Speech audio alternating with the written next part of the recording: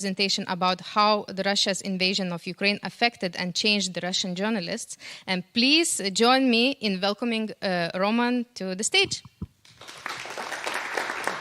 I have my own microphone. I hope it works. Is it working? Yes, it is. So, my topic today is how invasion in Ukraine, I mean the full-scale invasion that happened, started in February, influenced Russian investigative journalism. And it's actually an interesting topic because this influence started far before actually this full invasion started. We just didn't know that this effect is the result of the future war at this time, because we saw dramatic changes in suppression of Russian investigative journalism and independent journalism in Russia already in spring 2021. It was new laws implemented against independent journalism. It was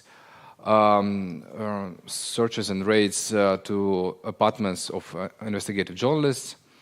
It was different criminal investigations against Russian journalists. And it was at that point it was seen as just some strange changes in Russian dictatorship. For some reason it was strengthening. If I'm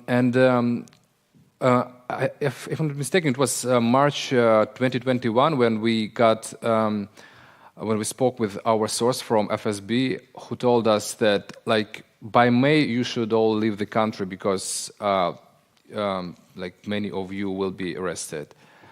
And so some of the journalists did. I didn't, and then I witnessed that actually all of these predictions started fulfilling, and all the main editors in chief of these Russian investigative or just independent media projects were raided by FSB. It was heads of such media as Media Zona, Important Stories, also like different other smaller projects, and it was in July 31st, it was also my apartment. So they took all my computers, my cell phones, and my documents, so including 2 foreign passports. And that's how I understood that FSB, for some reason, wants me not to leave the country. That's why I immediately left the country, of course, without documents. And so did most of investigative journalists. And by the end of summer of 2021, I think like most of Russian investigative journalists or like just prominent independent journalists were already out of the country. And now putting it into the context, we understand that actually we can explain why Putin was so hard on independent journalists, because he actually started to bring troops to Ukrainian border already in spring 2021. And as I understand now, the idea was to attack already at this time, but he understood that it was very difficult to do this at that time because, first of all, in February, there started very big protests because of Navalny poisoning, and it was a time when investigative and independent journalists were also very like prominent. We published like dozens of very big stories, including, by the way, this investigation on Navalny poisoning, because the inside in Bellingcat found all the FSB officers who did it. And also lots of stories about Putin's daughters and like corruption, Putin's palaces, etc. So, as I understand now, Putin couldn't start the war when he had very strong civil society movement inside the country, including activists and journalists. So what he did first, he started arresting journalists and activists. So dozens of activists from Navalny team also had to leave the country. And by autumn 2021, there was no protest in Russia, and most of journalists were abroad. So in autumn 2021, we saw that Russian troops again started to getting to Ukraine border back. So that's why I think that Ukrainian war is one of the things that very tightly connected with Russian journalism, because for Vladimir Putin it was a very big change in his policy when he burned all the bridges with the West and went full-scale dictator. So it changed all the informational space. So especially when the full-scale invasion started, we saw that Putin has no red lines, so he can just ban all the websites of independent projects, including The Insider. So he thought that he can stop the access to independent media. And also all the journalists who still were working from Russia, thinking that they can abide by these new Russian laws about foreign agents, etc., they also had to leave, including Novaya Gazeta, Echo of Moscow, and many other journalists who were kind of moderate, but they also couldn't survive in this toxic environment, because now you can't be real journalists working from inside Russia by your name. I mean, we have some people still in Russia who work anonymously, but you can't be outspoken in the country where you can't even call this war a war. You will have criminal charges for this. So after February of this year, everything has changed, and all this independent media are now exiled media. But what is interesting is that actually after our website was blocked, it was on the third day of war, now we see that our audience in Russia is bigger than it used to be before the war. So we used to have around 2 million and a half of unique visitors per month. Now we have 4.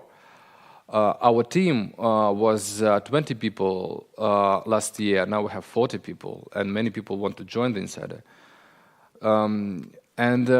I think that we work in exile as effectively as we used to work in Russia, because we didn't have any office. It was our deliberate decision, because if you don't have an office, that means nothing is to be raided by FSB. Very convenient. So we all work from home, with from everywhere where you can work with your laptop. And we worked mostly not with sources, not with people as sources, but with databases, open source. And if we spoke with some people, we could speak with them through Signal or other messengers. So we don't usually meet them personally, because also it's not secure to meet personally with someone, especially in Moscow where cameras are everywhere.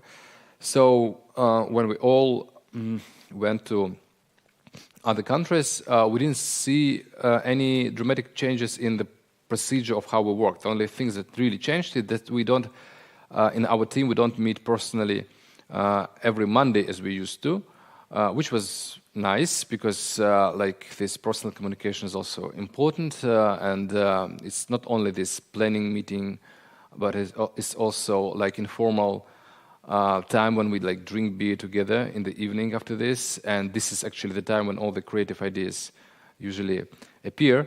But still, yeah, we have these online planning meetings now, and we still try to meet offline when we can. So I would say that nothing has changed in sense of how effectively can we work as Russian journalists. So many people say that well, you can't feel the atmosphere of the country in exile. Well, it's partly true, but first of all, we have some people inside the country that can check some of the ideas, so they can go to a supermarket and see if really some of the items have disappeared, etc. Or go to the stadium where Vladimir Putin has a speech and then see if he's really booed, as some people wrote, or it is fake.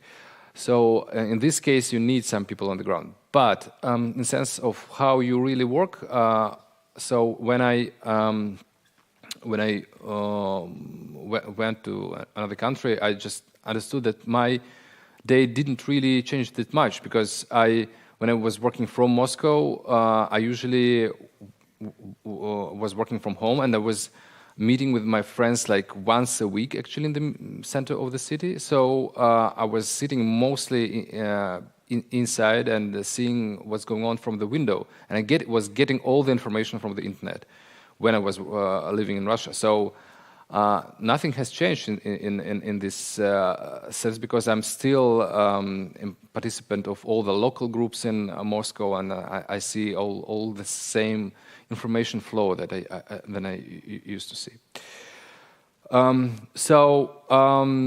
What has really changed is that now all this investigative media became much more important than they used to be, because I think that actually Russian independent media has never been that important as it is now, because first of all, attraction of all over the world and all the Russian people is in the end on this on the things we are writing about, on crimes of the Kremlin, on the war, on corruption, etc., etc. So we used to write about this for years, but no one really paid a lot of attention. Now people inside Russia also want to understand what's going on, because they suddenly also are effective of the politics. They used to ignore this because they thought that this is safe, but now they understand that, like, no, still your kids can be conscripted. Still there is some economic problems, and something weird is going on with ruble, with all the economy, and they want to understand the nature of these events. So they really need some answers from the independent media, and they know that they can't get answers from the official media. They always knew actually this, but they didn't care. But when something important is going on, people very well know, people in Russia, I mean, very well know where to look for this truthful information. They just was not motivated enough to do this before all these events started. So our audience also grew. It's not only on our website. I mentioned that it's like 4 million on our website, but we also have YouTube, where we have millions of viewers, and YouTube is not blocked, by the way, in Russia. And most of Russian people, including people in faraway regions, they all have smartphones where they can, when they can, and where they watch YouTube as one of the main sources of information. We also have other independent media who repost our stories. So actually the outreach of our main investigations is not 4 or 5 million, it's dozens of millions, because we're quoted by all the independent media, and their outreach is total outreach is dozens of millions. Actually, 75% of Russian people get their information from the internet on everyday basis. So it's a real competitive to TV for now. And especially people like the younger generation, those who are like under 35, most of them shape their opinion based on what they see in internet. So actually, Russian media is very, very important. Independent media is very, very important in shaping opinion of Russian people. Yeah, we are not a democracy, so opinion of the people is not that important as in democracies, but still it is important. Even the most harsh democracies care about what the people think. So we don't see any big protests now, because protests are forbidden, and you can have very tough consequences for participating, even in like some online protests. But that doesn't mean that that people are not angry. They just can't speak about this out loud. So so what we are trying to do, we're trying to compete with propaganda on like we're trying to present the real picture, and we see that we are real competitors, especially when it's about the Ukrainian war. There is an official narrative that there are like some fascists and we are defending ourselves and blah, blah, blah. And we see that people don't really trust this. So we actually started to write about the war in Ukraine in 2014 when it started. So we, together with the Bellingcat, found Russian generals involved in bringing missile system book in Ukraine, the one that shot down MH17 Boeing. We also made some investigations about how Russian military and FSB and GRU are actually involved in Ukraine. So we did a lot of investigations, but it didn't attract that much attention that years. Now we see that war in Ukraine is really in the middle of attention inside Russia too, of course. And we are still making investigations about war crimes. For example, we found the Russian, like he's not a soldier, he's kind of just a combatant who tortured Ukrainian soldiers on camera. So we identified him, and now he is sanctioned by American, I believe, maybe by other countries, which is not important for him, I mean, because he will not travel. But it is still important that those low-level war criminals understand that they are now brought in the middle of attention after they're doing something. They used to feel that they can do whatever they want without any consequences, and now many of them feel uncomfortable that like all of their relatives or all the people they know will know who are they personally. And in possibly even today we will publish also an investigation about those people who are directing missiles on Ukrainian cities. So we also will identify the concrete names of the people who press the button and who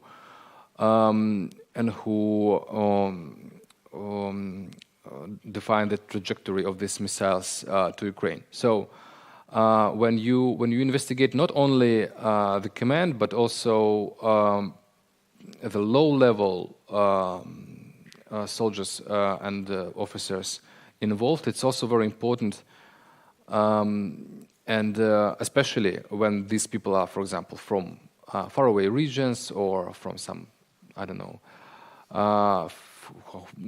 from some communities where everybody knows them and everybody suddenly understands that these people are war criminals.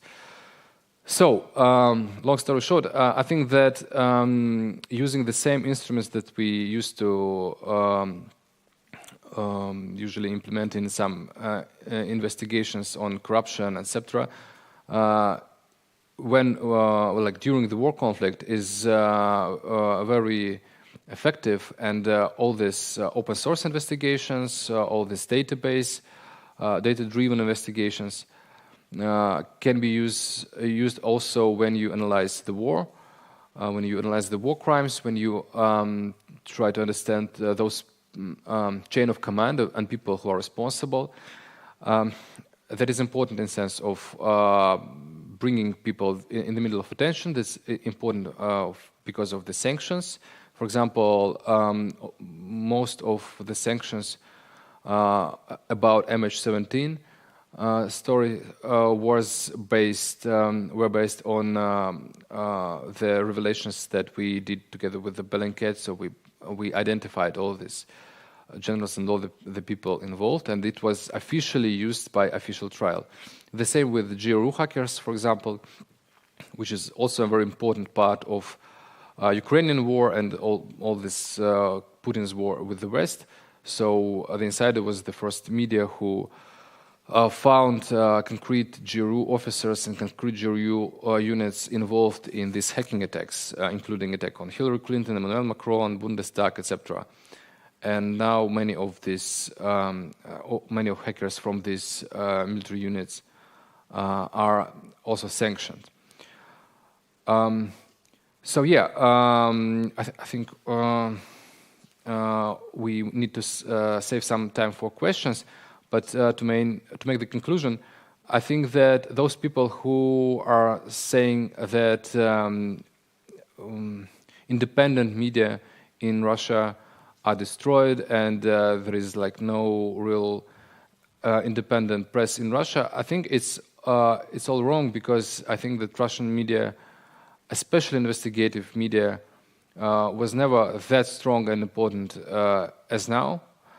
And I think that possibly we have more responsibilities than we used to have previously, because we don't have any political opposition inside the country, so we don't have any real resistance to this system. So journalists are those people on the front line who help to stop this system from sliding back to this Stalin's era of totalitarianism. That's possibly the only one thing that differs modern Russia from Stalin's Russia, is that we still have access to information inside the country because of internet.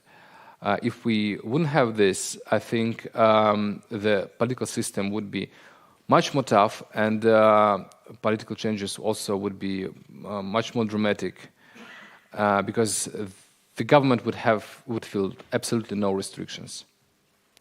So yeah, that's what I wanted to speak about, but we have some time for questions, and I think we can focus on what is more interesting to you. Thank you, Roman. So now I would like to open the floor for questions, and please raise your hand, and we'll get to you as quickly as we can.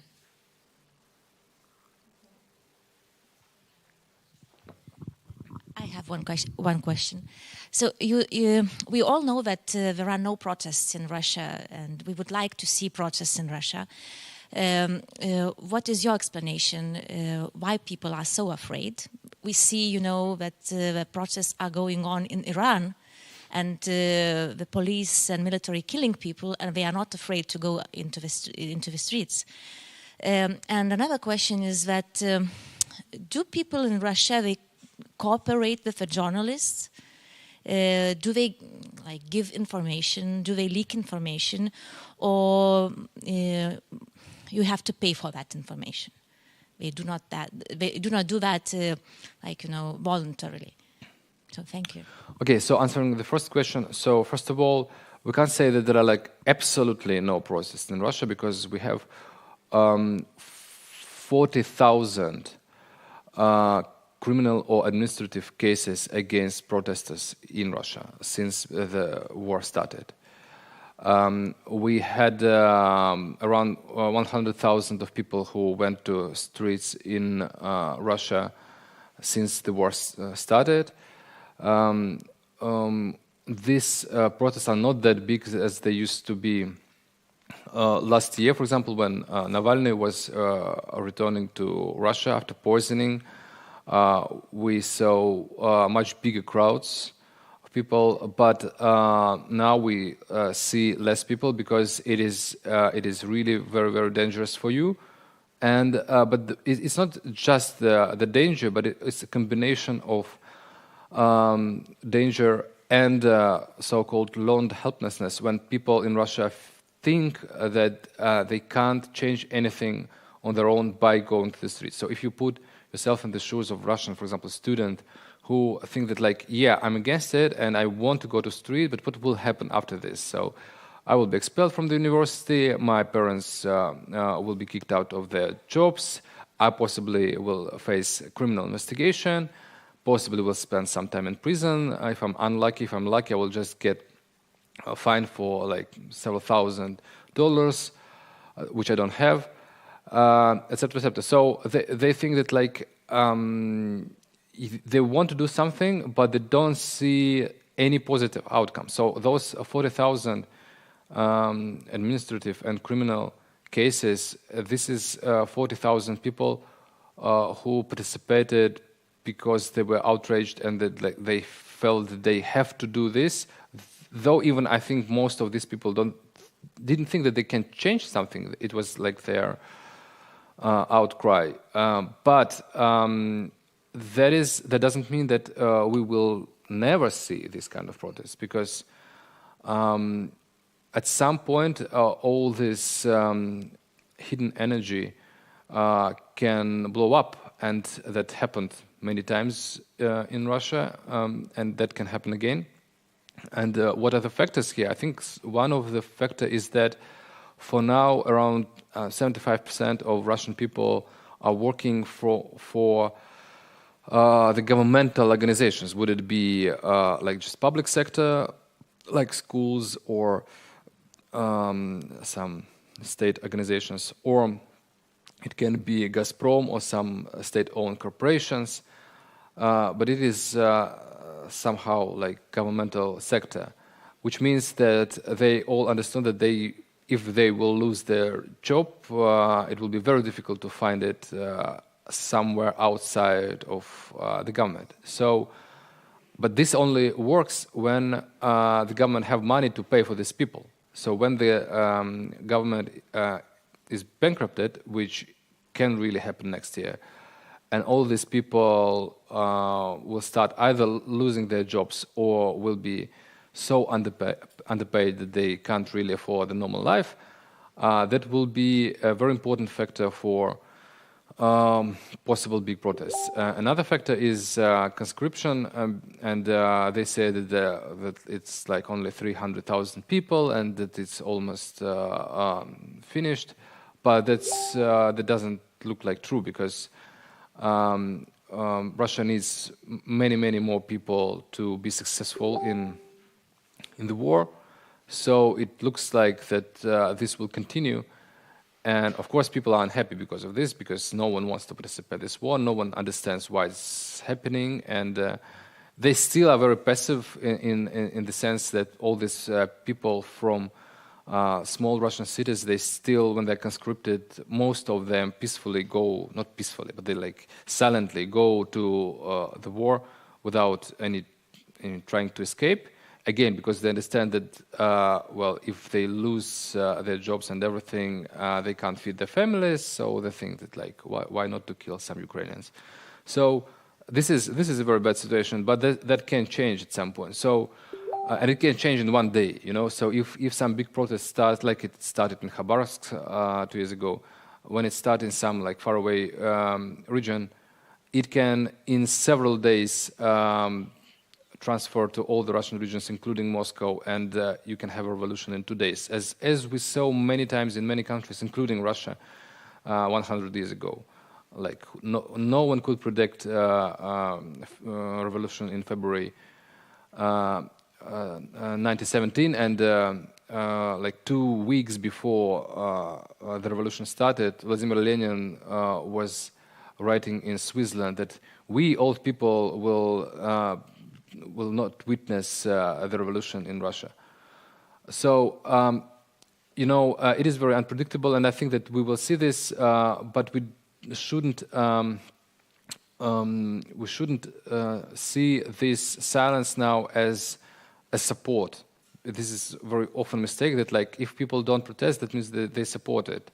We just don't. We have very different political culture from Iran or Venezuela or Cuba, where people have this very big tradition of protests and revolutions. For example, Iranians have had their last big revolution in 1970s, and their very big other revolution attempts almost successful lately. For example, Green Revolution, etc. But Russia didn't have any success stories for 100 years. So we don't, in our generations, in our memory of our families, we don't have any successful story about overthrowing the regime. So it collapsed in 1991 by itself, but it wasn't because of the protests. So that's why I think that people are so passive and don't have such big hopes. And answering your second question about sources, so it's both. So there are people who are ready to sell information. They always used to exist because of corruption in Russia, and you can get absolutely any kind of information on any Russian people, including the most secret Russian agents. If you had just 100 euro, it's enough to get absolutely everything. I think that I can get even nuclear codes if I would need. I just don't need them. But if I would need, I think I can pay and fight them. So in this case, Russia is a very transparent country, and this is a very good luck for Russian investigative media. So I'm very happy about Russian corruption. Thanks for Vladimir Putin. And but if you speak about those people who are ready to speak because they want to speak, we didn't used to have them, but we now see many this kind of people appearing, and they are going out of Russia, and they need independent journalists to speak to, because they need then to prove that they have some political risks and they can't return to Russia. So they need some independent journalists to speak to, and we see more and more people like this, and these are sometimes people who know a lot about Wagner's group, about FSB, about the secret poisonings. So I think that this year will be the year of like big revelations based on these whistleblowers.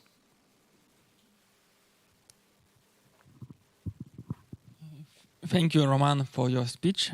I wanted to ask, how is likely the scenario that some countries try to get independence, like Chechnya in Russia, in this situation? So, could you also present yourself? Richardas. So we see that more and more there are more and more movements in Russian regions who don't want to identify themselves with Kremlin policy. So this regional identity was not that important like a year ago than it is now.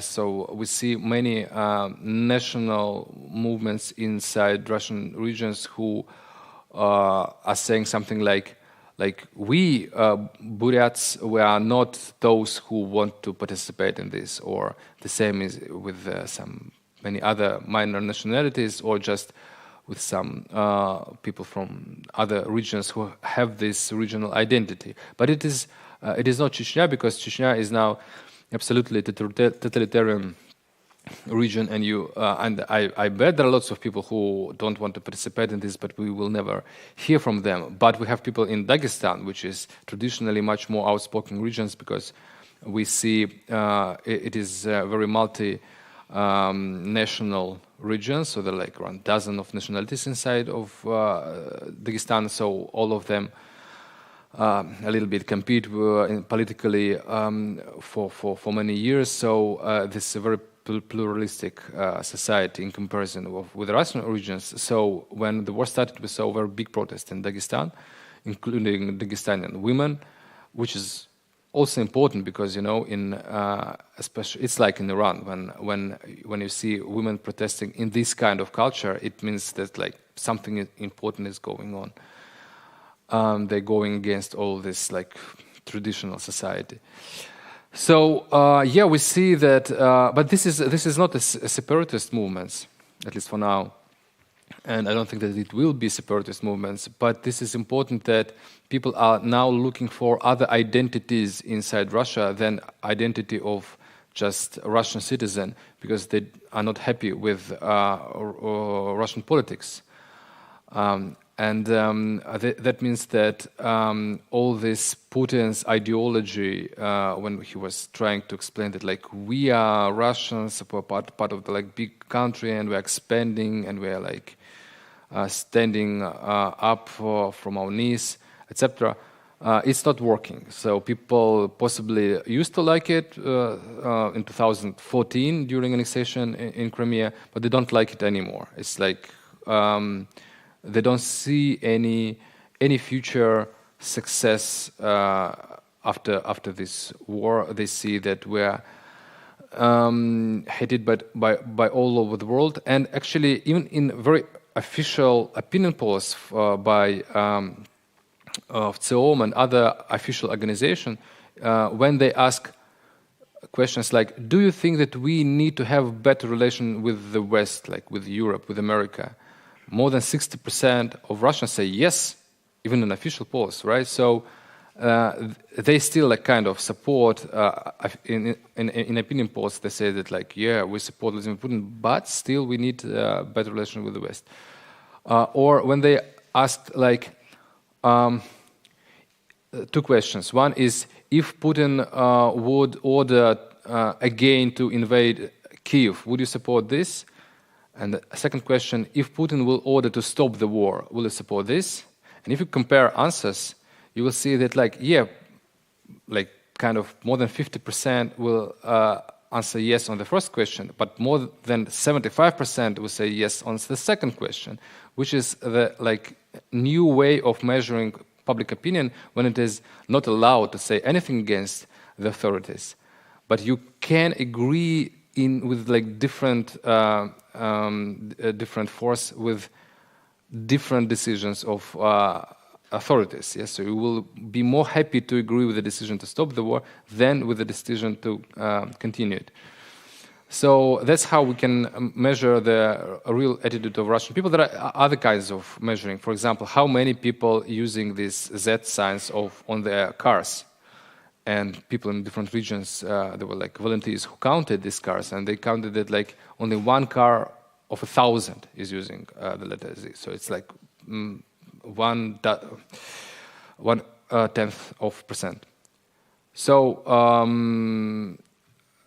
So yeah, we see that people especially in regions, they want to step aside of this politics and look for some other identities.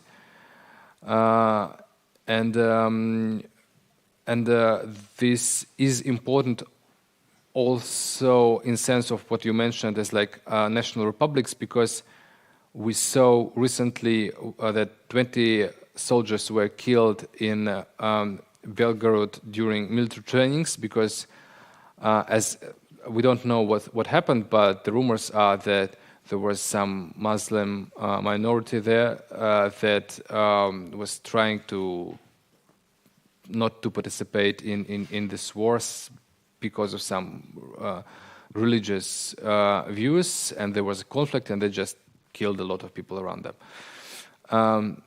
Because also this is one of Muslim identities, one of the identities that they can use to say that like it's not our war. It's not real jihad. We don't believe in this, and this will continue, especially if Ukrainian will be successful in a counter-offensive. There will be more and more excuses people will like to look for not to participate in this war.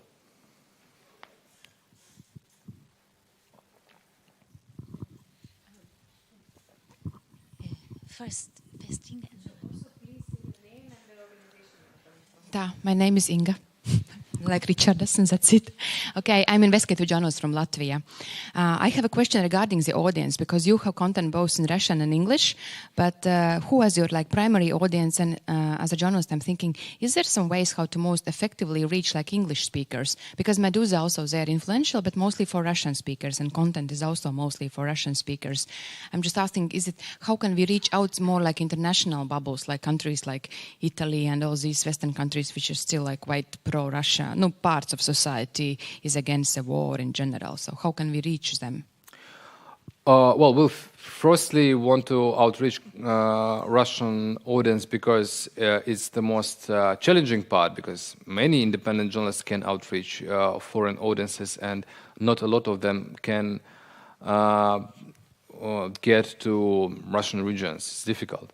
But yeah, at some points it's important to find some support in countries, especially like Italy, Hungary, post-Soviet countries like Central Asia countries. So we usually solve this problem when we collaborate with the local media. For example, we had a recent investigation on a Jew spy where La Repubblica was one of our co-investigators. So we worked together closely, besides La Repubblica and the Bellingcat, with Der Spiegel in Germany, which was very, very important in our investigation on Hangashvili murder, with BBC in Britain, with CNN in America, with El País in Spain. We always happy to work with our partners in Eastern European countries, of course. But I think this is the easiest part because Eastern European countries understood everything earlier than even Russian citizens because of their cultural experience. But even in countries actually like Georgia, it is still challenging because Russian language media used to be used to have very big coverage there and very big influence. Now it's not that big, but still we see that they sometimes can follow Kremlin narratives. So it is, and of course in Central Asia it's very, very important because we see that population is divided because most of people are against the Ukrainian war, but still also many of them watch Russian TV and they face this propaganda, and this is a very big problem. So yeah, we try to first of all we try to find people like media to collaborate with, and also we sometimes just find the narratives that are important for these countries. For example, when we show that like some their corrupted officials are working together with Russian intelligence, and they're actually bribed by the Kremlin, and that they are not just pro-Putin, they are paid for this. So we made this kind of investigation also in Italy about Liga Nord, and about Greece, about Turkey, some other countries. So yeah, this is the way how we on our side can influence the situation. And also, actually, if you have a very big investigation, it's usually translated in other languages and broadcasted by other media. So if you just do your work properly, it usually helps to outreach other country because they are noticing you. It's actually it's a new thing because when we in 2016 when we published our investigation on Kremlin hackers. It was very important because it was about also hacking Hillary Clinton, about Emmanuel Macron, but it was not translated and was not noticed by their public. But after our Skripal investigation, foreign journalists started to pay attention to our publications, and they immediately translate. We also translate in English the most important parts, but they are following it very attentively, and I think that now there is no problem in spreading important news in the West. We have the question there. Yes. I'm Alla Sadovnik and I'm Ukrainian journalist. I can't agree with you that the majority of Russians are against the war, because to be against the war, that doesn't mean to take care about your pockets or just to think about your life.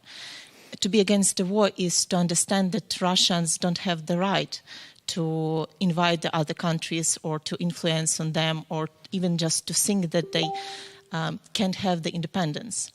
So my question is, what has to happen that Russians start to change the way of thinking, to stop to see themselves as the biggest nation or something like this, and to start to understand that they have to pay the reparation for Ukraine, for Georgia, or for other nations that they actually wounded, injured? Thank you. Well, what we are saying is what Vladimir Putin is actually saying. So Putin says that Russians believe that we want to be a very big country and we want to invade. That's Putin's narrative. And unfortunately, many foreigners believe in this. They believe that like all the Russians are imperialists who want to invade other countries. But Russians were never asked if they want to do this. No one asked them. No one cares. The Kremlin would never ask this because the answer would be no. And it's so evident because like there is no reason why people would love it. They have only problems because of this. And they know. At some times, like in 2014, possibly annexation of Crimea, which was at the first month, there was not many people killed, etc. So it was presented as a big success story, and there was like, I'm not sure that about majority, but many millions of Russian people supported annexation. But after invasion in Donbass, and especially after February, like for example, I lived in Moscow till the till August of 2021, and I've met so many people who said that like majority of Russians support Vladimir Putin, but I've never met a person who said that like I support Vladimir Putin. I've heard that they exist. I've never seen them, personally. If you just speak with some people like in some birthday party and speak with some accidental people, I'm not speaking about like journalists, politicians, just absolute accidental people. You would never see a person who say like, well, actually I support Vladimir Putin. That's just impossible. These people are existing in imagination that is shaped by the propaganda. So everybody believes that these people are all around you, but you've never seen them because they're virtual Russians. And Vladimir Putin is very successful in creating these propagandist narratives about imperialist Russians who support him. But for some reason, when he wants to create a big rally in support of himself, he can do it only bringing these officials brought by buses, like dozens of thousands of people in Luzhniki, and when a journalist comes there and say like, why are you here? What are you doing there? They're like doing like this. Please don't ask us. So where are these people who can sincerely support Vladimir Putin? If it is so safe, you can be proud of supporting Vladimir Putin because like it is like allowed, it is good, but we don't see them. We don't see anyone street activity, like grassroots activity in support of Vladimir Putin for many, many years, where there will be no buses involved bringing people to the street. Have you seen this? I've never seen it. I was a political activist since 2004. I have never seen such kind of rally, right? So yeah, possibly there are some people in faraway regions, like elder people, who like say, yeah, we think that there are fascists in Ukraine. Of course, there are these kind of people. I think that there are possibly millions of these people, possibly even, I don't know, 20, 30% of these people. But they are not. Yeah, they're saying this in their kitchens and their phone calls. They don't have political power. They don't have any political rallies. They don't influence politics. And no one asks actually their opinion. I mean, the Kremlin base their policies not on their support, because this is a minority. And what he wants to do, he wants to make you and Russian people believe that this majority exists. Because if they believe, they don't protest, because they think that they are a minority. They think that if they start this protest, they will face a wall of these Russian imperialists who will like suppress them.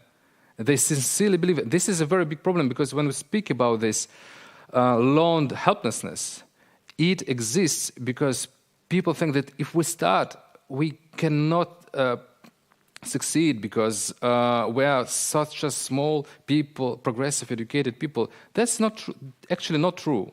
This is actually a majority that don't believe that they're a majority, that they don't know that they're a majority. That's what we're trying to explain them when we speak with them, that this is a very big number of people like who support them. Actually, every independent, every poll in Twitter shows that like on any question that like Putin will have support of like 5%.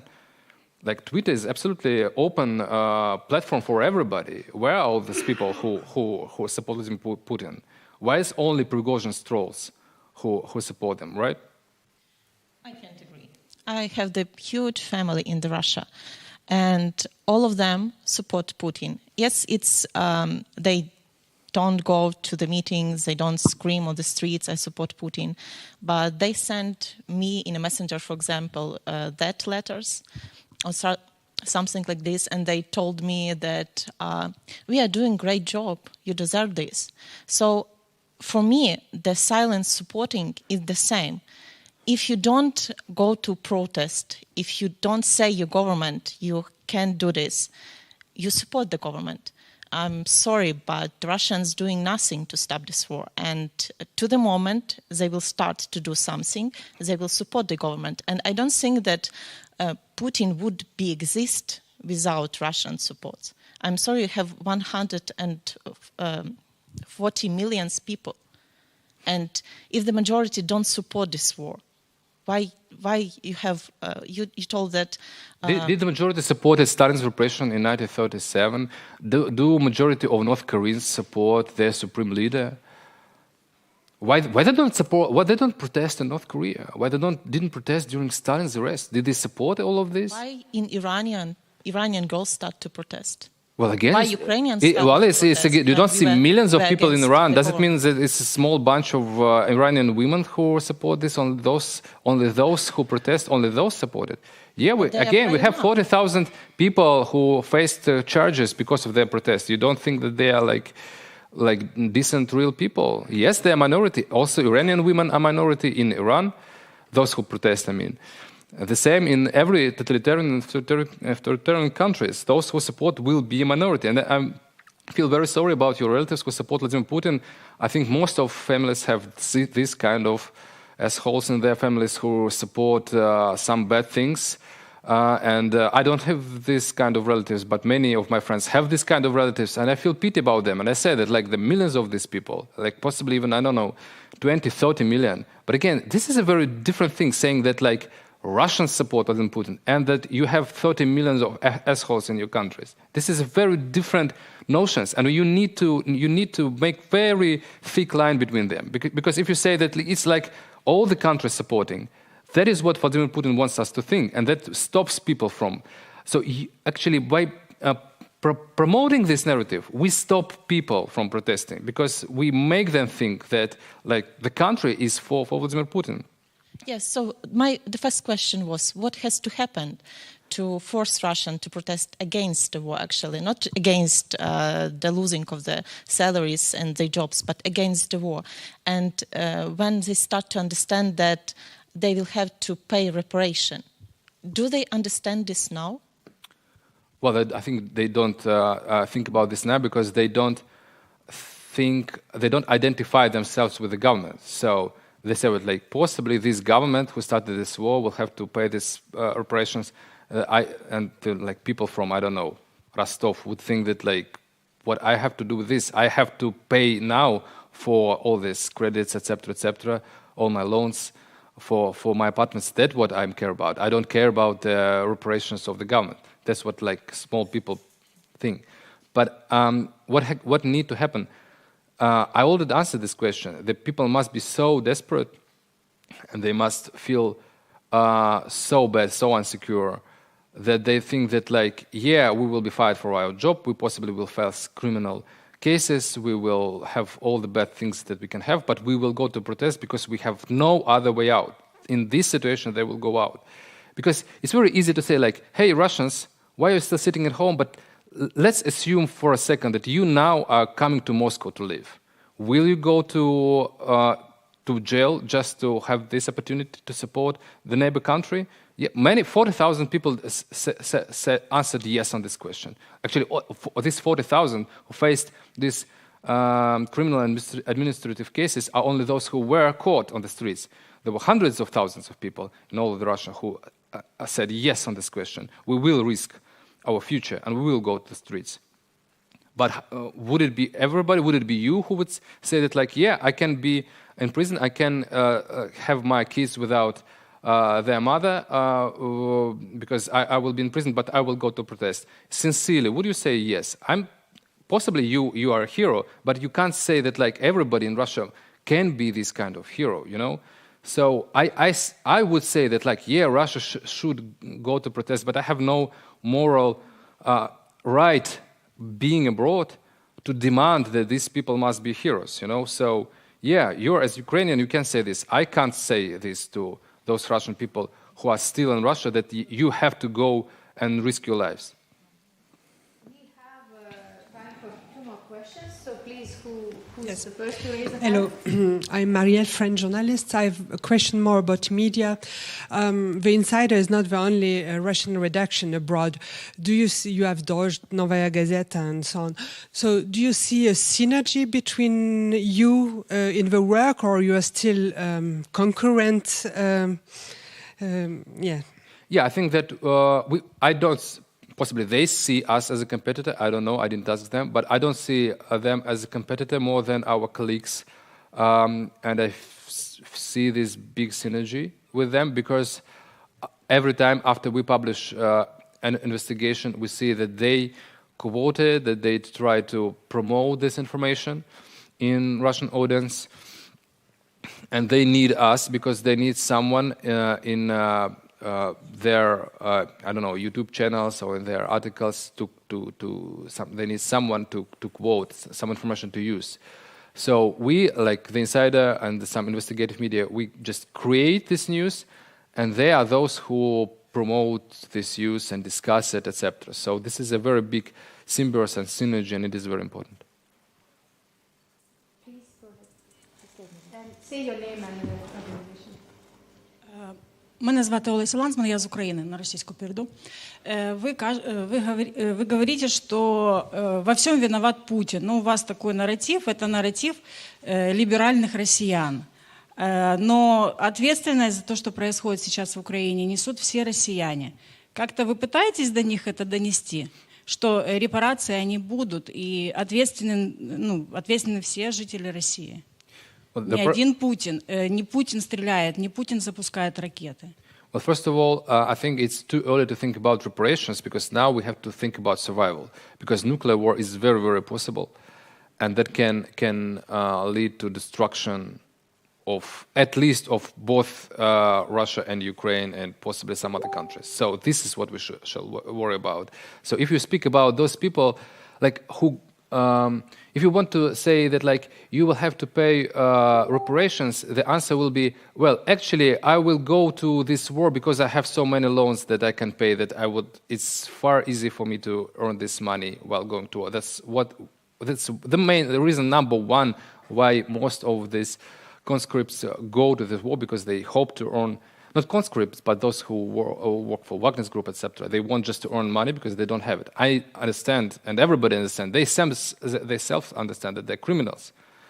But that's not how you can, like, save the situation while explaining that then at some point they will have to pay reparations. So this is not what we want to say them. What we want to say them is that they will just lose everything, that they will lose their country, they will lose security, etc. So for now, it's safe. For now, especially in depressive regions, the situation didn't change that much because they used to be depressive before the war. They are now depressive. They don't see any major changes. So what we try to explain them is that their fake sense of security is not forever, and that they will lose all their jobs, they will lose their economy, they will lose respect of everybody, etc. So.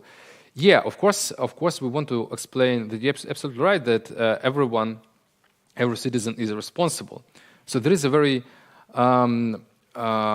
big difference between vina and ответственность, like responsibility and when you are guilty of something. So possibly majority of people, they're not guilty, but they still need to feel responsibility because they need to do something. Only when you do nothing, that means that you are guilty. But every person can do something. For example, if you are just a housewife in Vladivostok, what can you do? At least you can speak with other neighbors, trying to explain that this is all wrong.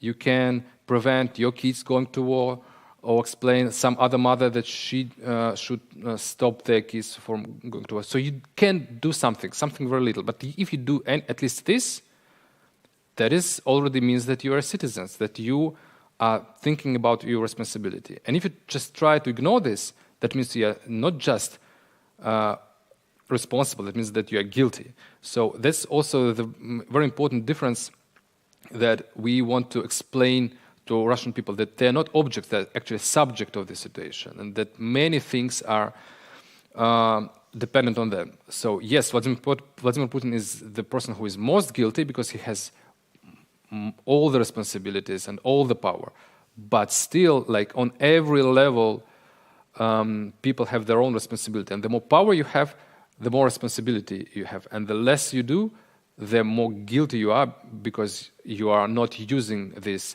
possibilities that you actually have. Thank you, Roman. Thank you all for your questions. I saw at least 2 people who want to ask. So I would like to invite to continue the discussion over the cup of coffee. We have now 10-15 minutes break. Please, I think Roman will stay and you can come to him and ask a couple of questions personally. Thank you. Let's get back 10:35. Is that all right? The coffee is just right here.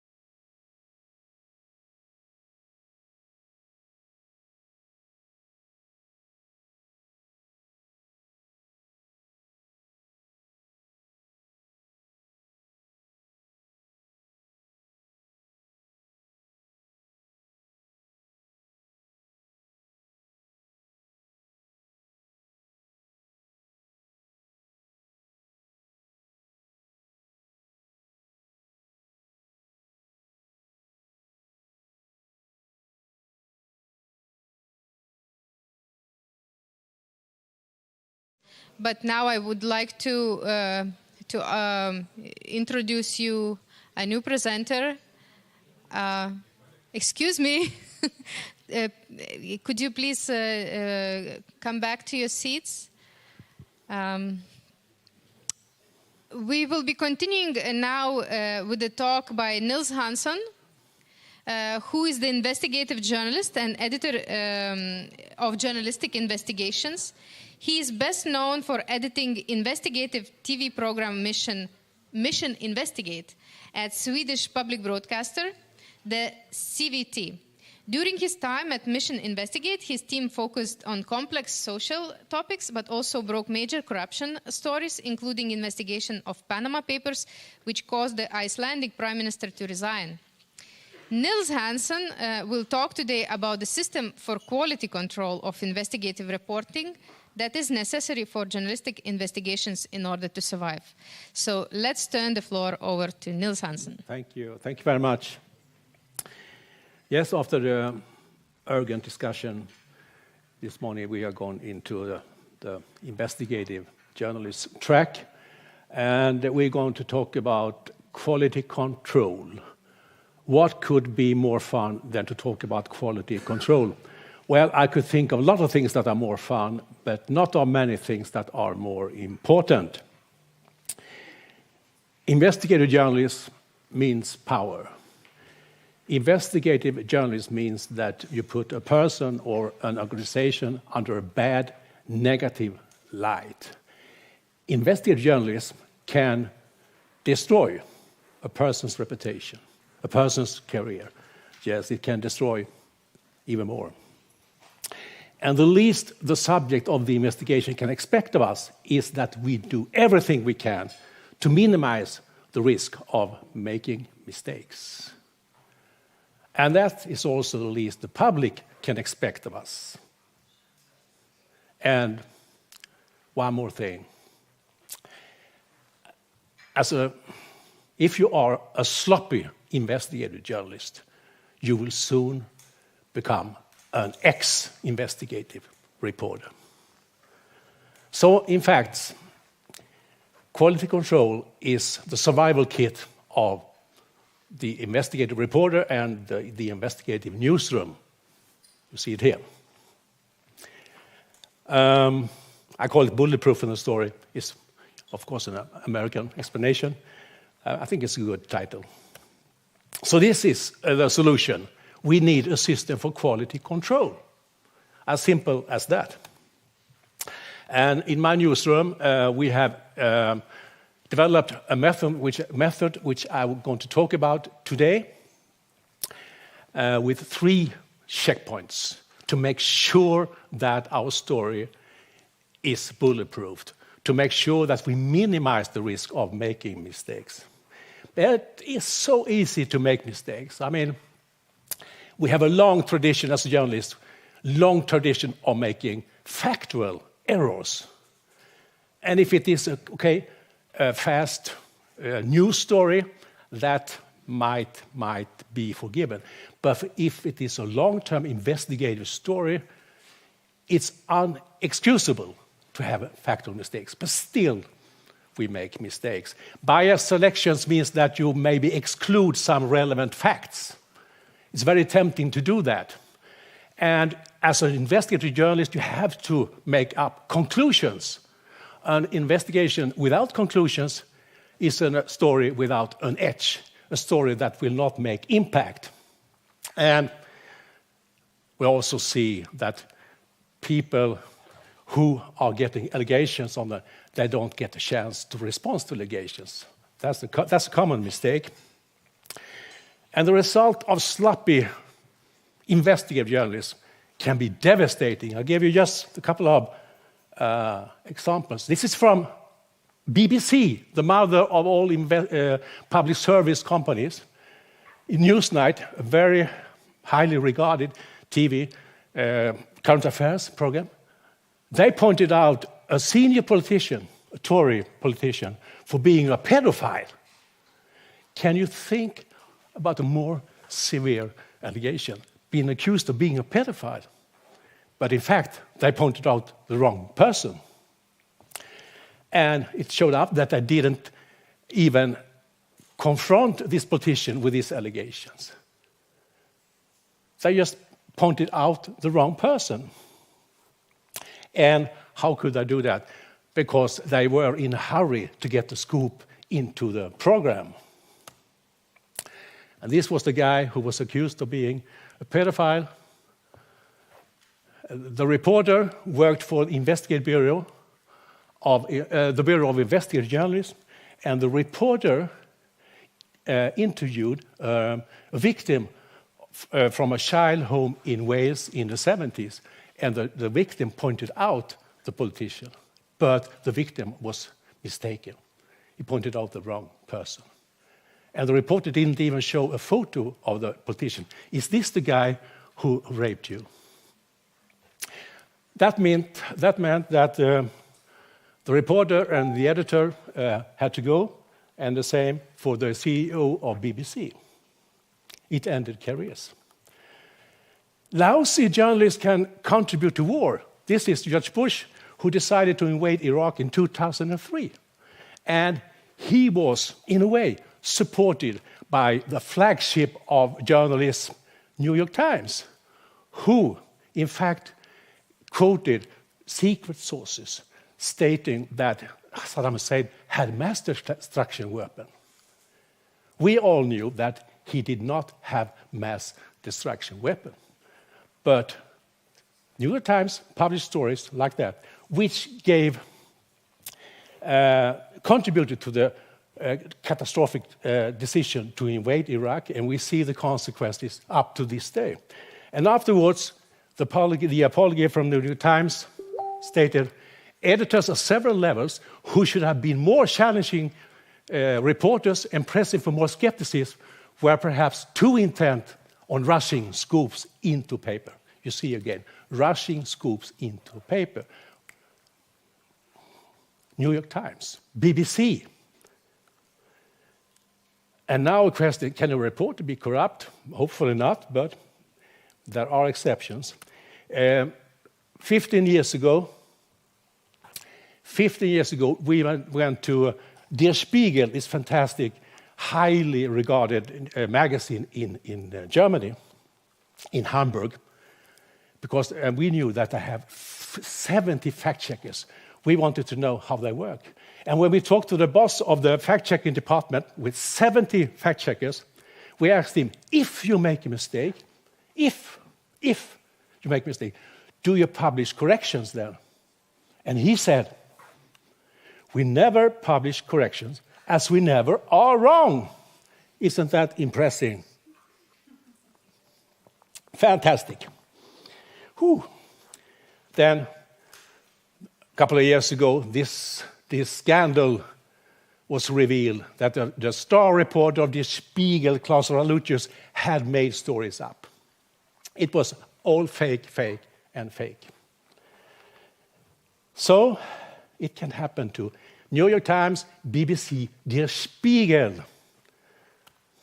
So how to avoid this? And how to avoid this? You know, as an investigative reporter, going to publish a story, you lie sleepless in your bed with cold sweat. Have I got everything wrong? Maybe I have made a mistake there. Maybe I didn't understand it right. Maybe I'm totally wrong. How to avoid sleepless nights like this? The answer is a system for quality control. Yes, as simple as that.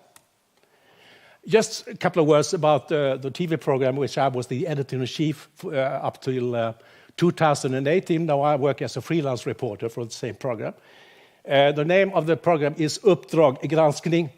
And now I would like to say after me, Uppdrag Granskning. This is a very clumsy Swedish name. Uppdrag Granskning. 1, 2, 3. Great. Thank you very much. Thank you. In English, the name is much easier to say. It's Mission Investigate. Sometimes when I'm abroad, among colleagues, I represent myself. Sometimes I say mistakenly, I'm Nils Hanson from Mission Impossible. Because sometimes this job feels like it is impossible. And just a couple of facts about the program. We're doing 39 one-hour programs, prime time a year, and we're working more and more online, of course, as everybody else. We are around 30 people doing stories with Swedish angles mostly, and we are based on Gothenburg on the Swedish west coast. And we have a pressure, we have a goal, we have demand from the bosses in Stockholm that we should win 2 international awards a year. Seems almost like mission impossible, but in 2 years we won 10 international awards, among them an Emmy award. And behind these awards are our guidelines, our system for quality control. And that's what I'm going to talk about now. We have 3 checkpoints, and we also have a very important person, the devil's advocate. And I'm going to talk a lot about this person, devil's advocate. Doesn't sound that nice, does it? But it's so important for investigative journalism. And the key to success, everybody knows, is that you have verification. You have to verify all the facts during the investigation, which means that you have to be meticulous from the very, very beginning. And everybody working for Mission Investigate know that. So we have this first meeting, the start meeting, which is a meeting where we discuss and penetrate the idea of the reporters. And it's very important for an investigative reporter working for us that to refine the story, to make it possible to pitch the story, which means that we use hypotheses. And using hypotheses is a very, very important tool in investigative journalism, as it gives you a direction in your work. It makes it easier to refine the story, to choose which track is most important. And hypothesis means that you test. This is an assumption that you test, and it's based on facts and assumptions.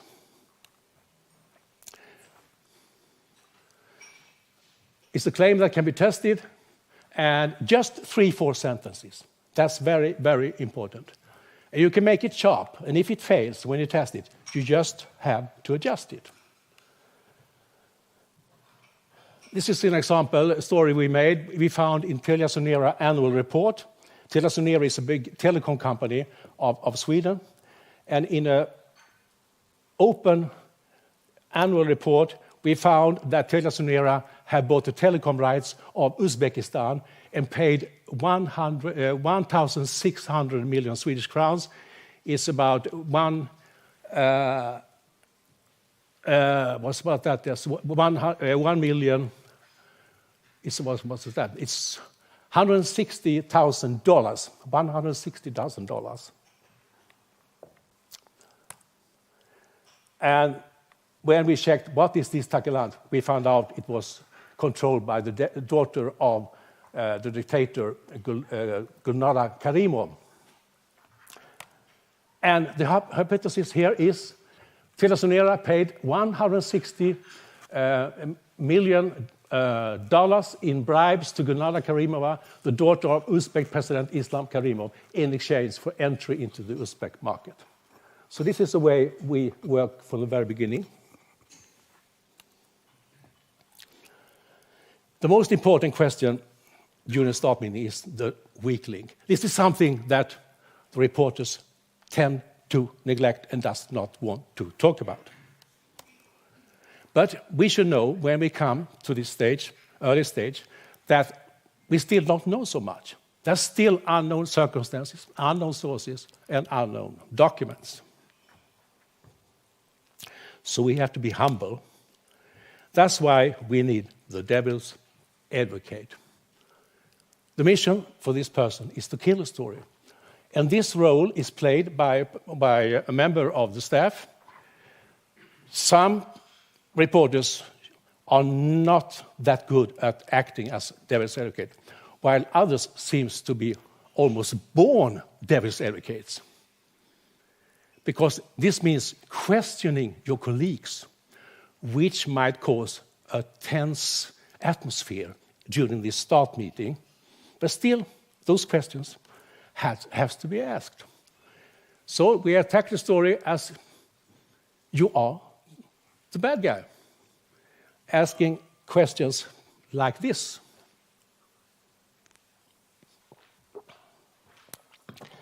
These important questions should be answered during the start meeting. How is the proof? Is it convincing? Are we fair against the target of the investigation? Can we be partly wrong or totally wrong? Questions like this is something that should be asked. Also during this meeting, we have to sort out things early on. Can we publish name and picture of the bad guy? Can we call this organization a sect, or shall we just call it an organization? Methods, are we going to use methods that could be controversial in any way? And so on. Accountability. This is an important part when it comes to quality control. But it's also a crucial part of doing an investigation. You have to make sure that you get all relevant facts into your investigation. And how to get the relevant facts into your research? Well, a major part of this is to talk to the other side. So that's why we, during the start meeting, make a plan for the demanding accountability. This is not something you should do in the last minute. That's very important. This is something you should plan from the very, very beginning. And the purpose of demanding accountability is to get response, of course, to the criticism. That's important. But also the aim is to get new information and get in facts that you didn't know about.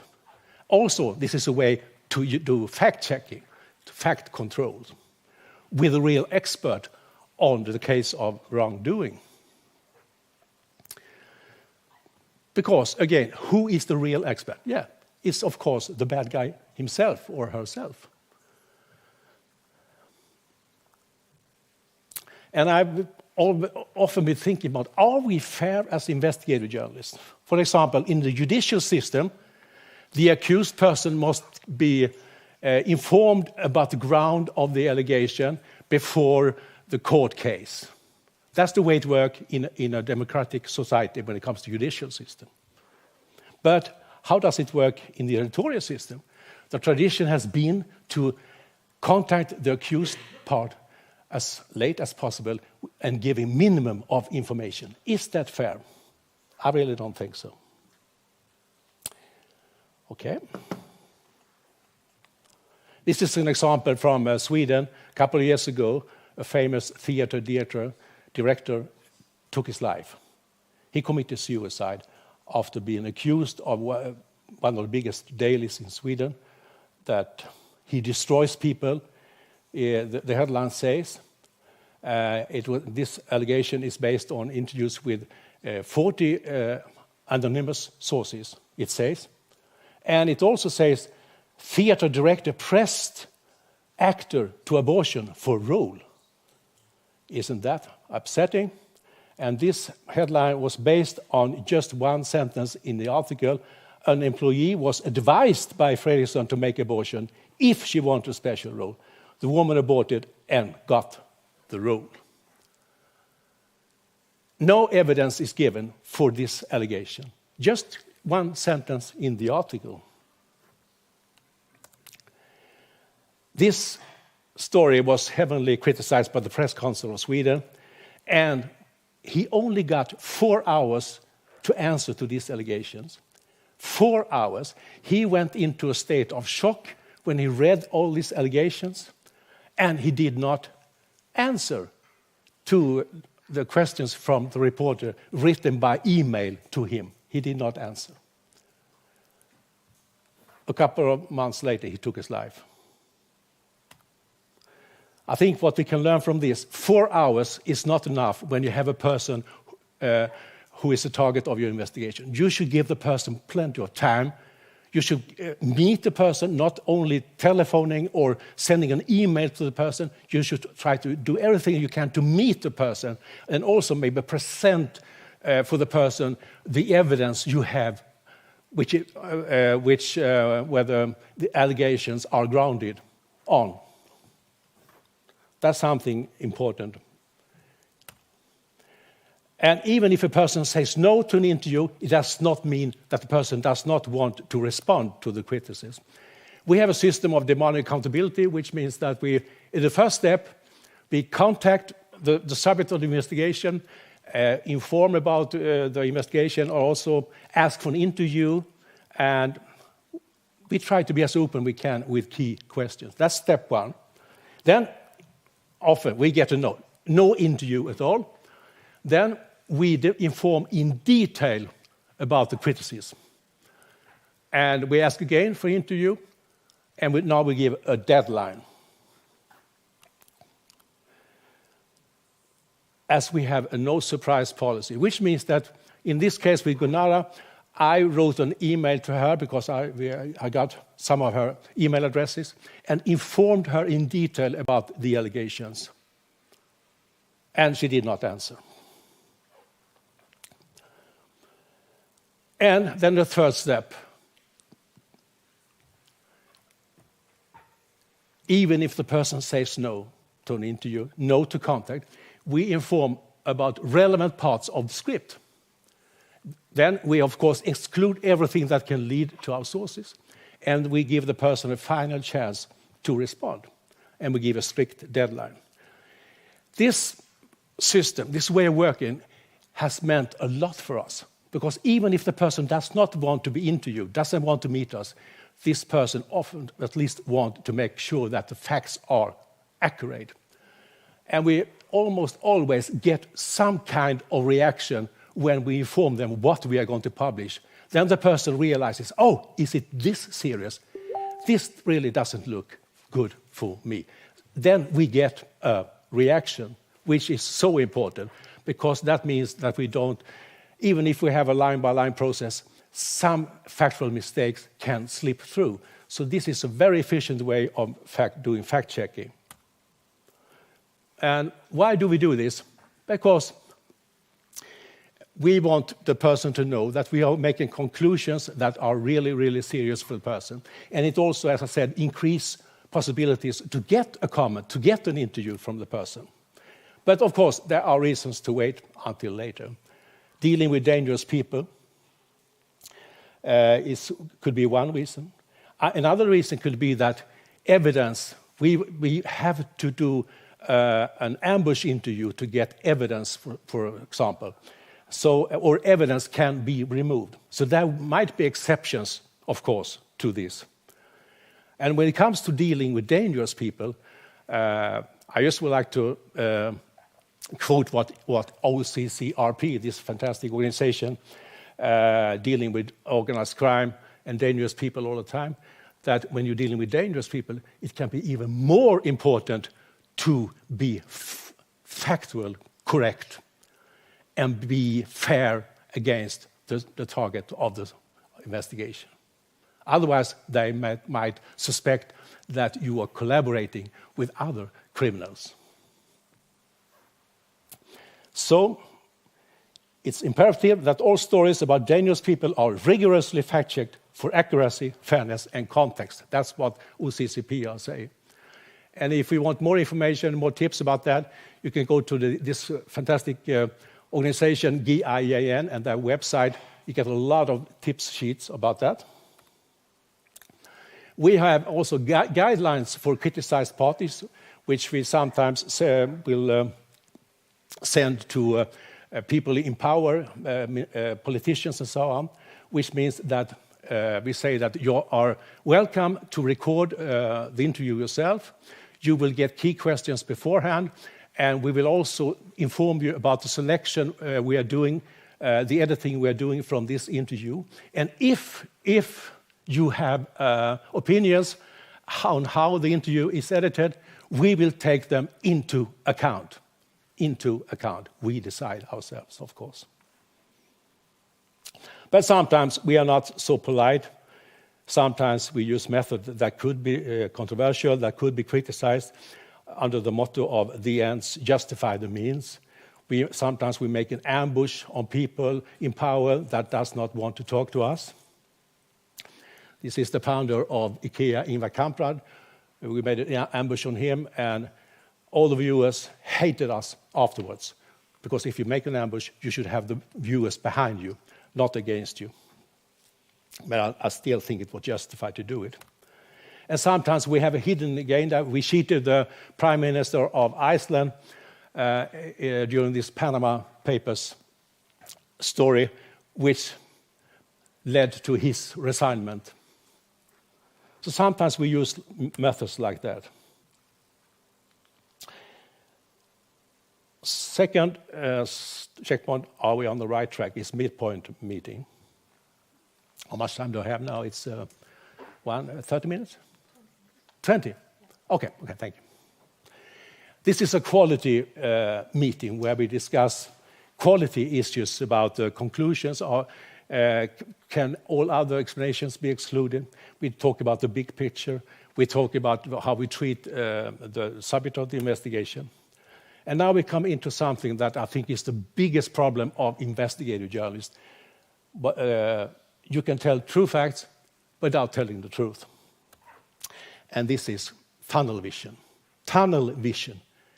You have a story, you see at the end of the tunnel, you see a great story with great success, with great impact. You see higher salary, you see journalism awards. Now it's just a question of getting some facts confirmed.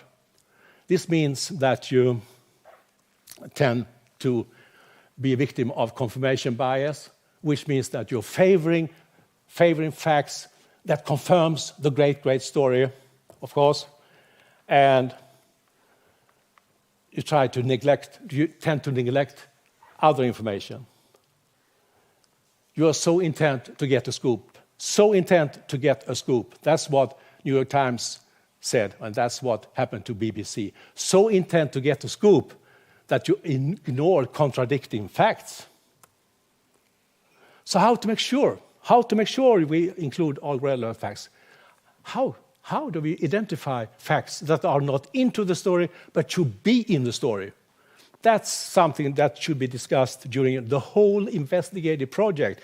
And you can do it by asking questions like this.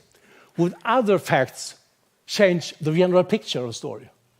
It's quite easy to say, no problems with that. This question is much better. Would the public be disappointed if they knew what facts you had left out? You don't want to disappoint your own readers, your own viewers, your own listeners, do you? No, of course not. That's a good question.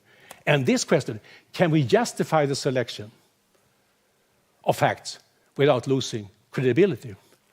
If you were confronted by an investigative media reporter, can you explain and justify your selection of facts and the fact that you have not included some information?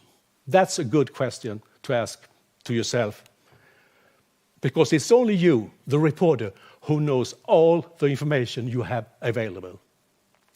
So this is very much up to you. But we discuss things like this during the second meeting, which is quite short meeting, maybe 1 hour. It's also important to question the experts. We love experts saying things that we want them to say. We pick experts that maybe are saying what we cannot say ourselves. And if we cannot prove something, we let a person, an expert, stating what we have failed to prove, and so on and so on. So the question is this expert representative? Can someone else, some other expert, contradict what this expert is saying? And the sources,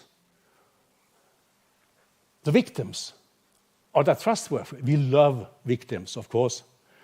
Have we done necessary background checks? Very important to background the victims in your story, also the sources, of course. And ask the relevant critical questions. And that's a general mistake we make. We love our victims so much that we don't ask the tougher questions. But we know that if we don't ask the question, the viewers, the readers will ask them anyhow, and it will, in fact, increase the credibility of the victim if we ask those questions. Now, it's the third checkpoint. Are we accurate and fair? It's time for line by line. And this is really the survival kit of the investigative reporter. And this is the way to make sure in the last checkpoint that the story really is bulletproof. It also, in fact, makes the story anchored in the newsroom. It removes us feeling that, do we really have a ground for publishing this story? Do we really have the evidence needed? By doing this, we can anchor the story in the newsroom up to the top of the media company. And in fact, this also makes the editor responsible instead of the reporter, although the reporter still, of course, have responsibility. It's the editor who is responsible for the fact-checking line by line. And added value when doing line by line is that you cannot help it. You have to improve the storytelling. In our newsroom, it takes 1 day, roughly, to make line by line for a story for 1 hour. And it demands concentration, and it also demands some sweets, so like a chocolate here. It's quite demanding.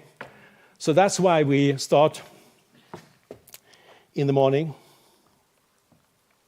We start in the morning by talking about the more complicated issues. All stories have some complication, and we start with that before we get into the line-by-line facts checking.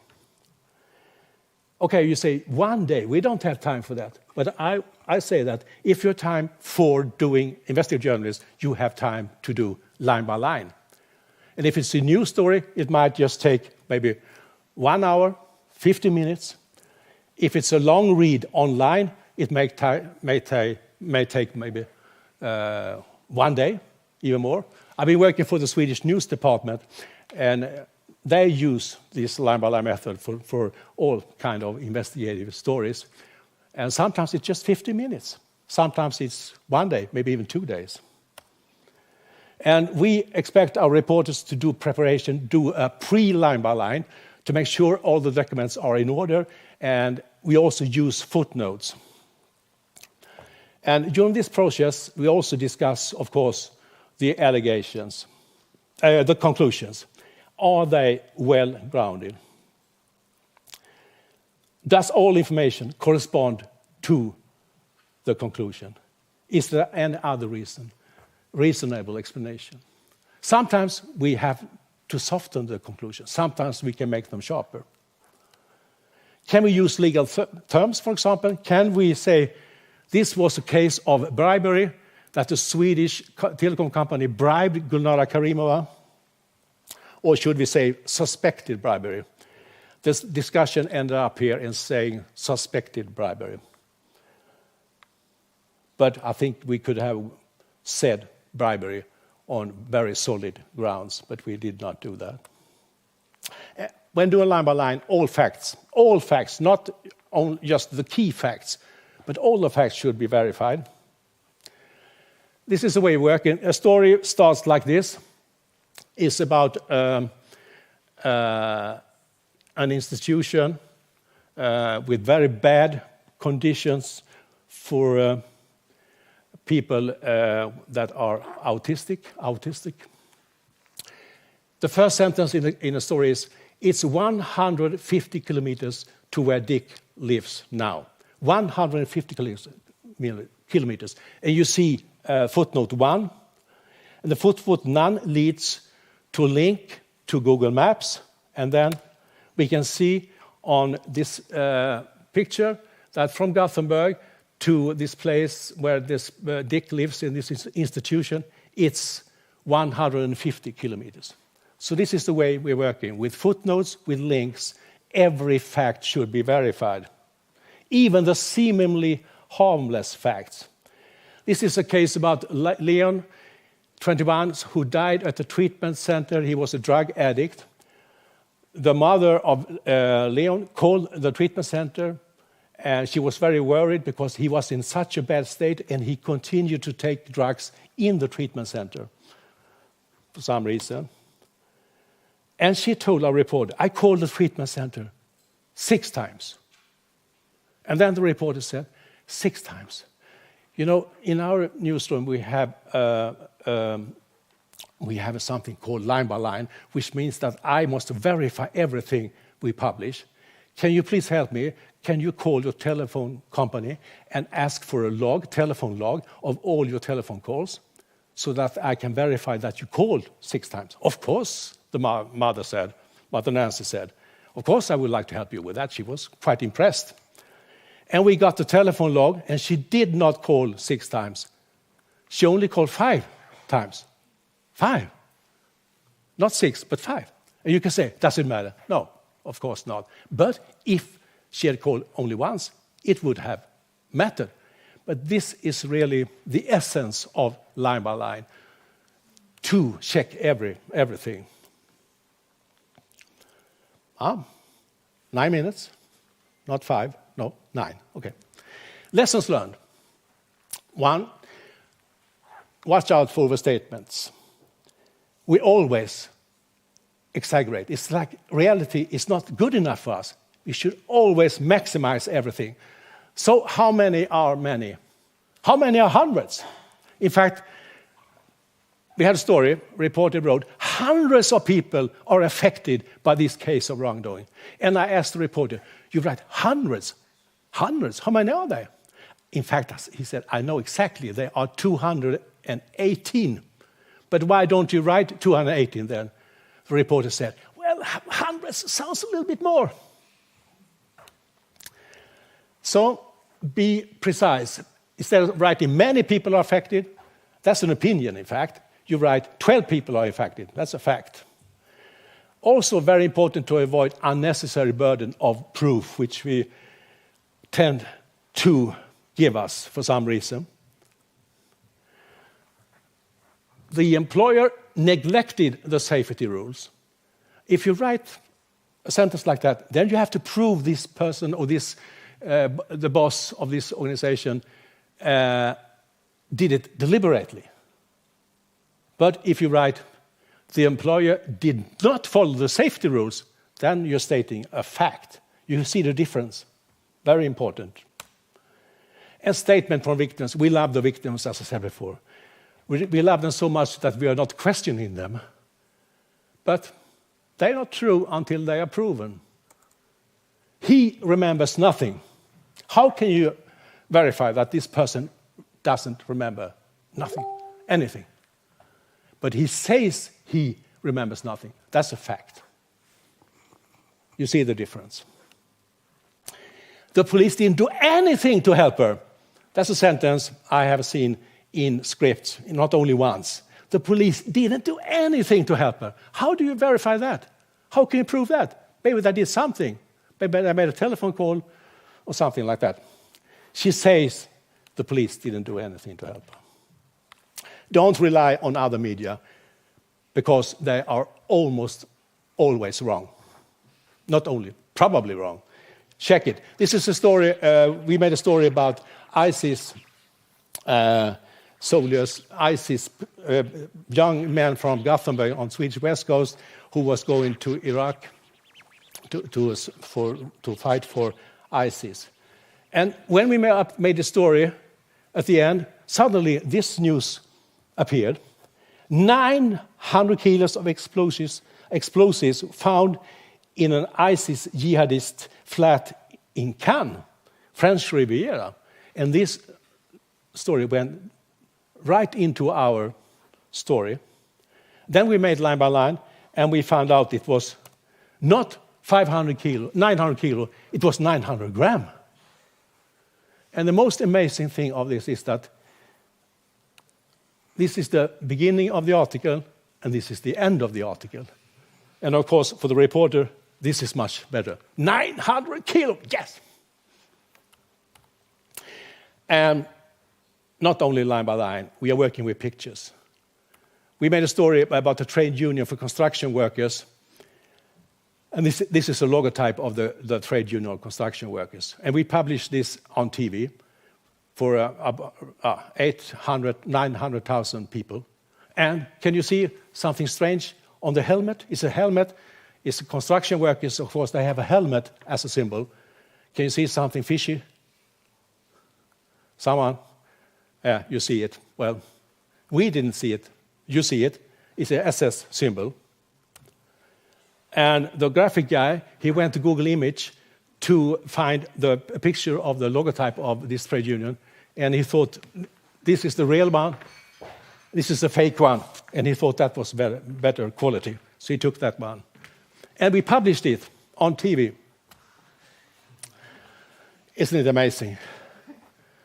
Yeah, of course, it's very important to omit identifying details like cars.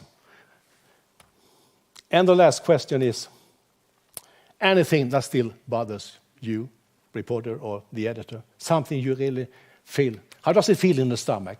Is it something that is gnawing you? Now it's time to bring that issue up before we finish this session. Now, after we have done this, the reporter can sleep well. No cold sweat during the night. Just sleep good. And if it goes wrong, then the editor is the one who is responsible. And when it comes to this, who was responsible for that one? I was the man responsible. I watched this story 3 times in the editing room, and the day before broadcast, I watched it on a big, big screen. We have a control check, and I didn't see it. I didn't see the SS symbol. It's unbelievable. So I had to say to my newsroom, please forgive me. I have made the most serious, most severe line-by-line mistake in our history. So, line-by-line light, if you're doing something that puts a person or organization under a bad light, facts, verify everything, conclusions, examine the grounds of the conclusions, allegations, make sure that you have response to allegations. So, why use this method? It makes the story closer to the truth. And it makes it bulletproof, and it makes it sharper. It makes the story sharper, because we always do better. We try always to improve the quality of the story when we're doing this line by line. Not only when it comes to facts, but also how we formulate things, and also when it comes to the conclusions. And good thing is that you will not end up as the bad guy yourself. And that, of course, is important. I just will end up with the statistics from the regulator of the public service broadcasting. And this statistics comes from the regulator. Before line by line, 1 of 36 stories were criticized, and after line by line, 1 of 206. So it works. It really, really works. And if you want to read more about fact-checking, these articles can be recommended on the GIJN website. And before I end, I just would like to say that you're welcome to Riga in August next year, when we have the next Summer School of Investigative Reporting Conference. I am the program director of this conference. So if you have any tips and ideas, you're welcome to talk to me afterwards about that. Thank you. Thank you very much, Nils, for your amazing presentation. We can take 1 or 2 questions. Yes.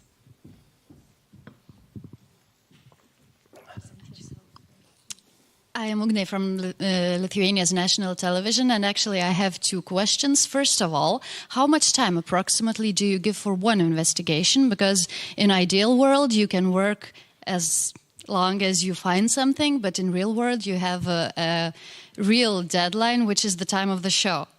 And the next question, you said you have to check facts because you need to feel safe and don't put your team in danger, right?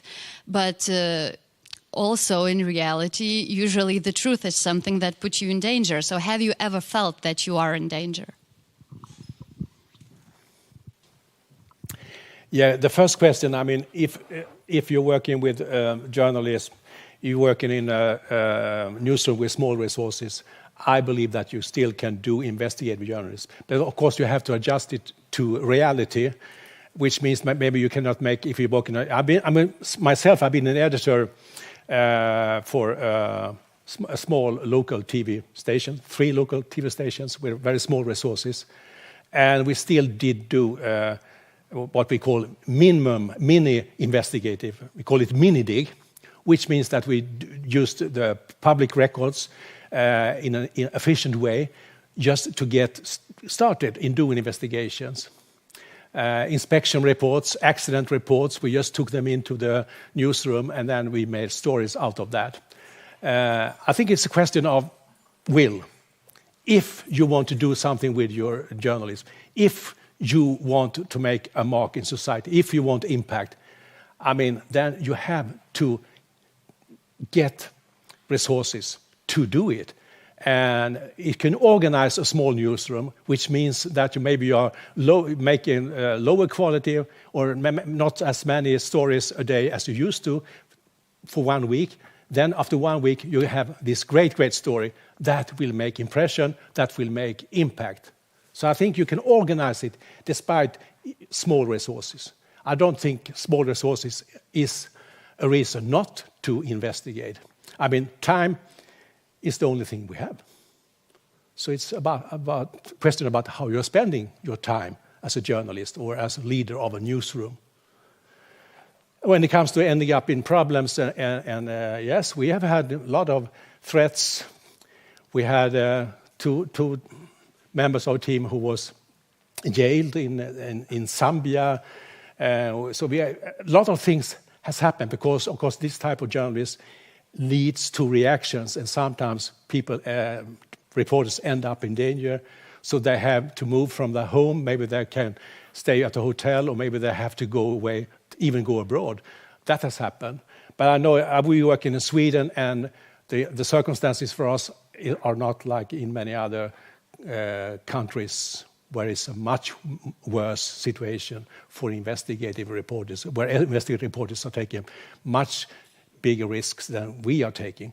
But working as an investigative journalist means taking risks in many ways, not the least when it comes to safety for yourself and your family and so on. Any more questions? Not at the moment. So thank you, Nils, very much. Okay. Yeah. And we'll have some technical exchange of microphones, but I just see that our next presenter has entered the room. I would like to welcome Sergej Kanev. Sergej is a crime journalist. He used to work for Novaya Gazeta. His coverage of crime and corruption has led to numerous physical attacks. And today he will be sharing with us his insight about how to recognize Russian spies on our streets in Europe. So, Sergej, welcome to the stage. And he will be here with us in no time at all. He will be presenting in Russian. So if you have, if you need the translation, you might use that time to connect to Zoom and get your headphones to hear the translation if you need it.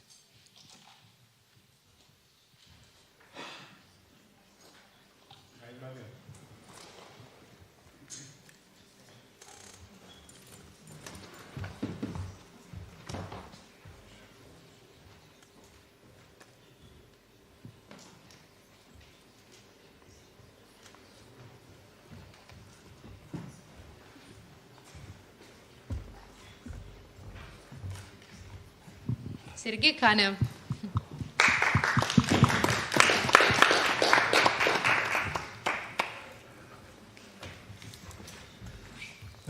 Добрый день, коллеги. Меня зовут Сергей Канев. Я, к сожалению, теперь я родился в Москве, не только в России, но и в Москве. 5 лет назад мне пришлось покинуть Россию, потому что меня хотели обвинить, завести на меня уголовное дело, что я готовлю покушение на Путина. Хотя я просто писал о его дочерях, родственниках, об его охране из ФСО. В общем-то, конечно, я встречался и с с некоторыми источниками в службе безопасности президента. В общем, короче, я собрал манатки, обнял родителей, поцеловал кошку и свинтил. Теперь я вот живу в Европе. А вообще-то я профессиональный диджей. Я всю жизнь вел дискотеки и не занимался никакой политикой, но у меня на дискотеке убили парня. И я понял, что надо в этой жизни что-то менять.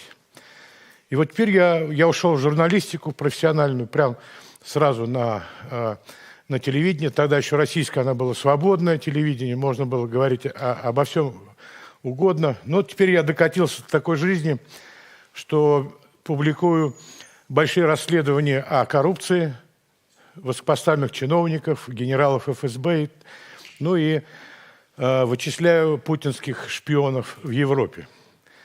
Итак, мы, наверное, поговорим, что такое российский шпионаж, кто им занимается в Европе, где сидят эти шпионы и так далее. Российским шпионажем занимается это ГРУ, первое. Главное разведывательное управление, это военная разведка. Второе, это служба внешней разведки. И третье, это 5-я служба ФСБ.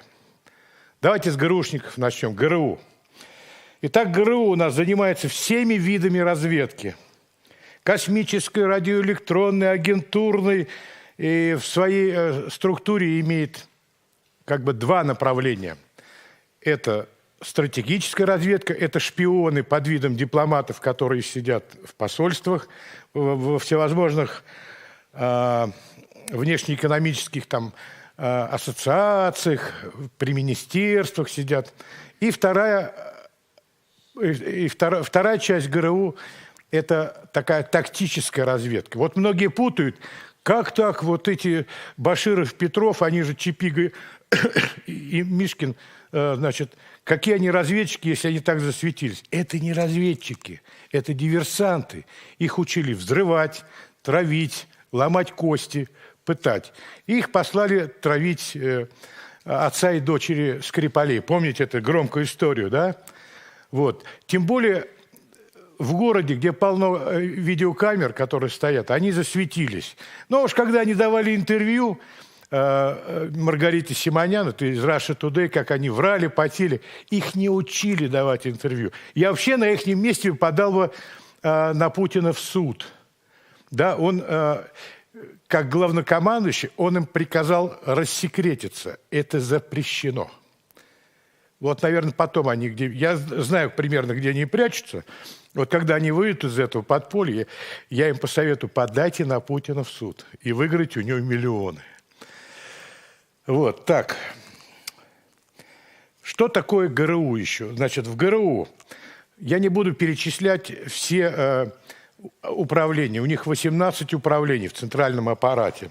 Значит, первое управление – страны Европейского Содружества, кроме Великобритании. Второе управление – страны Северной и Южной Америки. Третье управление – страны Азии. Четвертое управление – Израиль, страны Африки и Ближний Восток. Ну, остальное там эти оперативно-техническое и так далее. Есть такая байка. Как вычислить кадрового офицера ГРУ? ГРУшники, они причисляют себя к такой к элите. Хотя они и военная разведка, но они от армии так это держатся, типа мы крутые, мы элиты. Вот. Поэтому, если вдруг вы в своем соседе заподозрите офицера ГРУ, просто неожиданно подойдите к нему и скажите: «Здорово, сапог!» Ну, сапог. Так называют военных. Если его глаза нальются кровью, то вы угадали. Это и есть ГРУшник. Ну, это такая... Значит, в ГРУ тоже есть несколько кланов, как и везде в российской политике и в спецслужбах. То есть питерский клан – это земляки Путина, московский клан, ну и сборная солянка такая, ну там из разных городов. Значит, в 2016 году умер начальник ГРУ, такой Игорь Сергун. Он, ну, такая легендарная была личность. Ну, вроде, говорят, не успел похмелиться после Нового года, сердечко прихватило и умер. все кланы стали вот эти подковерные игры делать, чтобы поставить в руководстве ГРУ своего, да, назначенца. Много там было скандалов, в прессе появлялись какие-то вот такие версии. Но в конце концов к единому мнению не пришли, и Путин не смог своего, значит, поставить, и Шойгу хотел своего. В общем, поставили уже глубоко больного человека. Фамилия его была Костюков. Нет, извините, Коробов. Он раньше был резидентом в Албании, там. Его поставили. Но полгода он протянул, конечно, и умер. Да, и теперь возглавляет ГРУ Игорь Костюков, бывший резидент ГРУ в Греции и Италии. Ну, что о нем говорят? У меня есть знакомые в ГРУ, которые вот, ну, в общем, можно спросить, что из себя представляет нынешний начальник ГРУ. Но они прям так говорят, я не знаю, переводчики это переведут, жопа лис путинский. То есть вот такой разведчик никудышный, но умеет вовремя к начальству вот подойти, все там сделать. Так, а офицеры ГРУ, прежде чем их берут в ГРУ, они уже должны закончить какой-то офицерский вуз. То есть это уже готовые офицеры. В ГРУ не берут ниже капитана. То есть вот капитан и выше уже майор, полковник, подполковник. Они заканчивают военно-дипломатическую академию.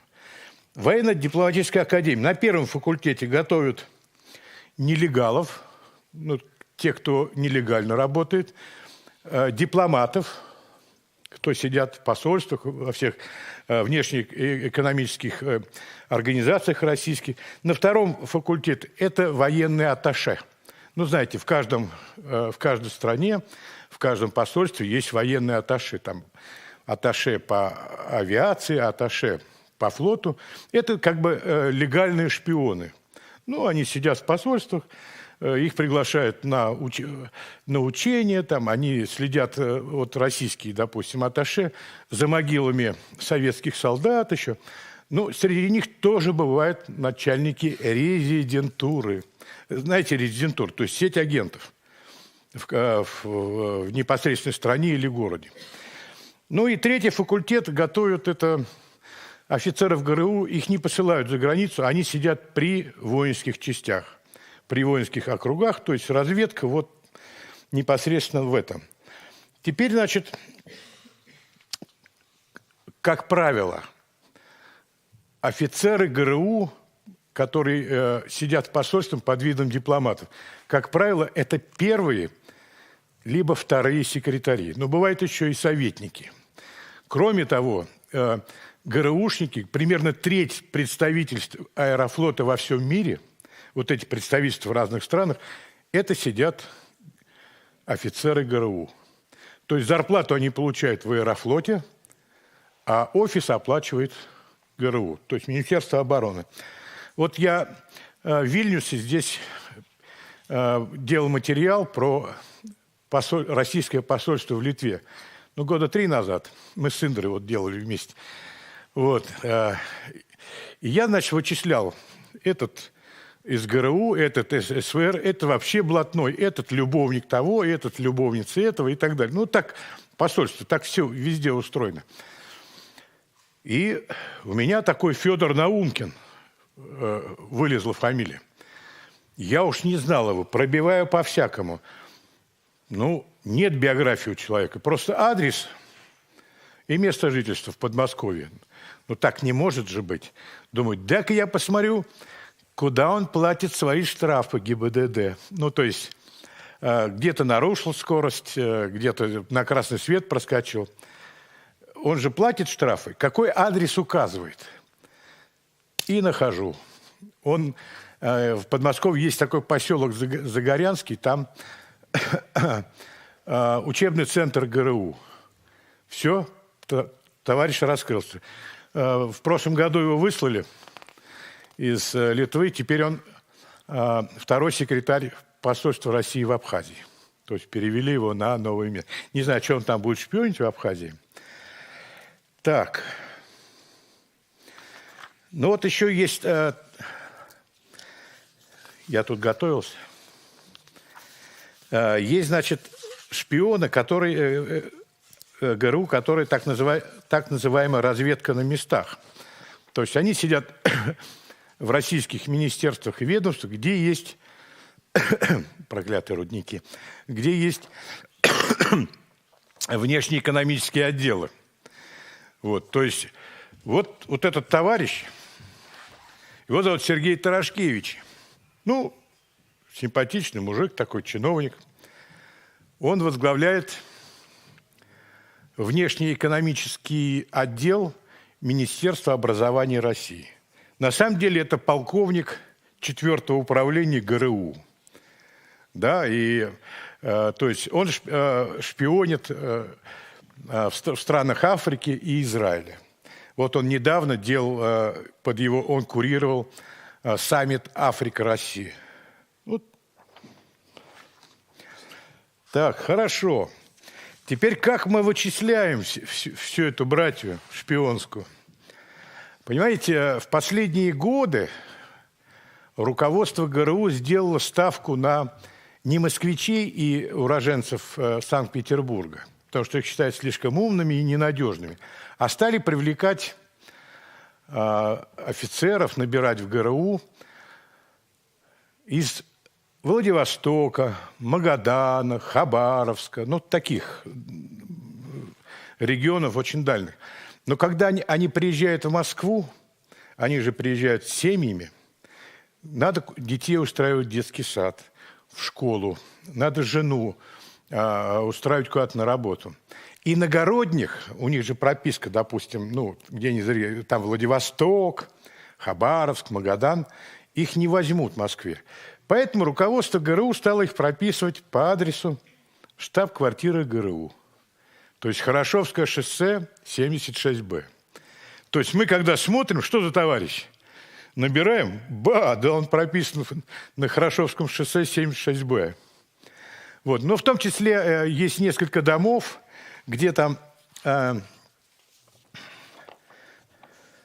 где их еще прописано. Поэтому нам, в общем-то, несложно узнать, вот что там за сотрудник посольства работает. Да? И по его прописке мы смотрим, что это офицер ГРУ.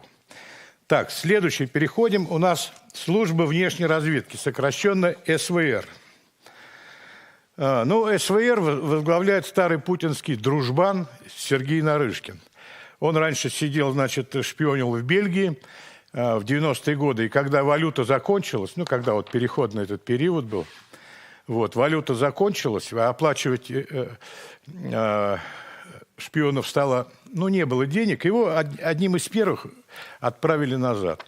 Как офицер запаса его пристроили в мэрию Санкт-Петербурга. Там он познакомился с Путиным.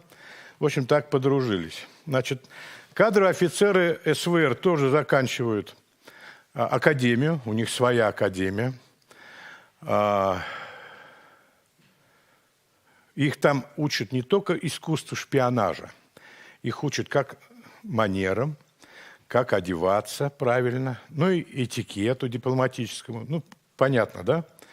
Вот, значит, в СВР, в службе внешней разведки, все управления перечислять не буду. То есть главное направление – это научно-техническая разведка, то есть добывание секретов, но не только военных. Службу внешней разведки интересует все. Как устроены видеокамеры, микрофоны, хлебоуборочные комбайны. Они все тащат, все воруют. Вот, значит, допустим, такой в Швеции был Евгений Умеренко. Вот, его поймали, значит, во время встречи с инженером из Скания. Это вот автобусы шведские. То есть вот этот инженер, Дмитриевский его фамилия, он передавал Умеренко секреты, как устроен автобус. Вроде бы казалось, к военным это ничего не относится, но тем не менее. Значит, дальше.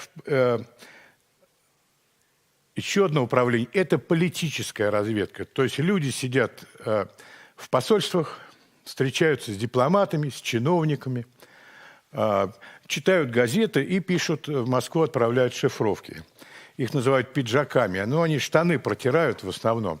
В политической разведке блатные, чьи-то родственники, любовники. Ну, профессионалов там мало. Но есть еще внешняя контрразведка в посольствах. То есть этим занимается не ФСБ, а внешняя контрразведка СВР. То есть они сидят в посольствах и противодействуют, ну, как говорится, иностранным спецслужбам. Ну, у них еще есть отряд спецназа СВР «Заслон». Это, если вы видели иногда, у российских посольств люди такие стоят в камуфлированной форме. Это «Заслон» называется. Ну вот в качестве примера я хочу, допустим, в том числе они сидят вместе с ГРУ, делят вот эти представительства аэрофлота во всем мире. То есть, допустим, в Дании сидит ГРУшник, в Нидерландах сидит в аэрофлоте сотрудник СВР. Ну, понятное дело. Вот. Значит, вот я просто для примера хотел вам привести. Вот выпуск Академии СВР 95-го года. Вот куда пошли люди, я хотел вот просто вам сказать, да? У меня даже фотки их есть. Они думают, они от меня спрячутся. Фигушки. Так, вот этого из Швеции, Умеренко, выслали, задержали. Кстати, вы думаете, его наказали или он что-то там ушел в тень? Нет, он теперь в Южной Корее сидит. В посольстве, в российском посольстве. Итак, вот выпуск Академии СВР 95-го года. Вот Владимир Хоткин,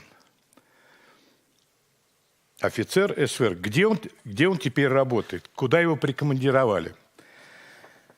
Руководитель службы по работе с акционерами банка ВТБ. То есть его в банк. Далее. Семин Владимир, однокурсник Хоткина, возглавляет компанию страховых брокеров. То есть очень удобная позиция. У этой компании есть филиал в Голландии. Вот вам, пожалуйста, связь какая. То есть как можно передавать информацию. Да? Галкин Алексей. Где работает? Базовый элемент у миллиардера Дерипаски. То есть сидит там шпионит, потому что там есть международные связи. Дальше. Мельников Сергей. Сбербанк. Сидит в Сбербанке. Ерина Светлана. Информационное агентство «Вести», телеканала «России». Да, там, кстати, очень большая резидентура в телеканале «России», потому что вот эти корреспонденты, которые сидят по миру, там как минимум половина из них – это кадровые сотрудники разведки. Виталий Чертовиков, компания Skylink, сотовая компания. То есть он сидит на этой информации.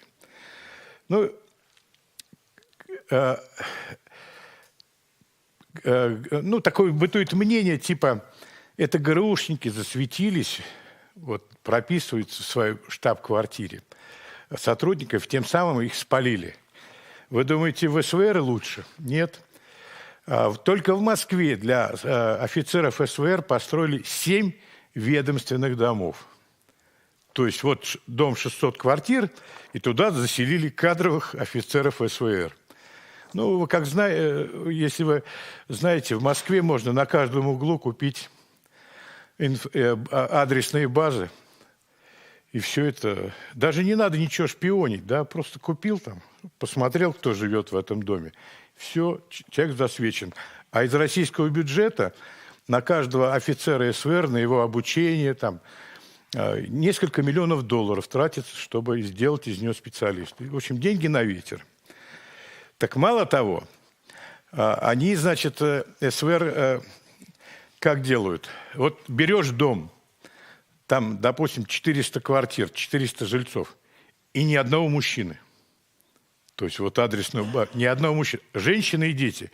Причем детям накидывают по 100 лет.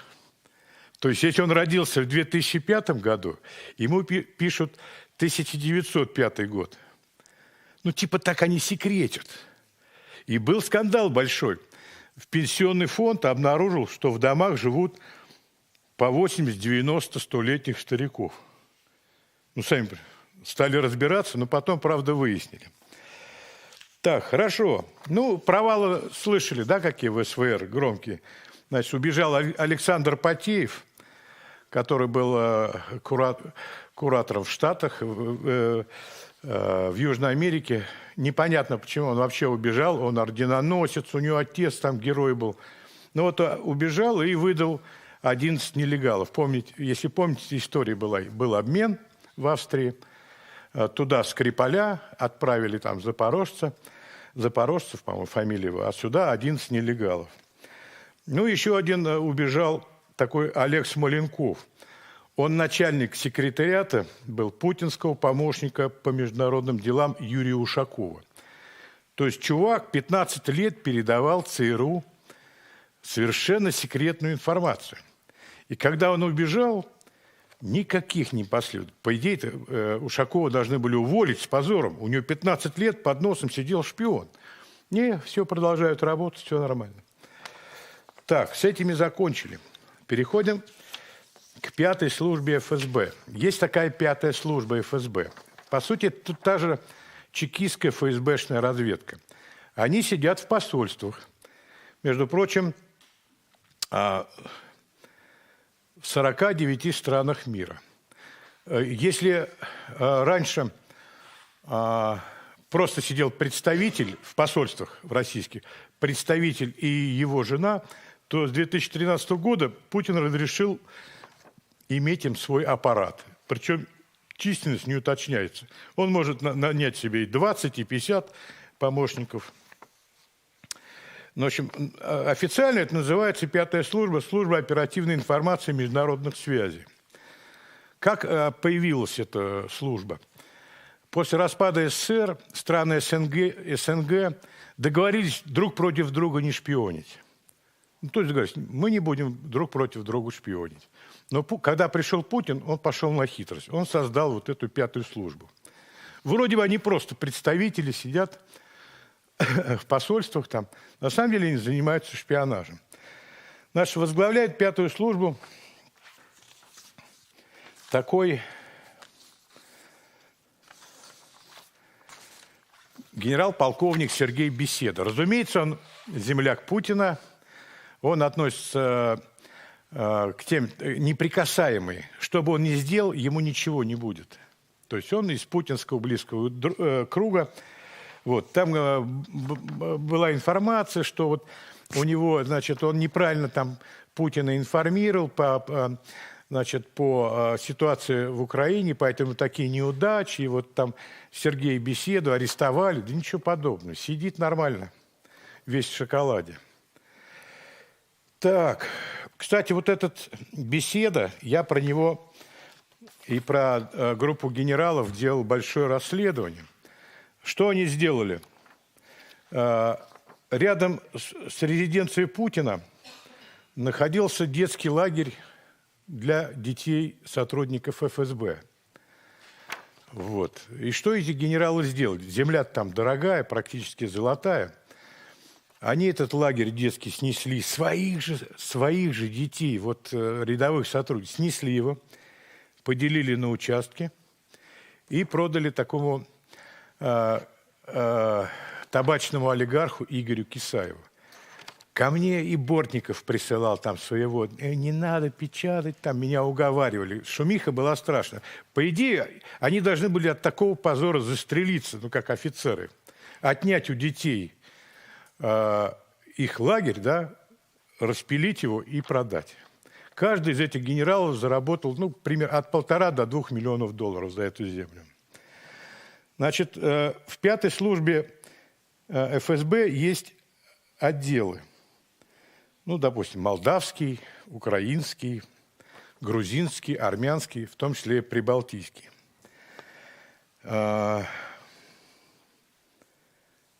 Вот в Украине, если украинцам интересно, возглавляет, точнее, украинский отдел возглавляет такой Владимир Петровский. Вот. Он еще шпионил до захвата Крыма и курировал вот этого главу Крыма, Аксенов, по-моему, фамилия его. еще до войны. Вот такая яркая фигура есть в этой пятой службе, Дмитрий Милютин. Он не скрывает, что мечтает возродить СССР. И этому он посвящает всю свою кипучую энергию. А его жена в этой работе тоже ему помогает. Она тоже как бы шпионка. Его супруга.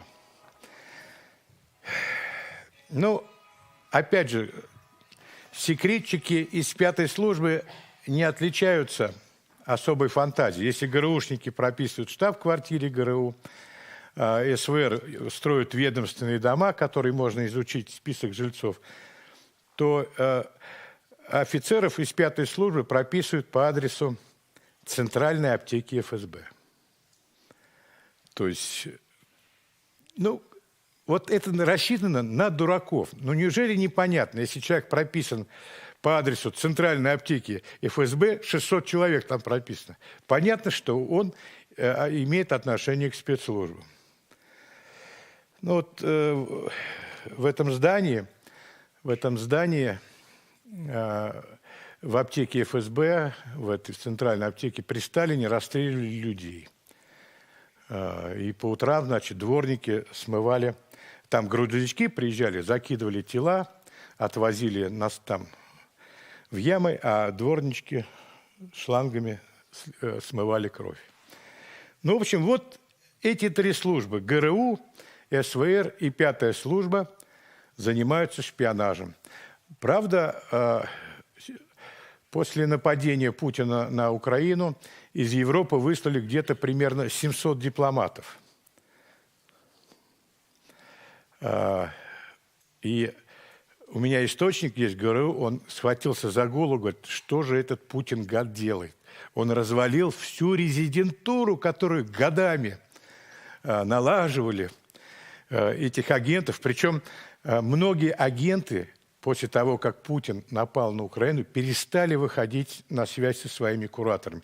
Если после Крыма, после захвата Крыма, они еще что-то там думали, ну да, это может быть России принадлежит, то теперь многие перестали выходить на связь со своими кураторами. Ну вот, в общем-то и все. Пожалуйста, если есть вопросы.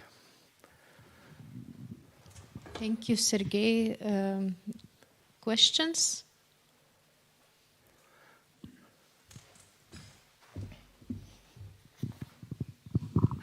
По-русски, да.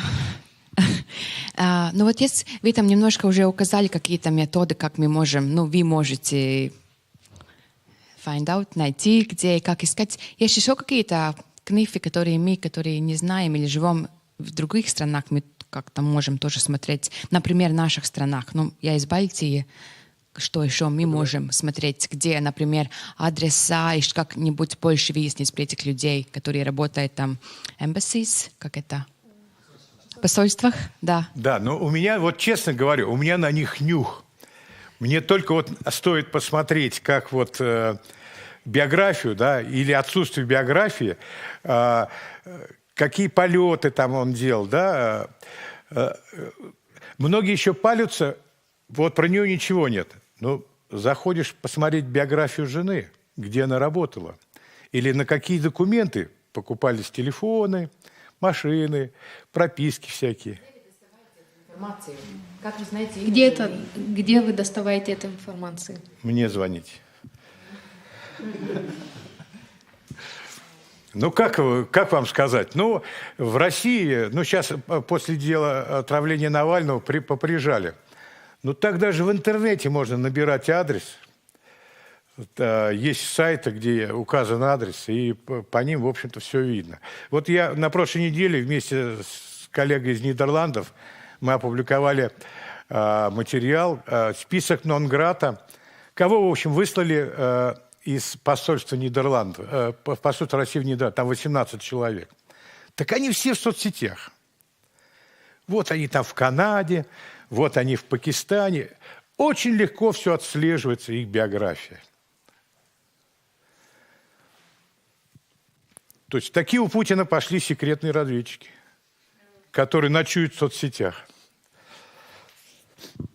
Уточнить хочу. То есть в России есть как реестр прописок или, как вы говорите, через штрафы нашли? Это официальная информация или это вы своими путями? Продаются на каждом углу. По крайней мере, пока я еще был в России, все продавалось на каждом углу.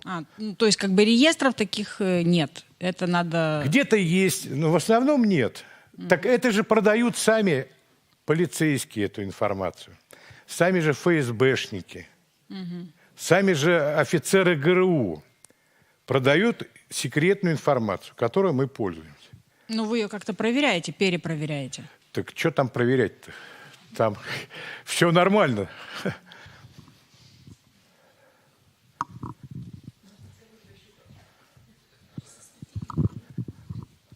Да, здравствуйте, я Юрга из исследовательского отдела нашего ЛРТ. Вот вы говорите, в России можно купить на каждом углу. А, например, мы вот в Литве, в Латвии, мы тоже имеем подозрения о рабочих представительствах, где нам искать информацию. Как нам узнать, кто там есть кто? Я понял это... Кто в российском посольстве сидит? Ко мне обращайтесь. У меня на них нюх. Но сейчас там повысылали всех. Остались рядовые сотрудники и, по-моему, военный атташе. Это он был помощником резидента ГРУ в Вильнюсе. А в Клайпеде никого не осталось. То есть, ну, всех выслали. Сейчас они... просят обычных дипломатов помогать им в разведке, где-то встречаться. Ну, попадутся рано или поздно. Они же не прошли, вот эти молодые девушки и парни, оперативную подготовку. Ну так, отказать они не могут. Отказать не могут. Ну вот смотрите, например, как они в балтийских странах создают свою агентуру? Отвечаю. Все начинается с изучения русского языка, русской культуры. В посольствах, во всяких русских домах устраивают вот эти выставки, приглашают молодых ребят изучать русский язык, а также не хотите ли вы учиться в России. Это первый этап. Потом праздники, 9 мая, Пушкин, Достоевский, все эти праздники. И ребят постепенно заманивают. Ну, в российское посольство, привлекают к каким-то мероприятиям торжественным, да. Вот там, я помню, здесь День России в Вильнюсе был. Там это еще старый посол ходил. Вот. Начинается с этого. Потом их отсеивают, просеивают, смотрят, кто из них перспективных. Упор делается в основном на молодых людей до 35 лет. И вот постепенно его затягивают. Особенно интересным, кто работает в каких-то учреждениях, связанных с военным ведомством, с политическим ведомством. Вот так потихонечку проходит. Но здесь в Литве еще вот какая беда. Очень многие литовцы служили еще в советских военных вузах. Вот. И у них сослуживцы остались еще. Вот через них еще бывает, ну как, брат, ну помоги, вместе служили там. Ну, и такое бывает. А им деньги платят? Как? Деньги им платят? В основном, да. Это очень мало кто соглашается, их буквально единицы, кто соглашается за идею там шпионить. Нет, в основном всем... Но это шпионы, а, например, вот эта пятая колонна, которая организует протесты всякие, которые повторяют те же самые нарративы по всем странам. Это сидят на кремлевских, конечно, подсосах, деньгах. Вот. Я вот когда здесь жил в Литве, я 3 года здесь прожил, да, мне интересно было узнавать, да, вот человек, вот, Путин там, Россия, Советский Союз. И говорю, а что ты? Я жду, когда вот СССР вернется, там таксист у вокзала бомбило. А почему ты ждешь, я спрашиваю, что тебе при СССР было хорошо? В Лентварисе, говорит, была ковровая фабрика. Мы воровали там ковры и отправляли в Москву. Денег было во! А ты чего ждешь возвращения СССР? Ну как, таксиста же не было, никаких уберов. Я приезжал к вокзалу, стоял, значит, тебе тройная плата, тебе четверная, а ты, девушка, со мной поедешь. Вот он мечтает о той жизни. Вот это для него СССР, где можно было своровать, либо любого клиента развести на деньги. Но ими кто-то занимается систематично. Ну, местная контрразведка занимается. И вот им как-то платят, и как эти деньги попадают в Литву, например? Так через посольство, через счета там в Германии. Ну, это очень много способов до сих пор. Хотя российские банки сейчас трудно переправить деньги. Ну, то есть заблокировать. Даже мне заблокировали. Вот. Но способы есть. Способы есть. Как ну, в других странах. Ну, это долго рассказывать. Ну что, все, да? Подождите, у меня еще вопрос есть. Минуга Суша из ЛРТ. Вот про вашу работу. Вот сколько у вас времени занимает вот сделать исследование? Вот, например, про Скрипалей, да?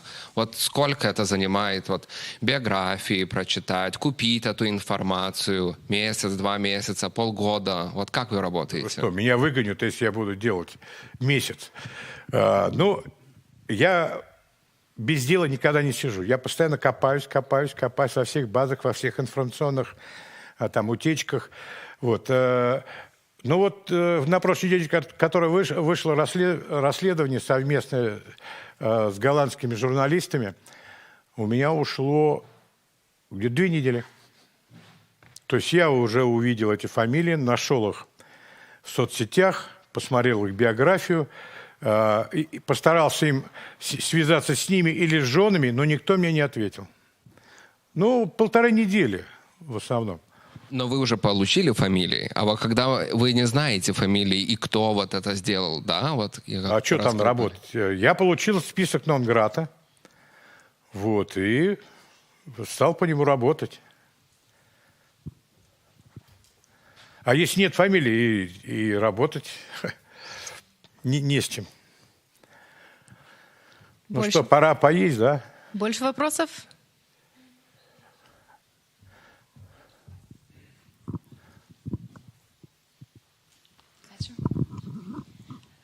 Я не очень говорю по-русски, но я постараюсь. Немного ферштейн. Меня зовут Ильяна. И раньше были разговоры, что русские несут ответственность, но они не виноваты. И это первый раз, когда я слышу такой, ну, сакины токи. И что вы думаете об этом? Моя страна осатанела. Вот я что думаю. Это просто... Я переругался со всеми практически, перестал общаться. Они пишут, что я бандеровец, предатель, власовец и так далее. Я вам один пример, я его уже говорил, один пример. Я когда вел дискотеки, очень многие помнят люди. Я по всей там ездил в стране, даже с Анжеликой Варум, там, ну, поездил. И вот недели 2 назад мне пишет моя знакомая, пишет так: «Сергей, когда вы вели дискотеку, я так вам верила, а теперь вы превратились в предателя, нациста и бандеровца. Если бы я знала тогда, ни за что бы не пошла танцевать». Ну, то есть у людей какая каша в голове. Моим родителям очень тяжело. Они такие, ну, наши люди, все родственники. Вот у тебя сын смотался, он предатель, он шпион. Им вот этим людям тяжело. Ответственность с россиян, с простых, я не снимаю. В душе практически каждый россиянин – это империя. Это такое имперство в нем. Свои поля непаханные, заброшенные деревни. Вот отъехать от Москвы 300 километров. Свои деревни стоят разрушенные. Памятники растащили солдатам на металлолом. Вот это как бы нормально. Но чтобы хапнуть чужую территорию, Украину, где вот это святое. Я не понимаю вот людей, я просто не понимаю. Вот жалко, я, конечно, делал упор на расследование коррупции много, а нужно было делать еще и антивоенные расследования. Я, к сожалению, этого не делал. И вот что мы получили. Но я надеюсь, Украина победит, даст поджопник Путину, вот, его рейтинг упадет, и его сметут из Кремля. Слава Украине! Героям слава! Да, ну и как диджокей, да, как это, ну как профессиональный. Вильнюс, где ваши руки? Где ваши аплодисменты? Нет, еще подожди. Еще. Мы тут вот утром после презентации Романа говорили, почему россияне не выходят на протесты?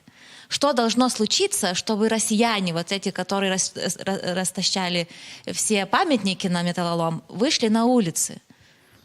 Я не знаю, у многих россиян вот такая корка, да, которая защитная, которая не дает. Они сами обманываться рады, многие россияне. Им же с телевизора говорят, вы святые, а вот хохлы – это нацисты. Грузины, они все хотят… Вот Литва хочет завоевать Россию, выкачать всю нефть, а девушек отдать в бордели. И люди верят, мне знакомые, вроде не глупая женщина, меня спрашивают, я когда в Литве жил, а вот ты ходишь по Литве, ты как, там же полно геев? Я говорю, ну как, по стеночке хожу, а то затащат куда-нибудь. А по-русски можно разговаривать в Вильнюсе? Я говорю, ты что, дура, что ли? Я ей говорю, попробуй, здесь ходят дружинники с топорами. Как услышат русскую речь, хрясь топором. А правда, в Литве можно детей трахать? Я говорю, да, приходишь в детский сад, берешь ребенка, но только ты его должен вернуть до прихода родителей. Вот правильно пишут, Сереж, как ты там живешь? Ведь тебя там трахают, наверное. Я говорю, ну, конечно, молчу. Литовского-то не знаю. Потом я говорю, Надь, ты дура, что ли? Ты здесь в Литве хоть оборись по-русски, да? Матом хоть оборись. Тебе слова никто не скажет. Какие геи? Ну, ходят там они, устраивают парады. Но они ко мне в постель не лезут, они меня не интересуют. Вот представляете, вот у людей что в мозгах. Начитаются вот этих. Поэтому трудно. Даже, знаете, Путина сметут когда? Но народ-то куда денешь? Вот этот, который уже на пропаганде сидел, которому в детстве еще в семье говорили, мы святая Русь, остальные страны все козлы. Вот так воспитывали людей. И мне страшно за судьбу моей страны. Ну, надеюсь, конечно. Что я еще вернусь в нормальную страну. Кошка меня не дождалась, к сожалению, а родители, слава богу, еще живы. Вот. Сергей, никто не хотят вас отпустить. Еще один вопрос здесь есть. Ради бога. Стас, меня зовут, белорусский журналист-расследователь. Значит, когда в России начиналась либерализация, там, в 90-х, Ельцин говорил губернаторам, там, берите столько суверенитета или как-то, да, автономии, сколько можете. Путин при премьере Касьянове начинал с либеральной повестки, но потом, с элементами либеральной повестки. Но потом, значит, тут было высказывание такое Путина, что сепаратизм губернаторов переходит все пределы, и такое впечатление, что он увидел, что Россия просто начала разваливаться в результате этой всей либерализации, и, значит, приоритет стало, что ладно, либерализация потом, сейчас главное сохранить землю. Ну, а когда приоритет был, что все-таки собрать земли, не дать России распасться, то, потом докатилось плавно до того, что надо еще и завоевывать земли, потому что, это приоритет. По-вашему, возможно ли реальная либерализация России без того, чтобы Россия отпустила существенную часть своих сегодняшних территорий, чтобы оставшиеся территории объединились не как империя, а по новому какому-то реально федеральному принципу? Вашими словами. Вот. На самом деле, вот вы упомянули Ельцина, Бориса Николаевича. Многие либералы ходят. Вот при Борисе Николаевиче вот все было хорошо. Вот, на самом деле такой же жулик был как и Путин, да, но Путин его, конечно, превзошел его гораздо. Я у Ромы в «Инсайдере» печатал материал еще кошелька Ельцина, да, как пилили, воровали нефть, как давали взятки. Еще все это при Ельцине было. Курировал это начальник охраны Ельцина Коржаков. Что касается второго вашего вопроса, россиян испортила вот эта большая территория. Да, что, если я правильно понял. Вопрос, возможно ли либерализация и демократизация России без того, чтобы Россия потеряла там, Татарстан, без того, чтобы она, значит, утратила, если еще грубее, то возможно ли либерализация России без ее развала по территориям? Чтобы остались только там исконно русские какие-то территории или даже федерация каких-то, там, я не знаю, сибирских, ну, и отдельных российских территорий. Ну, все империи рано или поздно распадались, да? Рано. Английская, там, римская, французская империя. Они рано или поздно, я думаю, Россия тоже распадется, потому что очень разные интересы. И нет самоуправления территорий, все подчиняется Москве. Москва как пылесос все высасывает из страны. Ну, разные интересы. Какие могут быть совместные интересы у жителей Калининграда и у жителя Владивостока? Там Китай, Япония, здесь Европа. Разные. Поэтому Путин ошибочно, как и Ельцин сказал, ошибочно пытаются всю Россию запихнуть в один мешок и уже потом давать им руководить ими. Нет, нужно самоуправление в России. То есть как в Штатах, да, каждый штат имеет свою конституцию, и ему начихать на центральное там правительство, на президента, у него вот свой штат. Тогда Россия еще как-то может выжить. Но мне кажется, развал будет России, будет очень жестокий и кровавый. Ну, я, наверное, к тому времени уже не доживу. По идее, это, конечно, хорошо. Конечно, хорошо. Была бы нормальная страна, ведь все есть. Ткни нефть, ткни газ, все в стране есть. Живи, радуйся, торгуй. Будь нейтральной страной. Нет, надо вот нахапать. То есть бензоколонка зажгла факел. Да? Россия – это большая бензоколонка. Зажгла костер у себя на территории. И вместо того, чтобы торговать, вот сейчас... Ну, еще даже санкции еще до конца. Вот после Нового года уже пойдет. Ведь санкции как удав начинают сжимать экономику. Уже многие россияне уже сейчас задумываются. Холодильник-то стал гораздо меньше, там продуктов стало, и цены-то поднимаются. Ну, пока до них дойдет, посмотрим.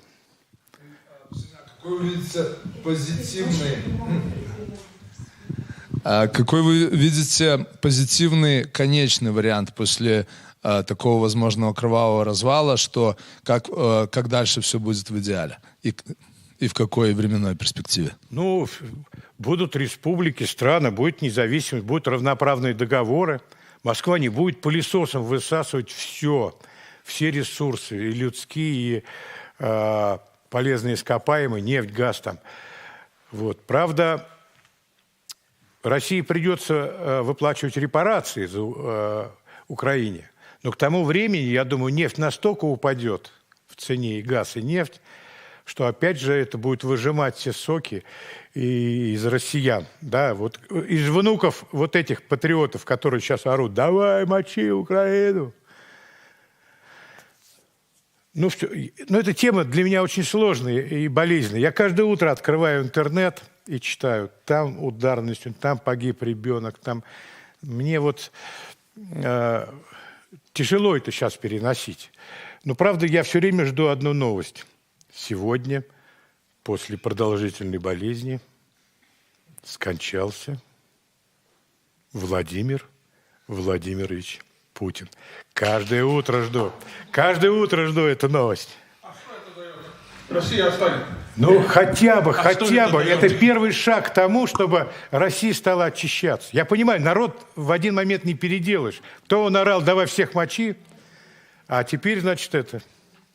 Ну, давайте кушать, да, ребят. Кушать только принесут 12:30. Наверное, у нас еще несколько минут есть. Ну, мы можем продолжать нашу дискуссию. Там есть еще осталось кофе. Спасибо вам большое, Сергей. Сергей ехал до нас всю ночь. Сегодня 5 утра. Кстати, поляки заблокировали мне карту. Я, значит, уже зарегистрировался, а у меня побольше этот чемодан, ну, чем этот. Вот, да. Вот, значит, ставлю, они говорят, с этим нельзя, чемоданом, надо платить за багаж. Я говорю, сколько? 200 злотых. Я говорю, да ради бога, чик по карте, а она заблокирована. И меня сняли с рейса из-за чемодана, там на 5 сантиметров он больше. И я сел в машину, и так получилось, 11 часов сюда пер. Так что я немножко не выспался, весь напился кофе, весь потею. Но спасибо вам за внимание. Спасибо вам.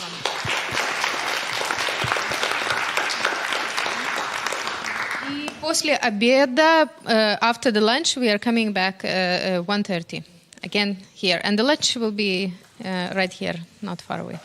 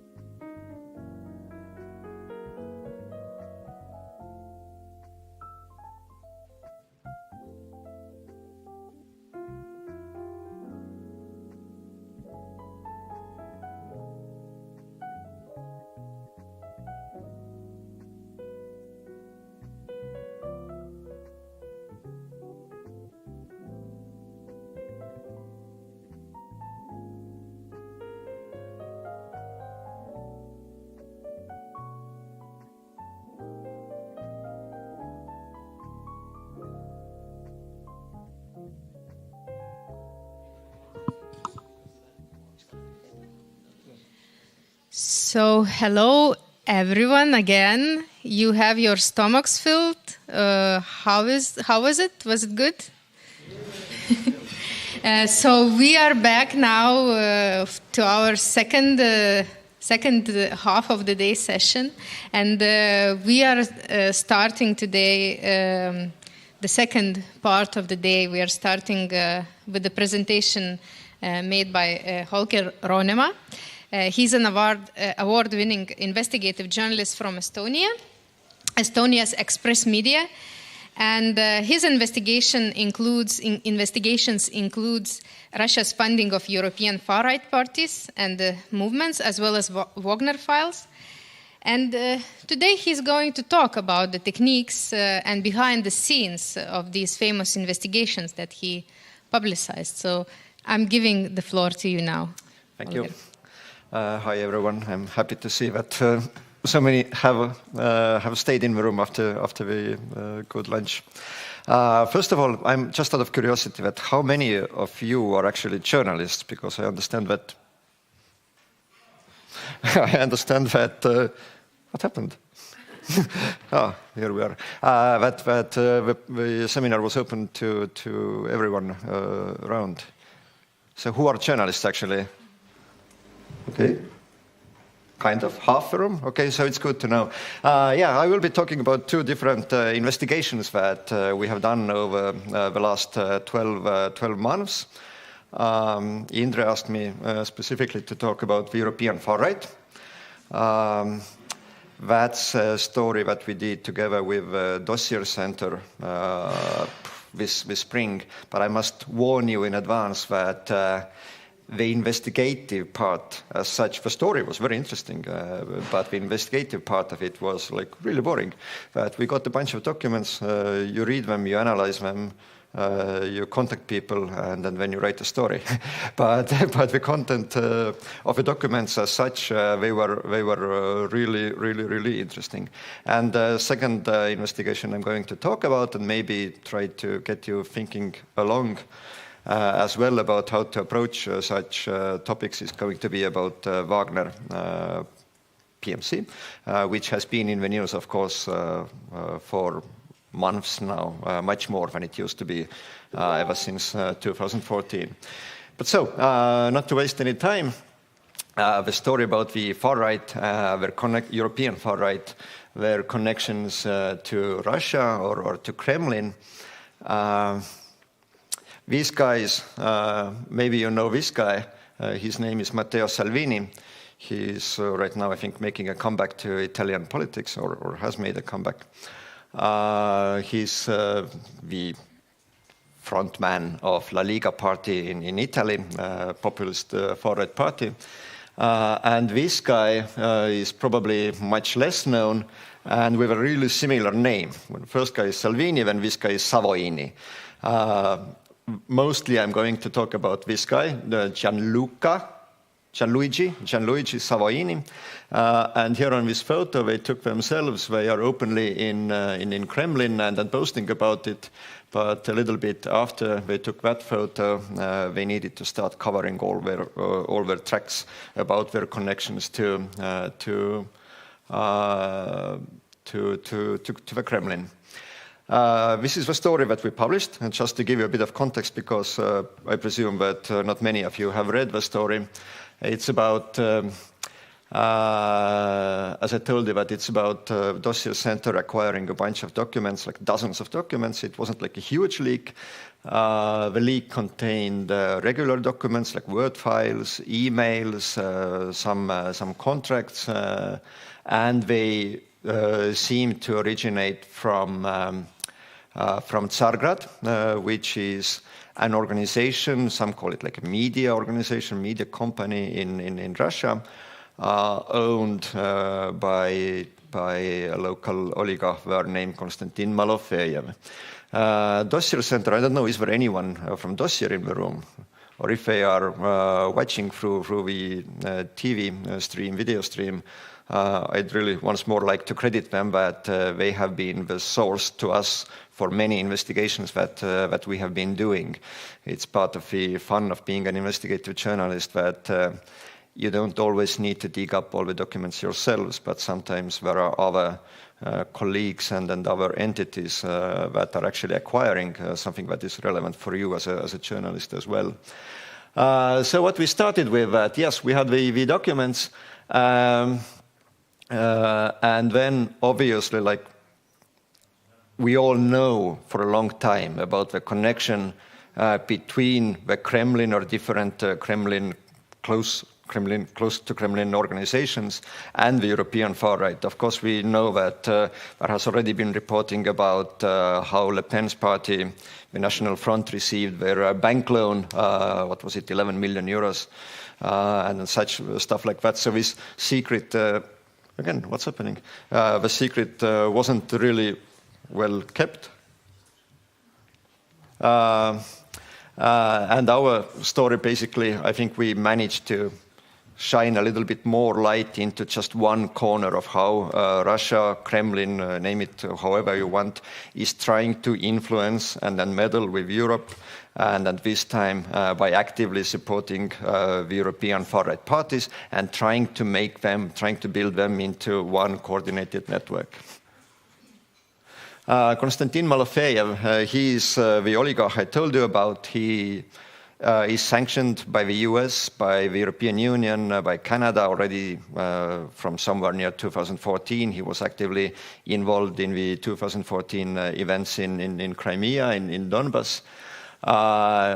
Besides his whatever investment companies, he also runs the Tsargrad media company, where one of the founding principles is that they are pursuing the revival of the greatness of Russian Empire. Some people that we have talked to about him say that he's more orthodox than the Patriarch of the Russian Orthodox Church, which means that he really has really conservative values, which means that he aligns very well with European far-right parties as such as well, and their ideology. And yeah, that he has been known for carrying out some of Kremlin's tasks, like be it meddling in the elections, be it supporting far-right parties. I think he was involved also in the process of setting up the loan for Le Pen's party in France, etc. So he's something like Yevgeny Prigozhin, I would presume, but on a lower level, not quite so important.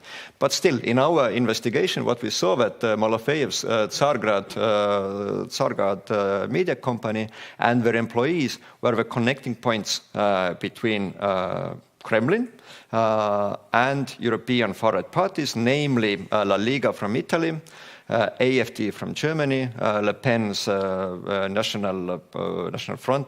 They changed the name recently. What's it called now? National Assembly, something like that. And then the Austrian far-right party. And most of the communication that we witnessed from the documents were actually in this chain between Malofeyev's right-hand man Mikhail Yakushev, and the same Gianluca Savoini that I showed you earlier. So these were the main connecting points, that from Savoini all email exchanges, information was running onwards to not only to La Liga party in Italy, but with Savoini, the right-hand man of Salvini, was organizing trips for the German AfD party members to Kremlin, where they secretly, or sometimes even less secretly, met with Kremlin's officials. They were organizing dinners and then galas with Le Pen's party, bringing them to Moscow. And on the other hand, they were setting up meetings in Kremlin with people like Konstantin Kosachev and people from Putin's administration. Yeah, it means that I need to pick up more pace. So that's how the entire setup was working, that Malofeyev is the face of the organization, he is the name, he has the connections, but it's actually the right-hand men who are doing all the real work.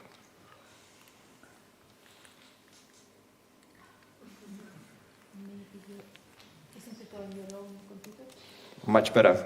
So I'm going to show you a little bit of the documents that we found. Some of them I have taken screenshots that we have already translated into English language.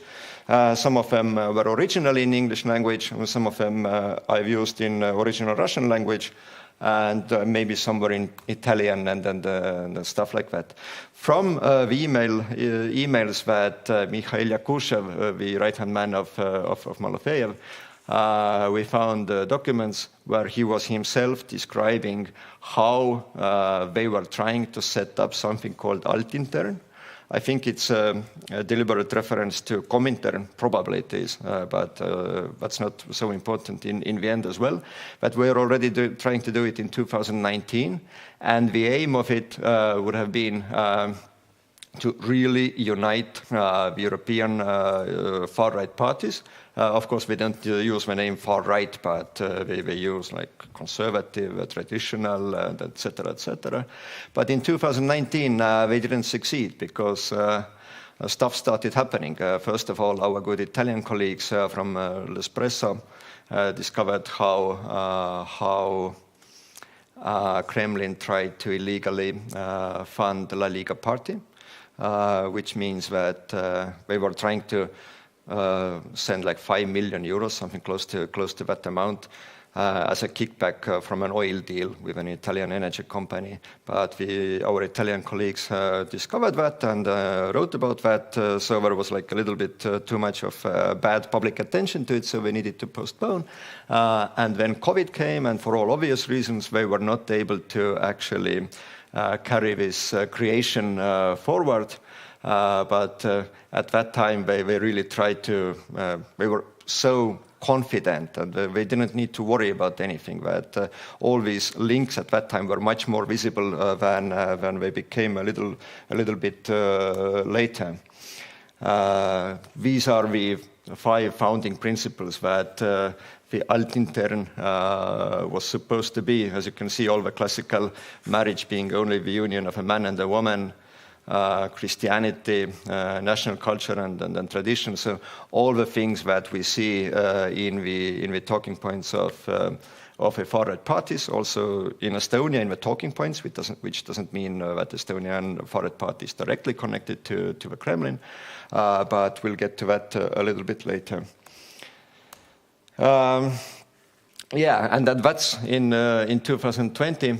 That's when they started making all their operations covered. They started hiding because of Western intelligence strikes against Salvini. But they said that, yes, we need a much bigger level of confidentiality to continue this process. But we want to continue building this network because Matteo Salvini was under so much public scrutiny in Italy because the same Savoini had become under criminal investigation in Italy for his links to the Kremlin and to the suspicious funding schemes.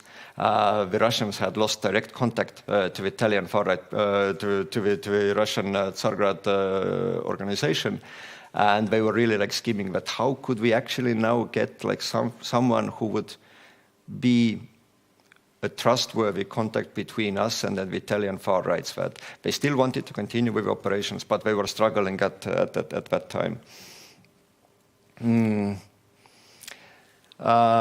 that's when more they started, let's say actually from 2016, that they invited through Daria Dugina, they invited Alexander Dugin, tried to invite him to Milan for a meeting.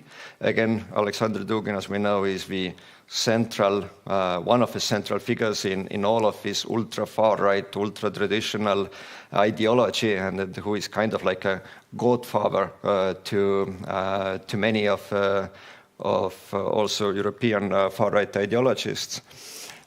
This is an open invitation for them, but then what happened? Sorry,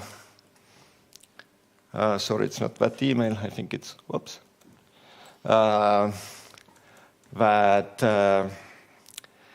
Some people became afraid of a public presence of Russian people in their party meetings, and they said that, okay, let's have a meeting, but let's have it secretly in a hotel so that no one would know that we are actually meeting. Again, another sign how Russia is trying to covertly meddle, but they are not, even when something happens, even when something becomes public, they get scared away for a little bit of time, but then they start moving in circles again, or like trying to continue their maneuvers. This is one of the emails. I understand that most of the people here read Russian language, actually. This is from an email that Yakushev, the close assistant to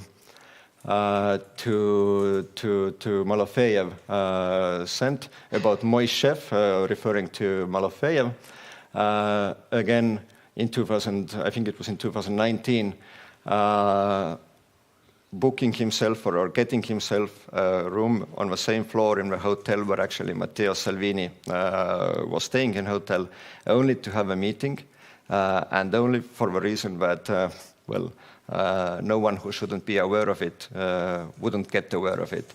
They knew that there is so much of public attention. They knew that Matteo Salvini, the same trip that the photo that I started with was taken, that Salvini is getting so much attention also from journalists, but still to organize the undercover meeting that they went on to have secret meetings in hotels, stuff that you would usually think that they belong to spy movies or something like that. But this is where the deals are made. This is where hands are shaken. And then I think one of the most interesting points is that, yes, we can see that this Tsargrad is trying to build this European network. We can see that we are trying to fund them, but we are saying that without our direct help, this network will not be created, it will not be sustainable, it will not be as popular as it could be. And then we know all of that. But then for me personally, when we did this investigation, we were following a couple of slides where I think the most serious ones, it's still not working. First of all, Claudio D'Amico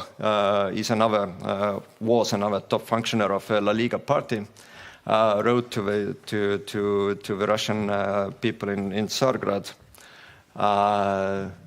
asking direct feedback or direct directions about how to react to Gabrielius Landsbergis' motion in the European Parliament that he was preparing a motion about Russian sanctions, and European Parliament members who belong to La Liga went back to Moscow to say that how should we react to that please give us directions. And it's not only one email, but we can see the reaction from Alexei Komov here, that we'll send you our recommendations ASAP, replying in a few hours. I cut off a header of that email because I didn't want it to be broadcasted too much. Yes, we'll send you our recommendations ASAP. Perfect. Please send us so that we can make the good fight. And after Landsbergis, after the motion, these were the reactions from Italian politicians in the European Parliament.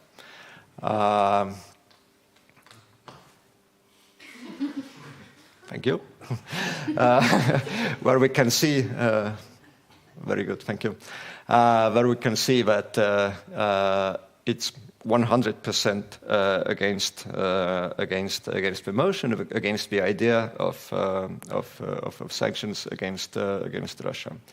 So what I'm struggling a little bit in my head is that, yes, I think that they are aligned mentality-wise, ideology-wise. I think that both sides actually do believe in their very traditional, traditional is like an euphemism, in the very traditional values.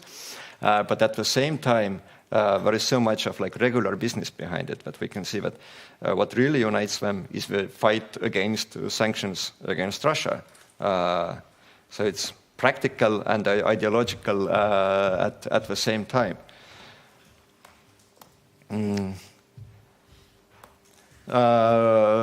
These two tables we discovered as well among the documents of one Tsargrad employee. They're in their original form here. We can see that the top one is about Italy. A plan how a motion to cancel sanctions against Russia should go ahead in Italian and in Austrian parliaments. In Italy, in the Senate; in Austria, in the parliament. It names the speaker who is supposed to submit it, Paolo Tossato, and in Austria's case, Johannes Hübner.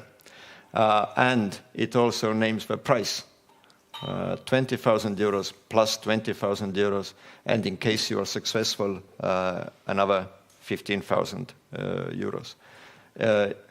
We don't know what is this Nesenia. We don't know where that was coming from or where that was supposed to come from, but for 55,000 euros, you could base over price for a motion to suggest cancelling anti-Russian sanctions and about the status of Crimea. And in Austrian case, the price was considerably less, only 20,000 euros plus 15,000 if you are successful. We don't know if the money was actually paid, but what we do know is that in both cases, the motions were started in Italy and in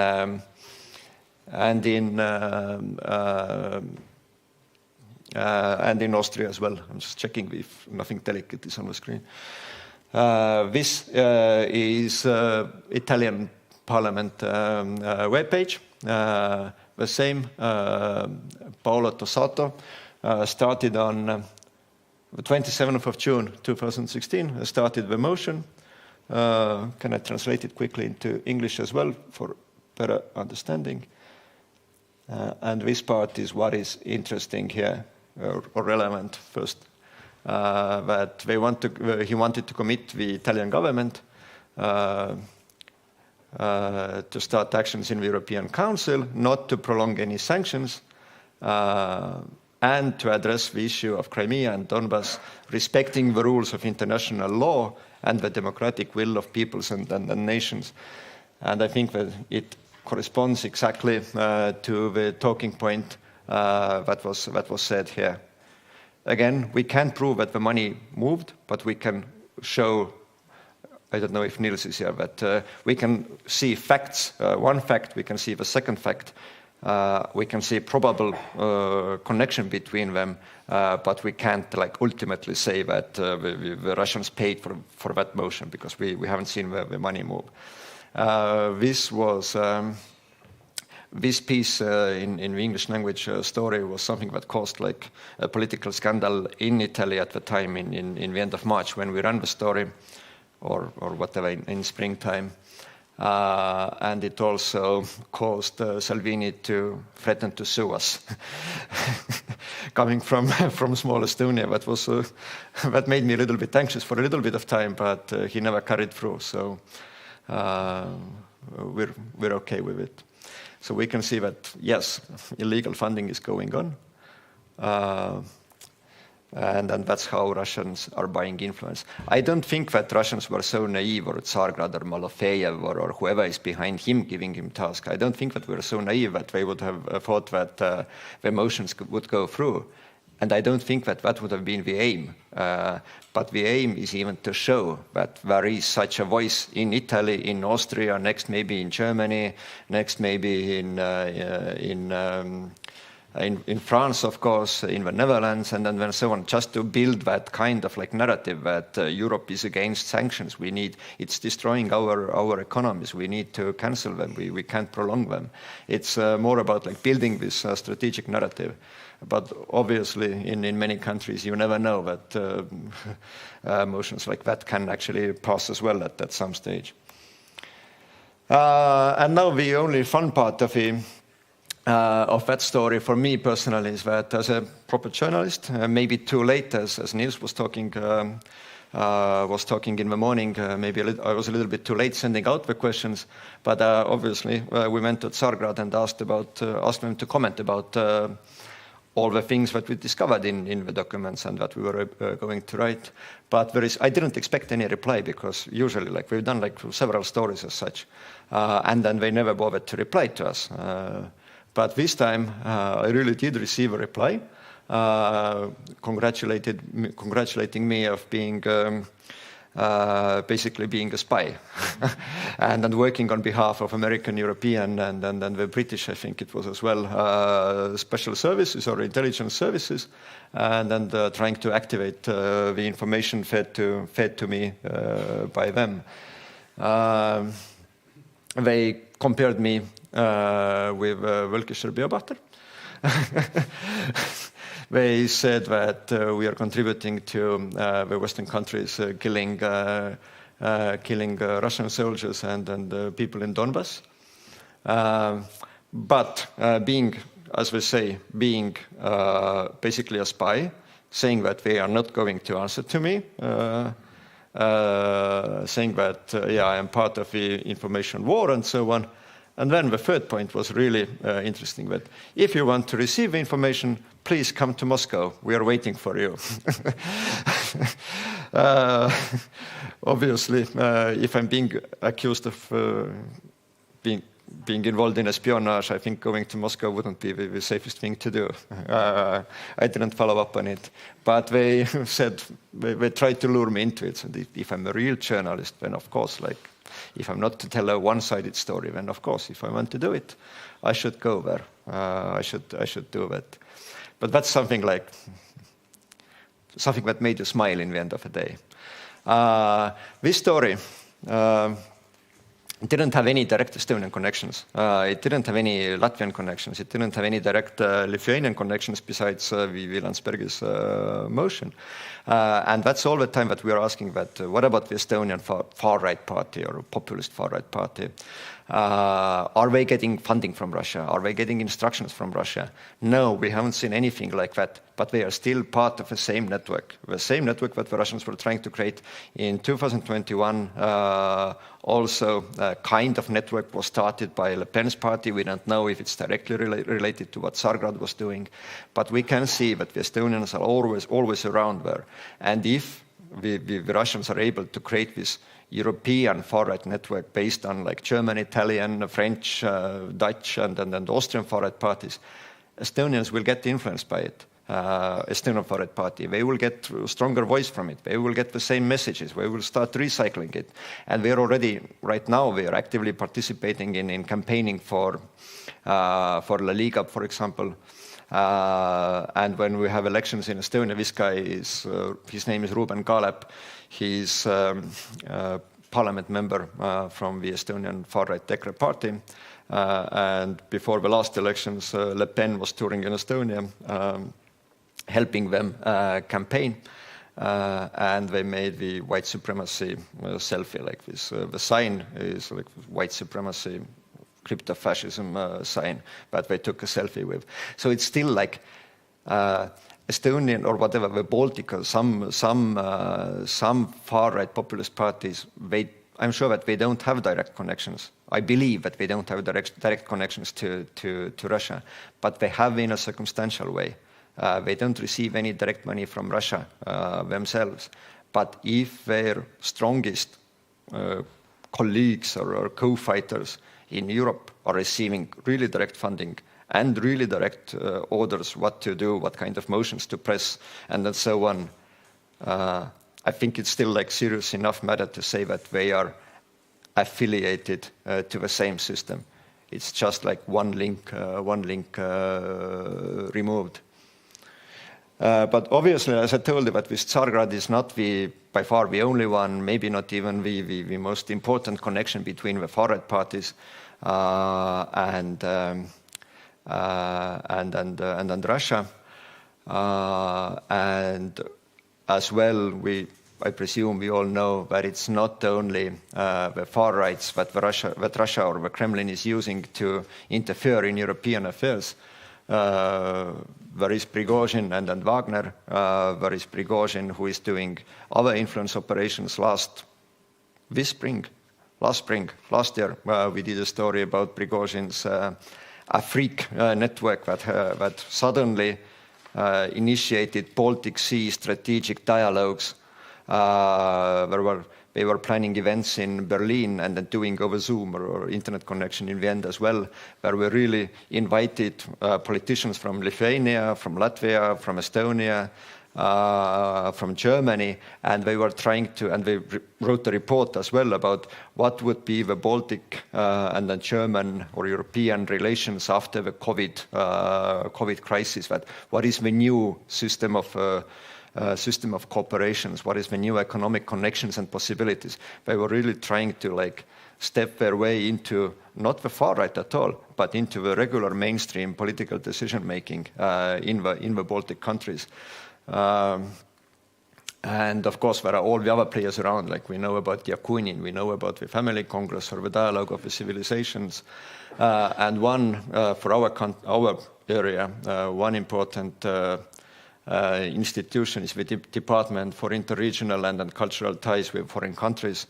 It's Upravlение under the President's administration in Kremlin, which has the direct responsibility to meddle with countries such as us, to build pro-Russia parties, to push the narratives of the Baltic countries being Nazi states, and so on. Right now, I'm working on another story regarding that department, which is housed by officers from different backgrounds, from SVR, from FSB, from GRU. Actually, they have people from all three agencies working there. And of course, they're all classical intelligence and influence operations. I think we can get back to questions after to also talk quickly about the Wagner investigation that we did. Some of you might be aware of this, and I acknowledge that we did this investigation. We published it last December, and after that, a lot has changed with Wagner, especially over the last 1.5 months, when Prigozhin has stepped out of a closet, admitting that he indeed is the operator or owner of the Wagner PMC. Recruiting the prisoners and so on. But a year ago, we received such a spreadsheet. It had 4,200, 4,300, something like that, names, lines with information about Wagner mercenaries. Some of them who were dead, some of them who were alive. I can show you the spreadsheet that we made of it as well.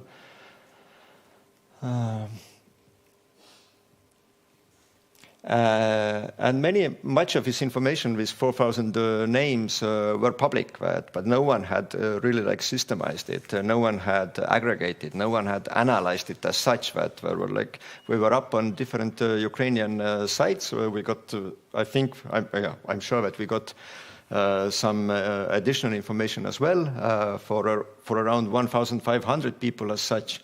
We also had folders with their social media photos, boasting with weapons. We could see them in Mali or Syria or Ukraine. We could see these awards that they had received from Wagner for their services. In one case, we saw that a wife had made for birthday a cake decorated with Wagner service medal for her husband, etc. So we were thinking that what to do with this information, but already like having such quite thorough, very interesting database with photos and stuff, that we could make it into a story, but how to start analyzing it. And that's where maybe I would be open to some suggestions that how would you approach this database? What would you do? Anyone? You can't, you know. I'm just showing you what kind of columns we had. We had the citizenship data for a lot of people who had the date of births, if they had died, when we had, it's filtered, I think now, based on who had died, then the date of death, their call signs in Wagner, and in many cases as well their alleged addresses, and then so on. So obviously, okay, to spare the time, the first thing that you do is you start analyzing the data. The regular things, that you look for the youngest people, you look for the oldest people, you look for people who have the same names, same last names. We found like fathers and sons there. We found brothers. We found twins there. Obviously, we found a lot of people who had died on the same day. We put all of the addresses that we had. We put on a map, and then we saw like where the clusters are, what they're coming from. But we were thinking that maybe that's not maybe that's not enough. That we could have done that story in a few days, basically, with photos, with good analysis, stuff like that. But maybe that's not enough to get a good story out of it. So how we approached this is Wagner mercenaries not only about Russia. We had mercenaries from Belarus, from Serbia, from Ukraine, from Moldova, and then many other countries. That first question we asked, that which areas are accessible to us? But obviously we can't go to Russia and then knock on the doors of Wagner mercenaries. But probably that investigation wouldn't last very long for us. And, in a better case, we would end up in a prison somewhere, but in a worse case, in a cemetery. What we decided is that we checked out, we had like 230 mercenaries whose addresses were in Ukraine. We put them on the map and checked that which of the addresses are accessible to us, meaning that they are on our side of a control line at that time, and then which are not so accessible to us. We compared the addresses with the Ukrainian voters database from 2014, which is a semi-public database at least, when we saw that this one guy is living in Odessa on a specific address. We looked up this address in the voters database and checked who else is living on that address. And then usually we found a lot of like several names with the same last name. With their date of birth, we were able to establish that probably they should be wives, sons, daughters, parents, and so on, family members. And then the second question, would they be inclined to talk? But when we went there and knocked on their doors, would they be inclined to talk to us? And the way we figured it out, that if the mercenaries had been killed, for example, in Syria, then probably, or maybe the families would want to talk to us. Because we know that in a lot of cases, these families don't have enough information themselves of what happened. Maybe they even don't know how their sons or husbands got involved in Wagner. Because Wagner is like, yeah, of course, like it's a lot. It's like an extension of GRU or GRU Spetsnaz or whatever. Obviously, they have a good recruitment base in Russia as well. But many people from Ukraine or Serbia or Moldova ended up there just because of different fates, because of destiny, because something went wrong in their lives before. So that This is one Antipov Yevgeny. I think he was actually from Odessa. He was one of the youngest guys who got killed in Syria as a Wagner mercenary. And yeah, Yuri, Alla, Igor, all the relatives. And then the third question, what about our physical safety? As I told you, that we couldn't go to Russia. We also thought that Serbia would maybe be too dangerous for us. But what we did decide is that yes, if we go to Ukraine, where we can go, and to Moldova, then we might be safe, provided that we have adequate physical safety measures in place, such as before going to knock on someone's door. You let know your contact that you are going. Once you come back, you let know that you are back. We also had some other equipment, as these Apple tags, or however they are called, that someone could actually monitor our movements all the time. But we had basic physical safety measures in place as well. And then we compiled the list of Ukrainian mercenaries and Moldovan who had been killed, their addresses, the lists of the relatives who supposedly live on the same addresses. And we wrote them a letter. I did the story together with my colleague Mattias Karlsson, who worked at that time for Dagens Nyheter in Sweden. Right now he's working for Expressen. We wrote a letter to the family members. This is in English language, but obviously we sent it out in Russian. To the family members saying that we are planning a trip to come to visit you. That please, we need your help. We would like to hear what you know, and maybe there is something that we can tell you that you don't know, because we have been investigating it. We will be talking to many people, and playing also a little bit on the conscience of the family members that it is extremely important that the voices of the family members of deceased soldiers are heard. Maybe it will help prevent some other incidents like that from happening in the future. We created a special, we bought a special SIM phone, SIM card, kept it open all the time, where these family members could send us their approval that yes, we are waiting for, yes, we are willing to talk, or setting some conditions. We left our emails, and we received no replies, not at all, zero. Another question that maybe they don't want to talk to us. Maybe if their family members are from Wagner and have been killed, maybe they are so strongly pro-Russia, maybe they're so strongly brainwashed that it's not going to happen. But we still thought that let's fly to Ukraine and then let's just go and knock on their doors. And that proved out to be a really good decision, because we went, we met with, I don't know, between 10 and 15 different families, and all but one had received the letter. They had read it. They knew that we might be coming, but they didn't take the step to actually contact us and let us know.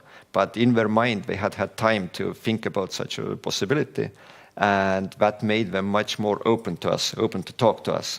That we didn't need to go through all the introductions rounds, explaining what we are and what we want from them and so on. We still needed to do that, but we had an advantage, and they were all open to talk with us. This guy invited us. His brother had been killed in Syria. He invited us into his small kitchen. And he said that his brother had told the parents that he's going to work in Russian taiga. He's not going to make this clearance cutter, to make this to get more light in the forest. He had told his parents that he will not take his phone with him, and he will be back in 2 years, something like that. But when the parents received notice that he had been killed in Syria, actually, then a month later, both of her parents died, basically of heartache. So he said that he had to bury his parents. He knows that he buried his parents, he knows that they are dead, but he still didn't believe that his brother is dead, actually. he was thinking that because I haven't seen the body, I don't know. Maybe he's somewhere. Maybe he will come back here. He still hadn't admitted it. This woman is the mother of the same Yevgeny Antipov, whose record I showed on an earlier slide. When we knocked on her door, like late evening, somewhere really close to Odessa, she was and started talking about Wagner. She was explaining by the time that at the time when she received notice of her 21-year-old son dying, she had been working in Poland, and she didn't remember how she made it back from Poland to Ukraine and to the cemetery in not in Krasnodar, but in Russia, where the son is buried. But she just doesn't remember that. She knows that she went, but she doesn't remember. She knows that in Russia she was given 24 hours to visit the grave, and then she was told specifically that don't ask more questions. If you start asking too many questions of what happened, then we will make sure that you will never be able to visit the grave again. His son had been on the wrong side in 2014 in Odessa in the trade building fire, and then after that he had no way back. He needed to escape to the other side, to Donbas, because in Ukraine obviously he would be jailed. He didn't have any education, he didn't have any money. He joined Wagner. A few months later he ends up killed in Syria. We got like loads of stories as such, which I admit that it gives only partial view into Wagner mercenaries, because still like a lot of them are really classical throat cutters from whatever, all across Russia and then so on. But some people have some different backgrounds. And just to save time, we also interviewed, it's working now. We also interviewed in Moldova. Moldova has arrested like somewhere around 20 mercenaries, not all of them from Wagner, but from different paramilitary organizations in the Donbas area as well. And we interviewed prison psychologist there whose job it was to analyze all the profiles of the mercenaries. And then she made like generalizations of what she had witnessed, that what unites these men who become basically a war criminal, because we know what they have been doing. Well, the age thing is, I think, pretty common, but they all lack education, a persistent job and income. They come from unstable families. A lot of them haven't had like father in their life at all. Some others have had their father in their life very much in present, but in a very wrong sense. The physical violence that they witnessed as a child, we talked also with their teachers at that time and then so on, but the physical violence that they experienced at that time in the families was just over the top. They find it hard to build any friendships or start a family. We don't trust anyone. Whoa. And most importantly, they lack empathy. They can't control their emotions. And that's actually a quote from the psychologist, that is the main reason that they are able to kill, that they lack empathy. And as we know right now, Wagner is, I don't know, can we say that, recruiting or taking prisoners out of Russian jails and then sending them as cannon fodder to the war.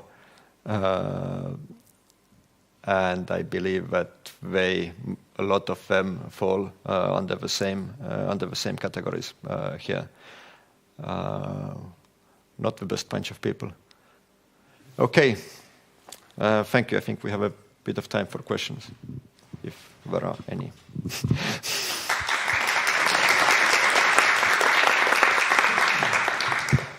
Thank you, Holger, for taking us through the journey, through your how you did your investigations, and I guess there should be quite a lot of questions.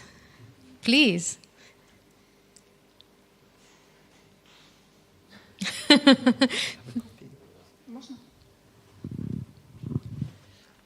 Вы сказали, что вы посетили более 20 семей в Украине, семей вот этих людей, которые были убиты в Сирии, ну, на войне, которые были вагнеровцами.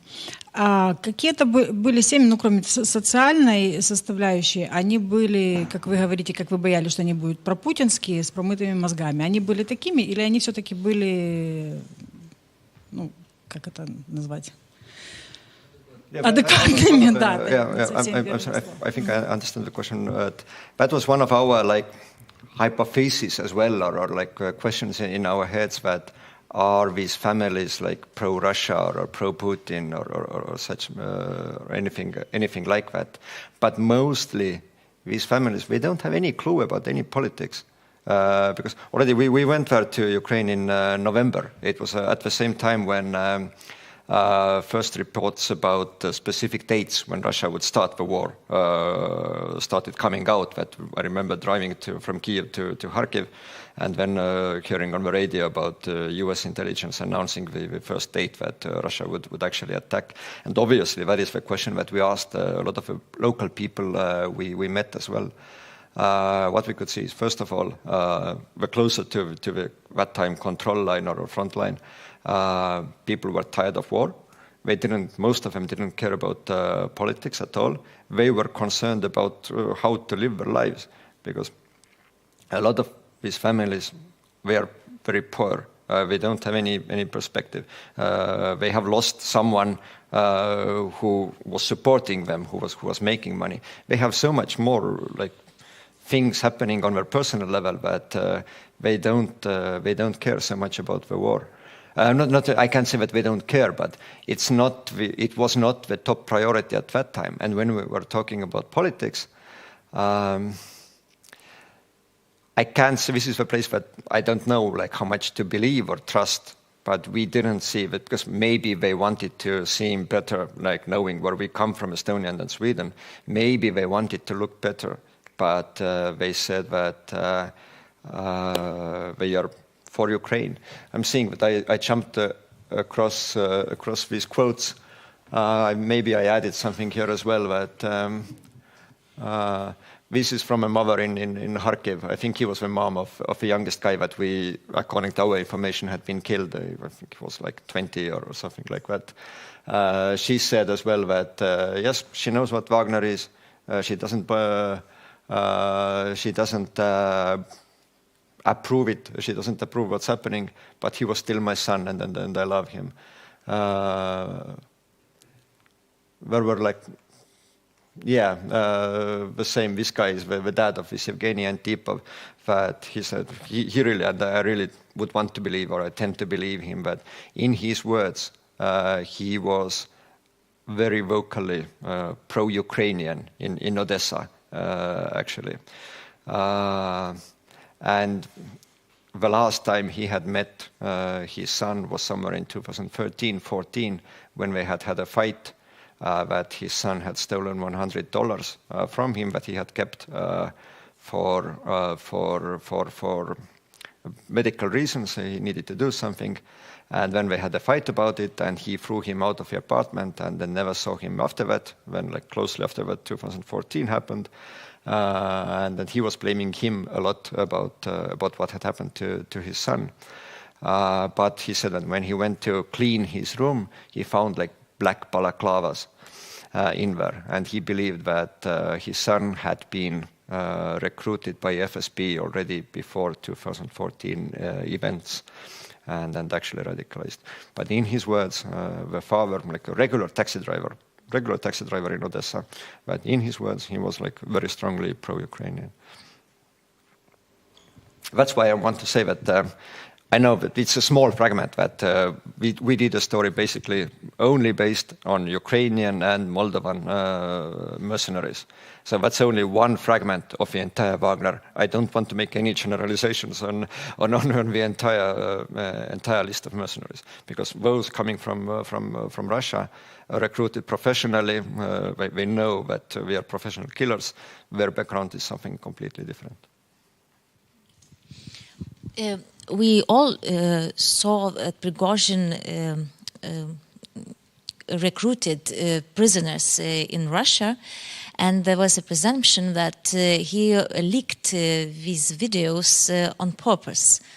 What is your explanation? Why did he do so, and he was doing that? I've asked smarter people than myself about it as well. It's not one thing is about the videos.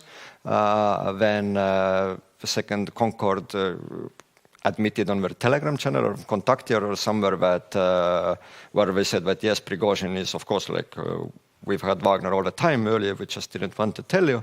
And then there is all the criticism that he and Kadyrov are like the main known faces are doing about Shoigu and then Gerasimov. But why is it all like what's going on there?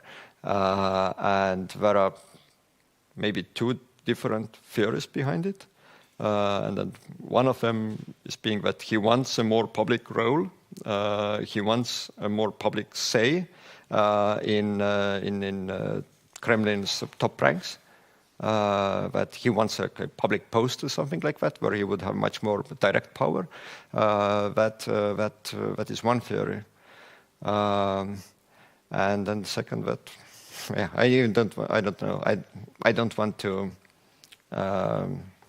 assume much more. But the fact is that he is open and out about it.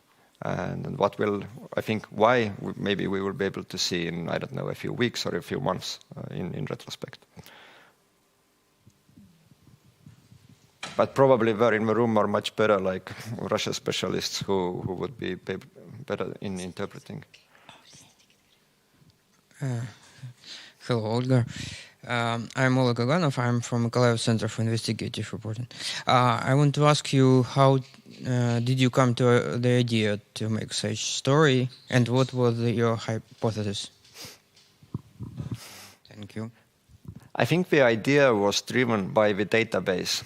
At first, like when you get the database, you see that it's interesting, you see that it's relevant, and as journalists, like working on security and such issues, we know about Wagner, but I hadn't done any like investigation about them. And then you could understand about the significance of Wagner already, like not only in 2014-15, but in Syria and in Africa at that time, what was publicly in the agenda was about Wagner pushing out French and European, including Estonian and then Swedish military troops from Mali, that we were getting into Mali and that we were coming out of Mali, which means that another country was to fall. And then as well as the entire security situation building up around Ukraine. So that we could see the relevance of Wagner as a PMC. And we could see that actually the level of knowledge and understanding was so small also in our audiences, among our audiences, that that's what pushed us to do it. And once you see that you have also, like, I don't know if it was by luck or like that, once you get such database, such information, you need to take use of it. And then you start thinking that what's the best way to actually do it. Because that's also like both of the stories that I've told you about today, we haven't had any direct connection to Estonia. We didn't find any Estonian mercenary in Wagner in that database. We found one guy who had grown up in Latvia in Riga, but not living there as an adult anymore. So there wasn't like a direct thing, but at the same time, we can understand what kind of threat also Wagner can pose to our societies, and the need to understand about it. So that's what pushed us to make the story. And it wasn't only like a feature story about the families, but we also built the entire context around Wagner, and then so on. So I think it was a kind of awareness-raising story. And it was interesting to see for me as well that a completely international story with no Estonian connection, but how would the Estonian audience pick it up? And they did, actually. They did. It took a bit of time, but they did. But with a far right story in Estonia, no one noticed it. But I think Estonian readers are so resistant to any idea about the far right, Estonian far right, and the Russian connection that it's basically like we're vaccine to it, or they're very, very immune. Regarding the hypothesis, I think we didn't have a hypothesis in a classical sense. Because again, but I don't know if we could even like say that it was an investigation about Wagner. Maybe it was just like an in-depth, long-form feature story. We went to we flew to Kiev, not knowing if we will get any information at all to have a story. We were open to that. That we spent 10 days, 2 weeks traveling, mostly in eastern Ukraine, then going to Moldova, and coming back empty-handed. We were really open to that idea, but we took that risk. And once you had like, I remember that once we had like second day, we talked to the first 2 families in near Kharkiv, that we understood that yes, we are having a story, but actually we have something, and we knew that we still have like a big list of addresses where to visit, that we can continue building on it. Last question. If I may, then I will ask the last question. You were telling both of stories that you were uncovering you had some leaked information, like the database of Wagner mercenaries, also emails that you got. What was the motive of people sharing you that kind of material? I can speak on behalf of Dosje Center, who gave us access to the documents about the far rights. But in Wagner's case, I don't think it was a leak. A lot of this information was publicly available on Ukrainian sites, for example. I think in Ukraine the story wouldn't have been so relevant as well, because Ukraine already like knows so much about it, but we in other countries didn't know about it. But the Wagner files were more like the first time that someone who had been like covering this information as well, who had aggregated and then thought that maybe it would be useful to some foreign journalists. So I'm pretty sure that the motivation for these people was the same. Awareness about war crimes, about war criminals, and understanding Wagner and the threat of it as well. But I've worked directly with several whistleblowers as well, and you can see a whole range of different motivation. That we see revenge often. Which is a very good motivator, actually. But in these cases, you need to assure, or you need to be able to verify the information that the revenge isn't like tainting the information that they are providing you. You need to be careful. But I'm happy to say that I am seeing more and more people becoming, whistleblowers or leakers or sources based on the idea that they think this is the correct thing to do. That's the correct thing to do. But as a citizen, I've worked for whatever ex-entity doing something bad. I've worked for money launderers. I've enabled money laundering. I've been, involved in this and that. But now I think that it's the correct thing to do, that I need to come out and talk. And especially after the war started now in February, in the first month, we saw many people whose consciences started working and harming their night's sleep probably, turning to us and then saying that they want to give us information. Thank you very much, Holger, for your presentation. And now I'd like to invite everyone for a short break. We have some extra coffee put in here. 10-15 minutes and we are back for our last presentation, which I've heard will be very entertaining. So don't leave yet. Short break and let's come back.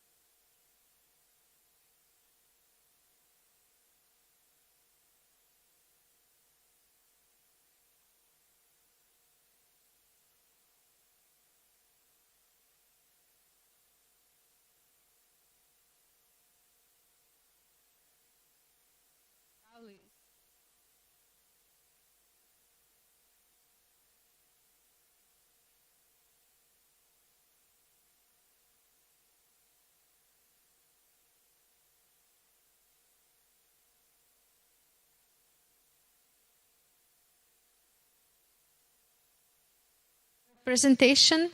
And I want now to introduce you to Inga Springe, who is a Latvian investigative journalist, also founder and editor-in-chief of investigative newsroom Rebaltica. And she has some answers to a question, how to make investigative journalism popular. Yeah. So, okay, welcome, Inga. Thank you very much for still staying here and being here. I feel a bit like tricky after Holger's presentation, which was quite heavy and this dark and so important, because I will be, I think, more kind of entertaining. But this is also one of the part of my presentation. I want to tell you how to use and how to implement these very important investigations, what we are doing, like in a more kind of, it's so bad to say entertaining. There's nothing entertaining about bad corruption things or murderous things, but still like how to reach bigger audience, because no one has time nowadays. I think we know by ourselves we don't have time to read, we don't have time to watch, so we need to try to somehow adapt and to find other ways how to reach audience. And that's why there is this new trend, but I have also observed in many conferences with international colleagues, what everyone is trying to develop more to make to go into documentaries or even fiction movie films. So a bit about myself, who I am and why do you need to trust me.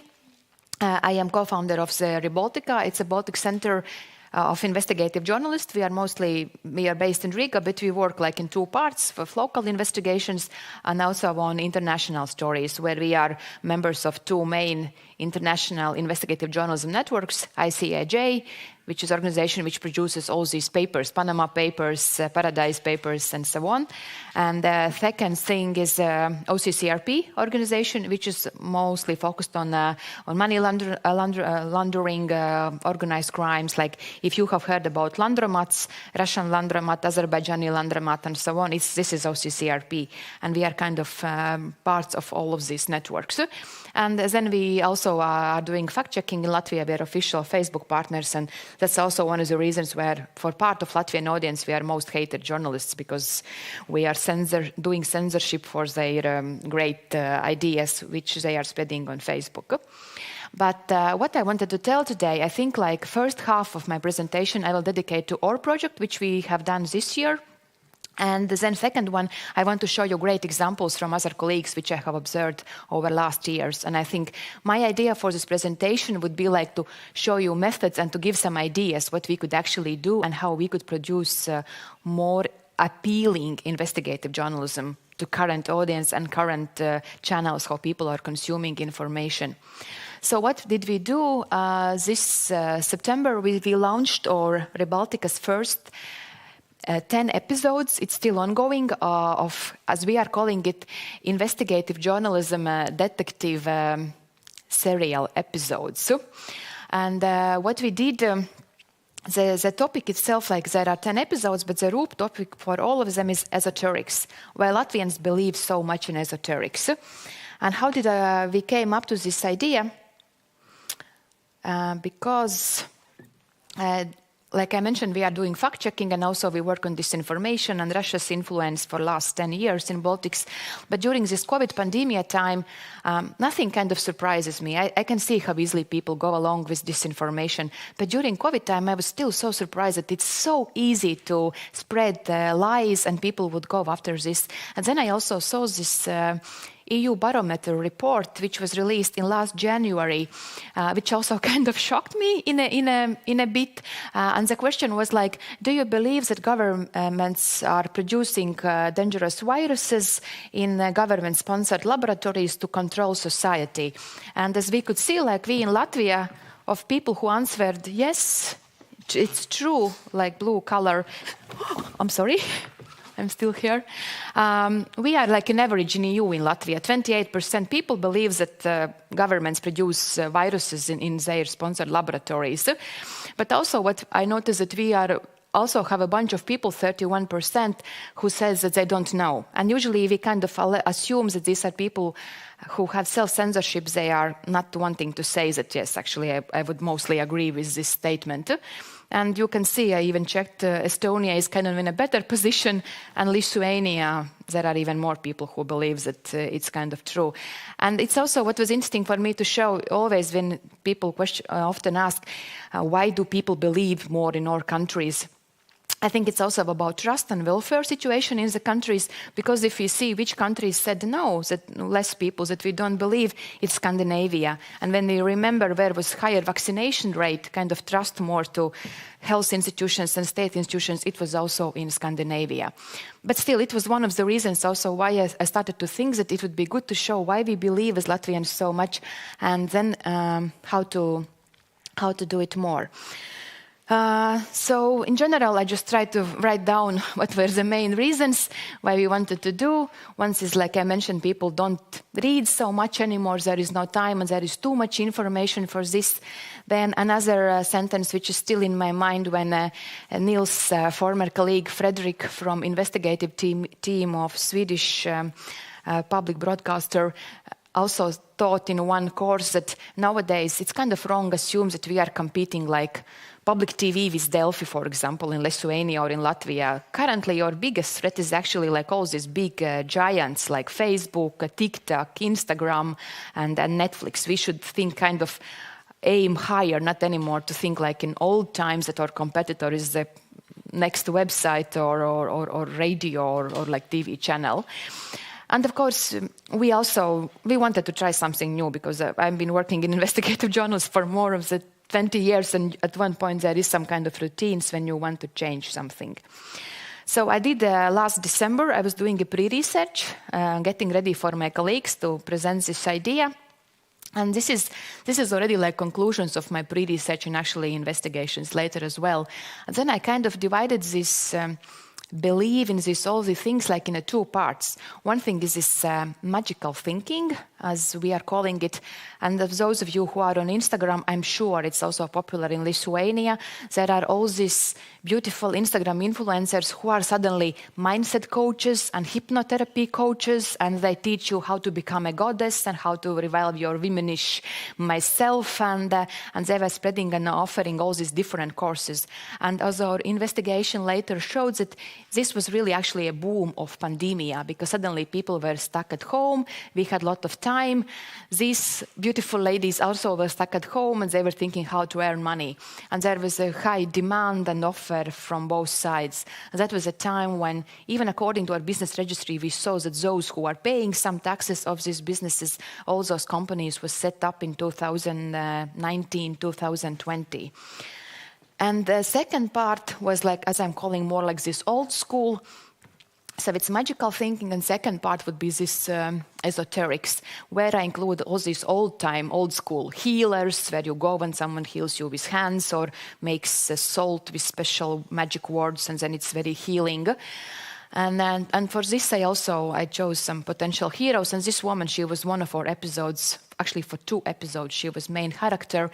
She published this very popular book. I think we can even say that it's a bestseller, most sold book after gaining independence. It's called Latvian's Woman's Karma. And it was so successful that according to her own words, she published in total 32,000 copies during a time when 2,000 copies for a book is a lot in Latvia. And she sold 32,000 in total. And that book was also translated in Lithuanian language. I don't know how popular it was in Lithuania. Maybe if the headline would have been Lithuanian's Karma, maybe it would have been more popular. And so when there was this idea, I presented to my colleagues in January on our annual meeting of Rebaltica when we are thinking what to do for the next year. My first suggestion was that it will be like one 40-minute movie with 3 potential characters, one from this magical thinking influencer, one from esoteric world, this woman, and then also media responsibility, because I also learned that it's a huge business also for media. You know, all these magazines of magical thinking, how to treat yourself and I don't know, astrology and all these things. But then during the process of talking, at the end it was like 10 episodes, because people from movie industry told us, if you want to get some attention, you need to have at least 8 episodes. And if you want to kind of stick it down and get more effect, 10 episodes is like standard what you are doing. At first we thought it will be 15 minutes, then it grew to 26, because when we actually went into each topic, the material was like really a lot and it was very interesting. One of the biggest problems was to find a director for the movie, because it's a totally new genre. No one has done like that in Latvia. Because usually you either have these documentary filmmakers where, and it might sound a bit like in a bad way, but at least in Latvia, when I see these filmmakers, what they are doing, they take some sad hero and then build story around it. I don't know, but there is always lacking this analytical understanding, like why people have gotten so far, like what was the cause for this. It's always like, let's take something very dead, maybe a bit deviant, and then you build a story around this. And when I approached like 5 people as potential directors, and most of them rejected because I didn't want to make bad relationship with these influencers. Some of them are famous actresses. We might need to work in the future. Some of them didn't understand the importance. And for me, important was that we are on the same wave. You don't need to know everything about it, but I want to be that we feel the same passion. Because in Rebaltica, we are passionate, or we are angry at something, and that's why we are doing what we are doing. And at the end, I found this guy, this first guy, Uģis Solte. He said, okay, yes, let's do it. And I really liked him because already at the beginning he said, I hate when journalists come out and they already know what the outcome will be. Like, I know what is right and what is correct. He said, I hate this journalism. We are going to show facts and we will let story tell itself. So, and he was all the time during this filming process, he was cutting out all emotional notes which we put in. Sometimes like we were recording something and I said some phrase which showed my attitude, and Uģis was like, we are cutting all out. So, but it wasn't also like this other side when you just put a lot of ton of facts and like leave very confused viewer or reader, like make decision yourself. I think it's quite very clear in each movie, each episode, but at the same time we don't put like words in the mouth. People still can make their own judgment. And I think it's part of success because now people are watching and many people are angry at us. But at the same time, I hear from different audiences different understanding of what they are seeing in this movie. And I think it's a big success. Instead of if we would have said like it's all bad, they are all idiots, then we would already cut off part of the audience. So the format, it also came out of Uģis, that we are 3 journalists and we are showing our process. And Uģis has this frame that the quality of this movie is unquality. Because he said, like, show your daily routine, how you make Zoom calls, record yourselves with phones. And it kind of makes this style. But, you still have a good storytelling, how you make the story all together. And for each episode, we also had this one full day with professional equipment. We had it in a budget, so we also had good cameras. When we came like to editorial, and I already had script for the time. I already knew what the event, how it evolves, and we just recorded kind of natural conversations between ourselves. So afterwards, we were able to put the episode together. And also what we did, at first also people are calling it as a program. I saw your program, it's like great, or I didn't like it, but I am calling myself it a movie. And I was thinking to myself, where is a distinction between program and like a movie? And I think the thing was that we actually created an action. We tried in each episode have an action, not only like have there is a problem, there is expert who is explaining this, and there is like a victim. We really tried to make some as a script-wise. I will tell a bit more, give some examples so you would understand how did it all work. So this is actually the first episode which we launched. And, like I mentioned at the beginning, director suggested, or producer as well, that we need 10 episodes to get attention. In this case, actually, it worked in other ways. We launched as the most strongest episode, and it was such a hit that on the next 2-3 days, I skipped this. It was a huge hit when we launched this first episode. People were actually quoting from this movie the phrases we were saying. People were printing T-shirts and bags and making these collages. This is like really what you see. It's a womb and it's a brain, and it comes out of this my conversation with this first episode's main character. And karma is a bitch is a greeting from one of the heroes in the episode to me, which she sent to me. But that's a bit later. So This is the first episode in which we also created this event, like I mentioned. And this is a guy. He became very popular in like last 2-3 years. By profession, he's kind of physiotherapist. But because he's charming, he's very charismatic, these all Instagram influencers and YouTubers and famous actresses started to invite him to their blogs, where he was teaching how to eat and how to make fasting and how to think. And you could see when we analyzed him by time, he really became like, he started to consider himself as a guru. He became anti-vax. And this is what was our argument, what we discussed at the beginning of this episode. Why do we make story about him? Because he is now invited to all these women's events, also closed events, where he's telling all this, I'm sorry, bullshit. And this, so it is a danger for society, for health, for young moms who are listening all this, that we need to warn it. But already during the process, I also signed up for his closed Instagram accounts. It's like 150 euros. And there I discovered that he is also teaching in closed group how to get out serpent, which means that you are drinking specific liquid and then you wait when your shit will come out and then you measure your shit. And some of them are even drying it and saying like, because the serpent is like your negative information, which you receive already in your mom's womb or sometimes through dentist. And then it all comes out and it means you are cleaned and you are detoxed and so on. So of course, for first episode, it was already the part. But we are still investigative journalists. We don't do entertainment or just to say how stupid people are. There are many such shows. So our goal was all the time, why do we care about and where is the threat for biggest society? And action which we created for this episode was that, of course, we always had the justification, why do we use hidden cameras or why we set up some events. As a journalist, we always approach them directly at first. We want to interview them. Of course, they refused most of the times. And in this case, we pretended that we are like a women's club where we would invite you as a guru to come and talk about detox and karma and reptiles governing this planet Earth. And he said, yes, 400 euros and he will come. And we also said that, but part of our women's club will be on Facebook watching because not everyone can come in present. So there will be camera filming. He was, yes, of course, from them, it's a bit cheaper, 15 euros per person. And so we rented Airbnb and we are showing all this process. And he showed up and he started to talking about all these things. And the women participating were, oh, you're so great. And where did you learn all these things? And what is the source of your information? But, with these big eyes. And this went like for 1 hour. And then I showed up and I spoiled the party. Because he knew that I'm investigating. Someone has already told him. And he even mentioned before I showed up that, that's why reptiles are governing planet. And Inga Springe, in his case, I am like reptile for his, I don't know what life. So I showed up and I asked all my questions I really wanted to ask.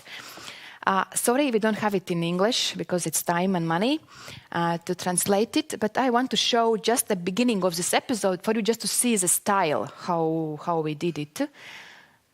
So what is this? Yeah. Go3 piedāvā. That'll be subtitles actually. Mums blakus ir paralēlā pasaule, kur cilvēki bez diplomiem sola laimi, naudu un izraušanos no sistēmas. Šis bizness zāģē gan attiecības, gan ticību zinātnei. Šie ir pētnieciskā žurnālistikas detektīvu stāsti par viņiem.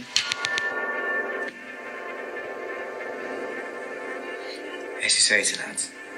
Ja tu klausies šo video, tas nozīmē, ka tu esi pieņēmis izaicinājumu doties pieredzē, kas saucas serpents.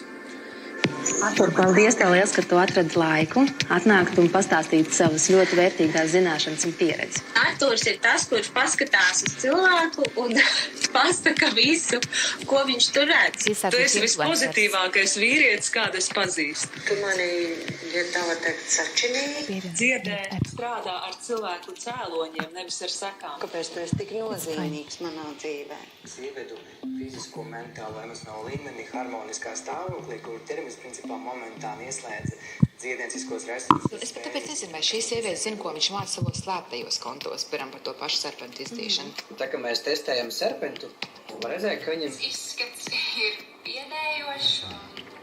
Tad, kad tu satiec serpentu, tu zini, ka tu satiec serpentu. Es viņu vienkārši aknēs par savu kaut kā.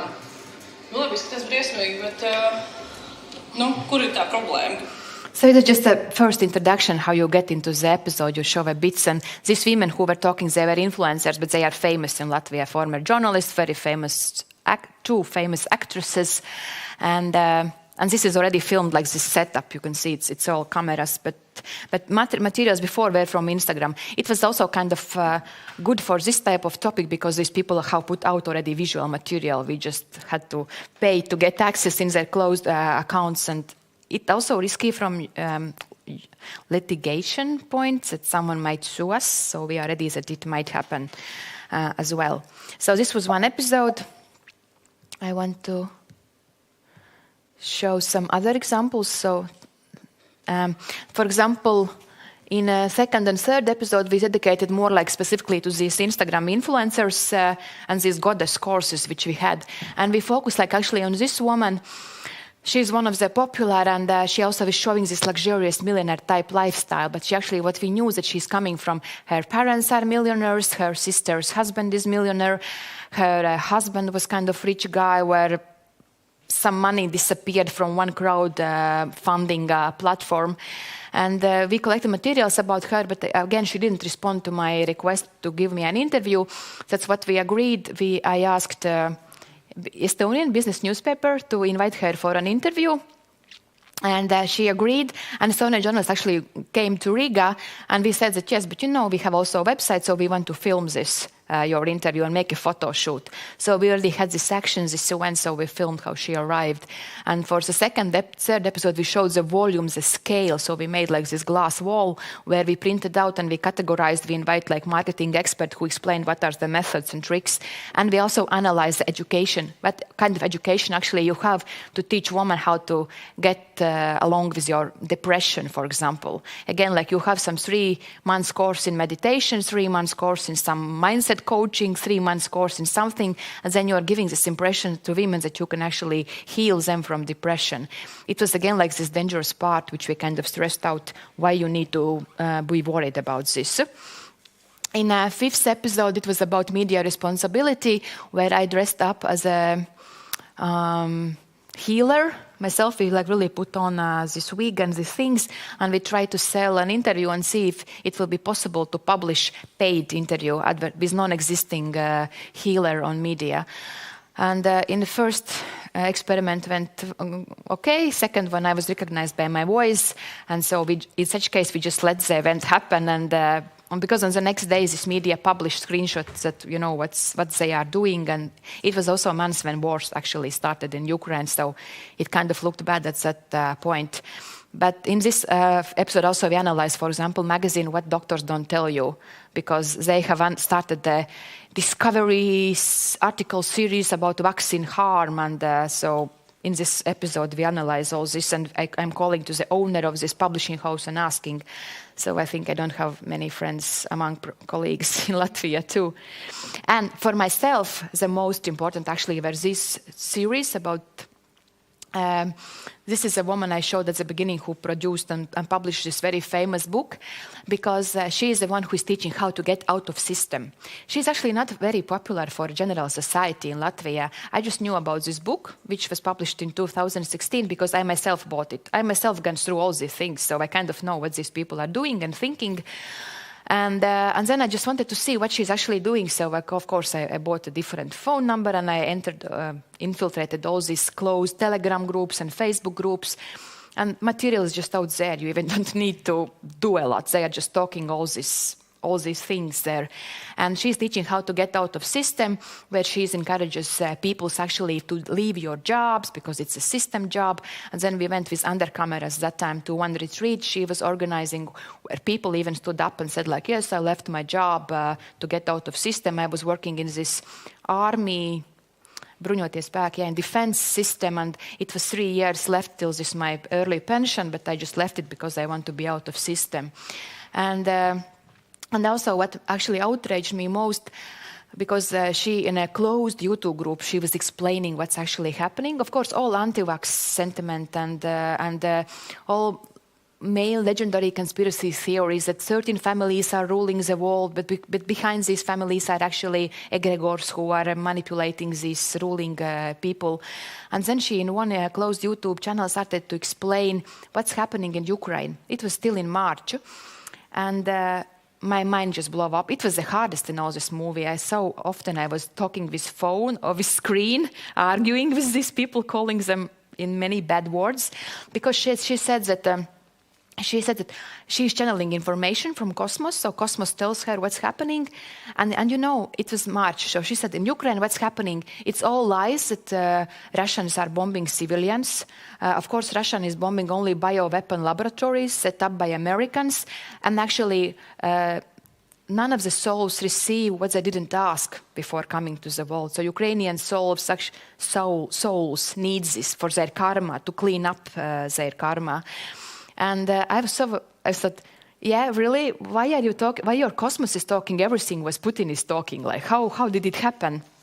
And we go deeper because I saw that her guru, who is actually talking with Russian audience, and I think he is active in Lithuania as well, and he is active in Balkan countries and in Russia, that specific man. But I didn't go much in him.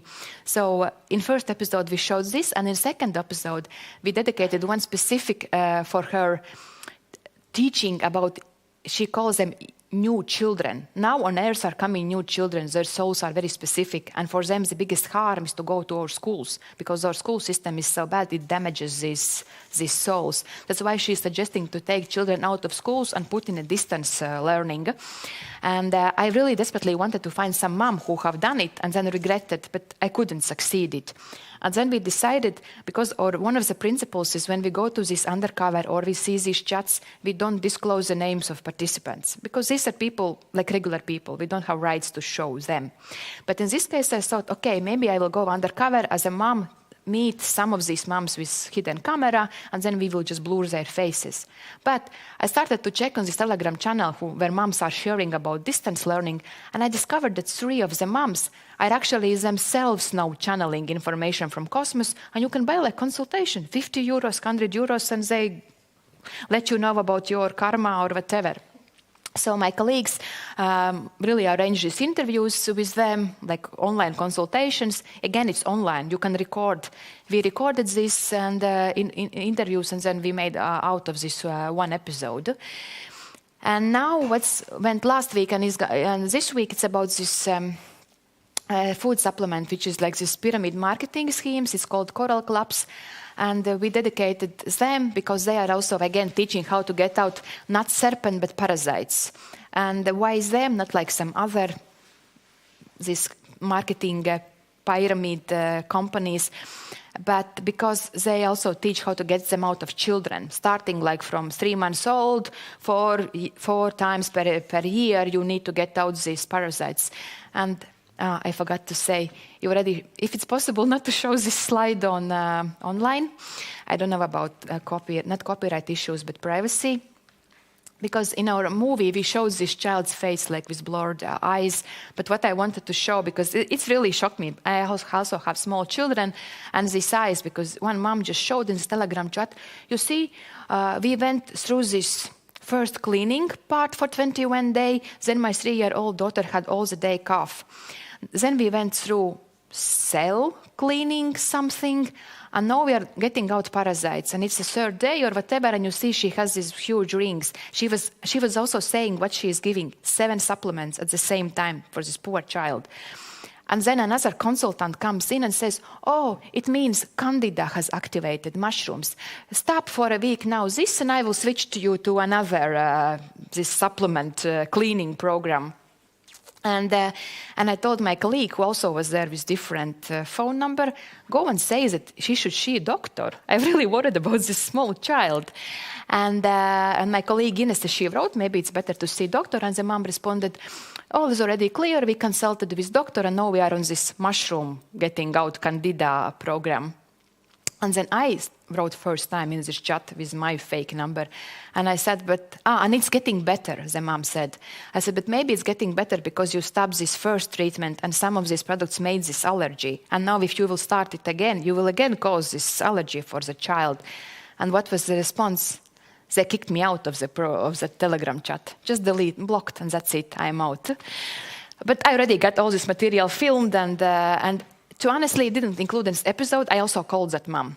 I said, really? Take the child to doctor. I thought, it's a crime. And it wasn't like some stupid mom. It was mom who owned a real estate company, because you can see by their names. They are with their names on these chats. And also from this previous episode where the moms have put their kids in a distance learning, have taken out of school. This mom, for example, she still 2 years ago was leading one of the biggest shopping centers in Riga. So it's kind of, myth that it's only poor, uneducated women who are doing these things. In esoterics and all these things, it's a lot of ways how to get into this. So how I'm doing regarding time. And then, yes, we started to launch it.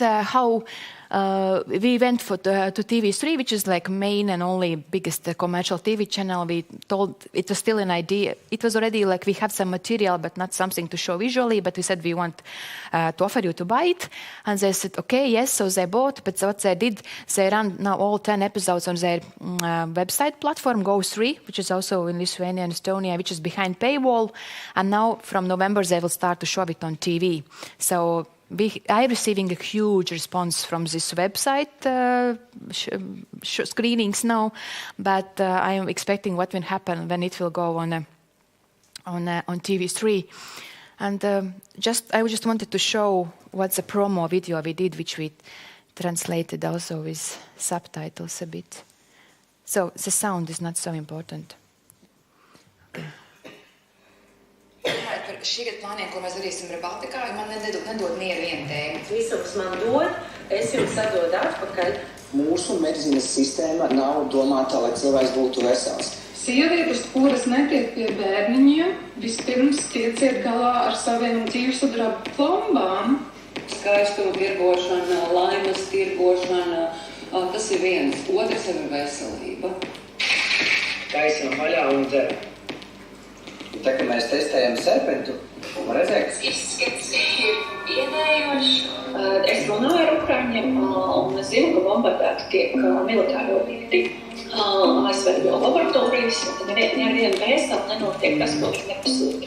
Un viņiem ir ļoti vajadzīga šī pieredze. Viss, ko mēs runājam, ko mēs domājam, viņš manifestēs, viņš nonāk šajā realitātē. Lielā vilcienos, kas ir seks, neticiet nekam, ne valdībai, ārstiem, mēdījiem, nekam. Ticiet man kā guru, jo es zinu, kā pareizi, jo man runā kosmos. Es, kā saka, channeloju. Tur ir jārāda mums kā pētniekiem bizness, apjoms, metodes un sekas. Man šādi jūsu gājieni, kā jūs taisat, liekas ļoti smieklīgi. Jūs esat sievieti, jūs ir dzemdi.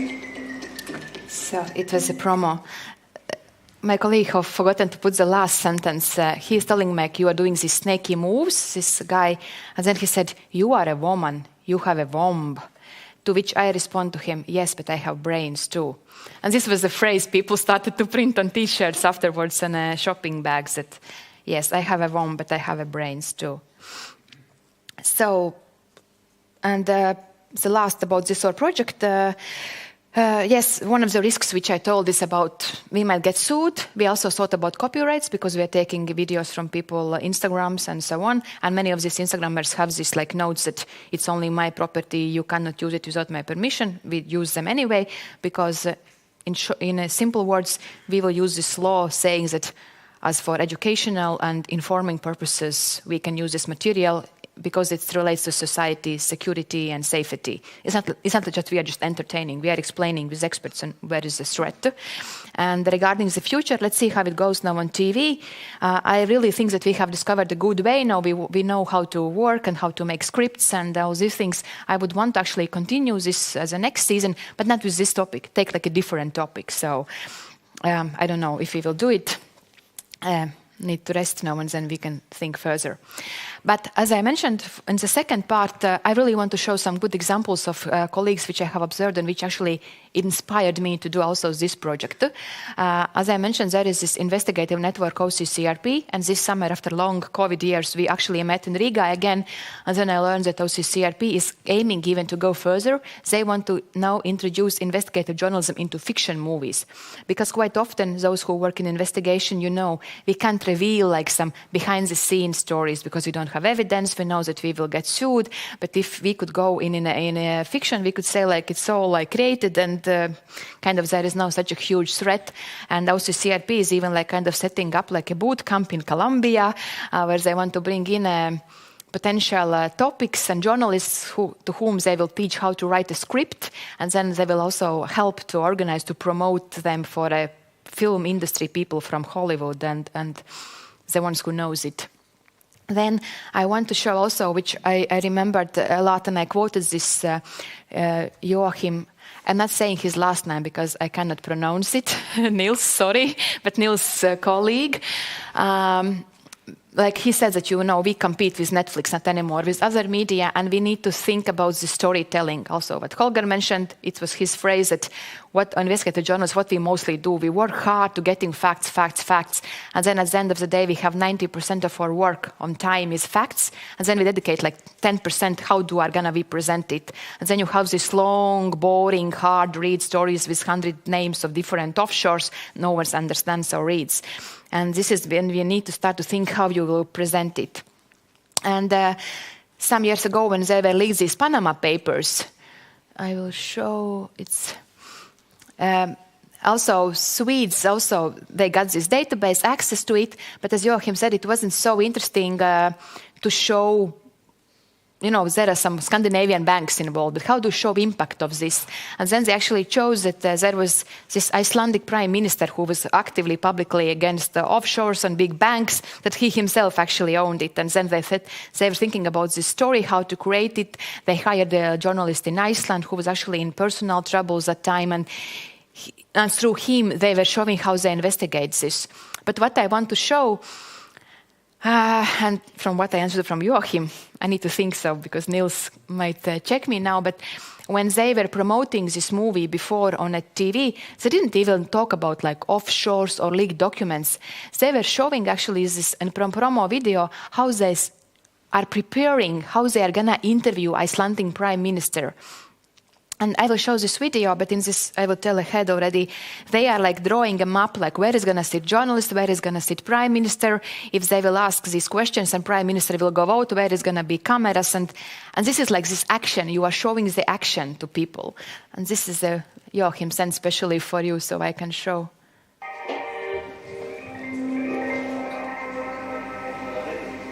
You will be there. Okay. I will be there, the prime minister will be there. This is the main camera taking the Prime Minister. Here's another one. Sven Bergman, Swedish television.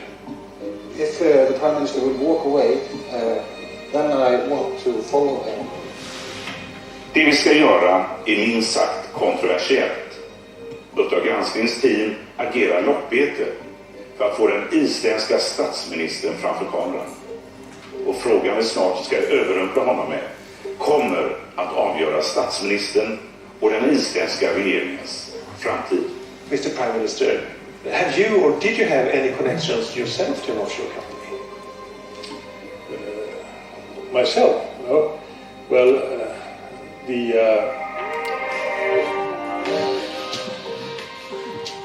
I think it's very cool. I don't know, it's like something you want to watch. And also this movie itself, it's so cool because I also like when they talk about this money which went through banks, because it's something like so visually, you don't understand these big numbers, how big it is. They actually show in between in the movie, like for this money we could pay like dinner for so many children, or like pay for kids' vacations after school and sports, and they are showing how children are playing basketball, for example, just to show these daily like comparisons.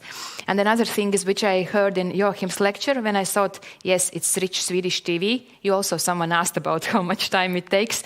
He said that he wanted to show this amount of money, so they actually bought all the fax machine and they printed out these all numbers, and then they just were able to show this huge several meters long paper with all these sums which have gone through this money laundering scheme. So this is example how do you think about details when to show them. So another thing which I wanted to I don't want to show, I showed it already. And this is again another Swedish public broadcaster's example. Because in Riga we have Stockholm School of Economics who are also doing this investigative journalism summer school. Please come every August for free for Baltic journalists, and there you can learn a lot. This is a movie which was also done, but not by investigative team, but by documentary team at Swedish Public TV. What they did, they went undercover and pretended that they are anti-vaxxers, and they want to do a movie about anti-vaxxers movement. So by doing this, they approached main Scandinavian anti-vaxxer, and they even managed to go to US and follow for a while there one organization who is fighting against vaccines. And it's very good because there are a lot of details you can learn how to do and how to create like your story, who are you. It was very useful also for our project. But I want to show, this is the strongest moment for me because I'm also covering this information on so regular basis. They are now in America in this episode. This is a Swedish journalist. And this lady is a PR woman for the anti-vaxxers group. And she is teaching the Swedish journalist, they think that she is anti-vaxxer as well, how to lure parents into this black hole, how to make parents to become vaccine skeptic. And there should be subtitles, so you will understand anyway. It's 3 minutes. We have time, yeah?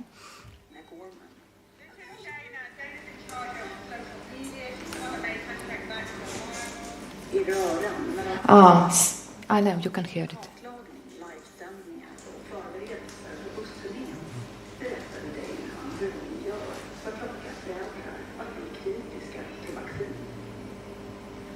Your goal is to plant the seed of doubt that they've done enough research. Simple, right? Have you done enough research? Without saying that, that's what I'm doing. I'm planting that seed of doubt about whether or not they've done enough on this thing, right? För att kunna övertyga en förälder menade Dana att man först måste skapa ett tvivel. En känsla av att det finns information om vaccin som du som förälder inte har fått reda på. Och för att göra det var det effektivt att använda så kallade klickbeten. It's what we call clickbait. You do something that they see it and they're like, what is that? And they can't help but click somewhere. Alltså uppseendeväckande länkar som föräldrar skulle lockas att klicka på. If you get them to the clickbait stage, they clicked on it, they go, what is that? Ooh, what is that? And everything they click on is like a fact point that they just can't ignore. Like half the kids are sick, and they can't unlearn that, right? Dana menade att det här var ett bra sätt att få föräldrar att långsamt börja fundera kring vaccin. So now you're still in part of your brain that can take in information and they go, oh, that's an interesting data point. Now they're curious and they click on something else. But you're keeping their brain calm so that they can absorb the information. Hon menade att om man för snabbt presenterade skarpa anklagelser mot vaccin så riskerade man att föräldrarna slutade lyssna. De mest kraftfulla argumenten behövde man därför vänta lite med. Tills föräldrarna var redo. You can't use those until you open the door to them doubting vaccines. You just can't do it. You can't just blast them with facts. It has to be some sort of clickbait where they're curious, it's beautiful, and they click and go, oh, I didn't know that. Does that make sense? It's just pure psychology 101. So that's like rule number 1 of propaganda. You can't just walk in and start talking about the risks and the stories and all that stuff. You have to find, we call it a doggy door. Det gällde att hitta ett ämne där man kunde leda in föräldrarnas tankar på vaccin. Oh, your son has asthma. That's so interesting. Did he always have asthma? Was it something that was new? Oh no, he's about 2 years old. Oh wow, that's so interesting. I had the same thing happen to my daughter's friend's son right at 2 too. I wonder what that is. De verkade ha väl genomtänkta strategier för att skapa ett tvivel. So now, I don't know, when I saw it, I was like, I'm always becoming angry. Like how, so small detail, how you have thought out on how you work on this. And I think for journalistic point, it's a huge success when you can get this material, because when we are telling these facts, we are paid journalists, George Soros is paying, Bill Gates is paying to us, everyone is ordering us. But when you see from these people telling this, I think, and also for myself, a journalist, it worked. It also allowed now to understand easier how it works, and I can also try to explain more to people. And this woman actually in the movie also why it was very good, and we also tried to implement in our movie. That this is a regular mom who has 4 months-old child, and she needs to decide if to vaccinate it or not.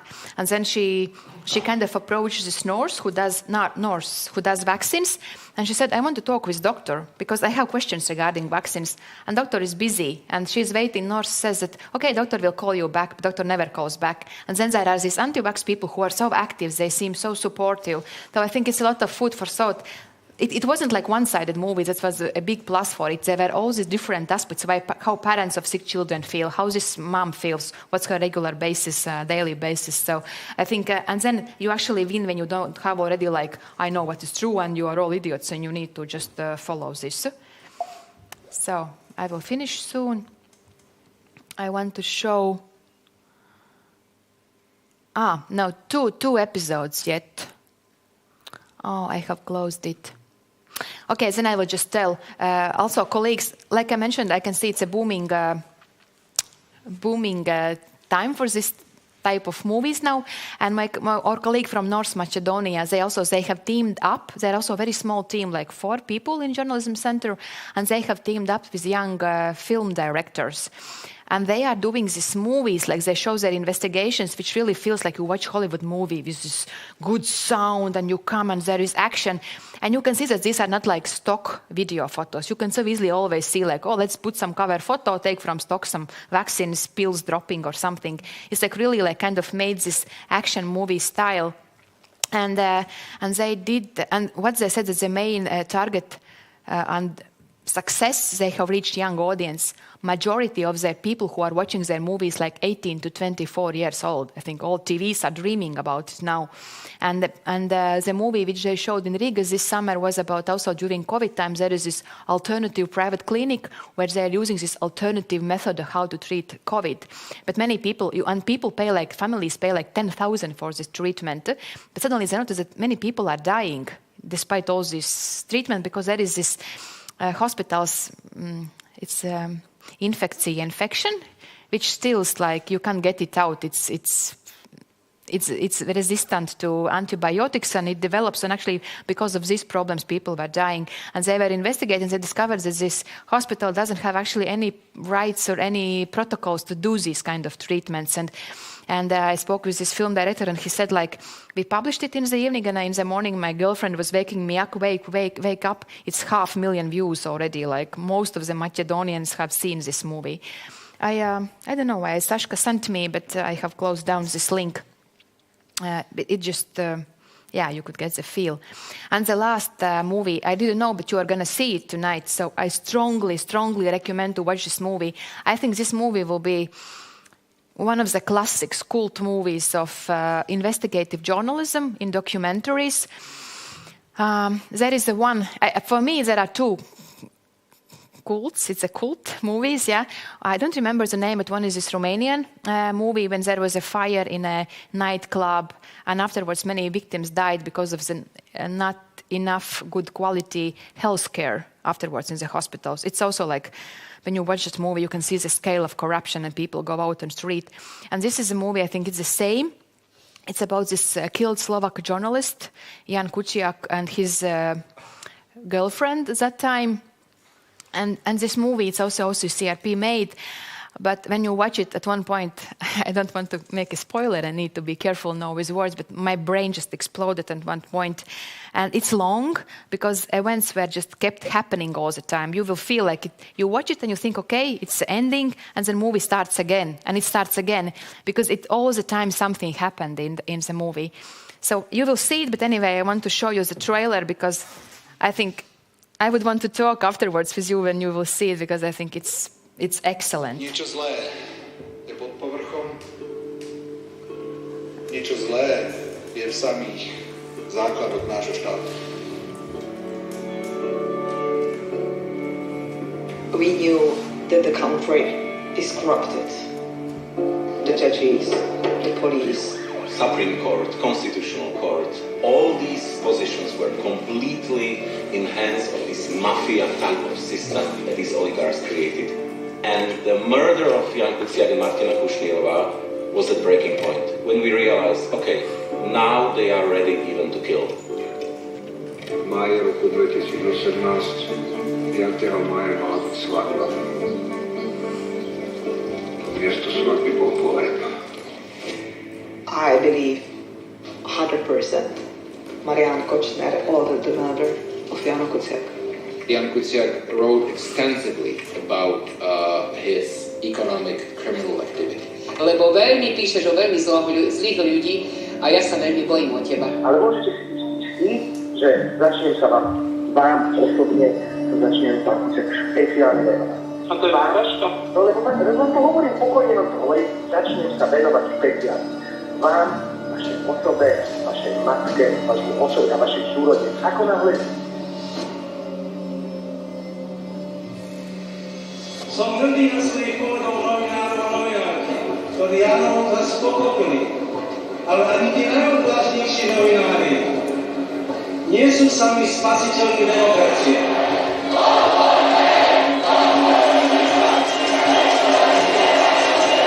Then I received a copy of the police investigation file, including the cell phones and computers of Marian Kočner. Here are the devices from the shooter, the driver, the middleman. We have SIM cards, tablets, computers. Tens of thousands of messages. The judge is asking Kočner how he should rule. That's how it works. We could prove the police is corrupted, the judges are corrupted. It's all there. This data could totally shake Slovakia.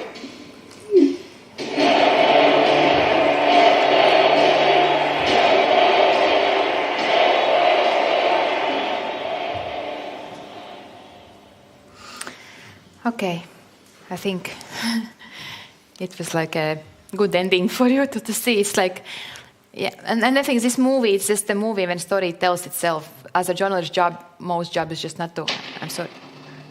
Okay, it continues, yeah. When you do investigate, the most important job is just not to spoil it as a journalist, just let the story go. And they got all the materials, so I think it happens once in a lifetime, and not also for all journalists. But yeah, that was my main message. I hope you get some inspiration and some ideas before you go out and move, finally. Thanks for a very inspiring presentation, Inga. It was pretty insightful and I think very applicable in our work, I believe. And we have time for one or two questions, short questions. Does anyone want to do, or comments or impressions? I think it's fine. Everyone is tired. Yeah, so. we can continue. And thank you for making the announcement for the movie, because yes, you are going to see it tonight. Please stay in this room. The movie screenings will be happening here without the break. And I want to say goodbye to our online audience. Please come back tomorrow, connect tomorrow, or if you are available, just come here to this hall, and we will have discussions of Lithuanian journalists, and tomorrow the event will happen in Lithuanian language. So The Killing of a Journalist, a movie, will be screened next, the second, but the first movie that we will be watching tonight has been brought to us by Ukrainian public broadcaster, and we have a guest, Inna Biletska, who will present the movie for us just now. So please come forward, and we are waiting for your presentation. So the title of the movie is Bucha 22.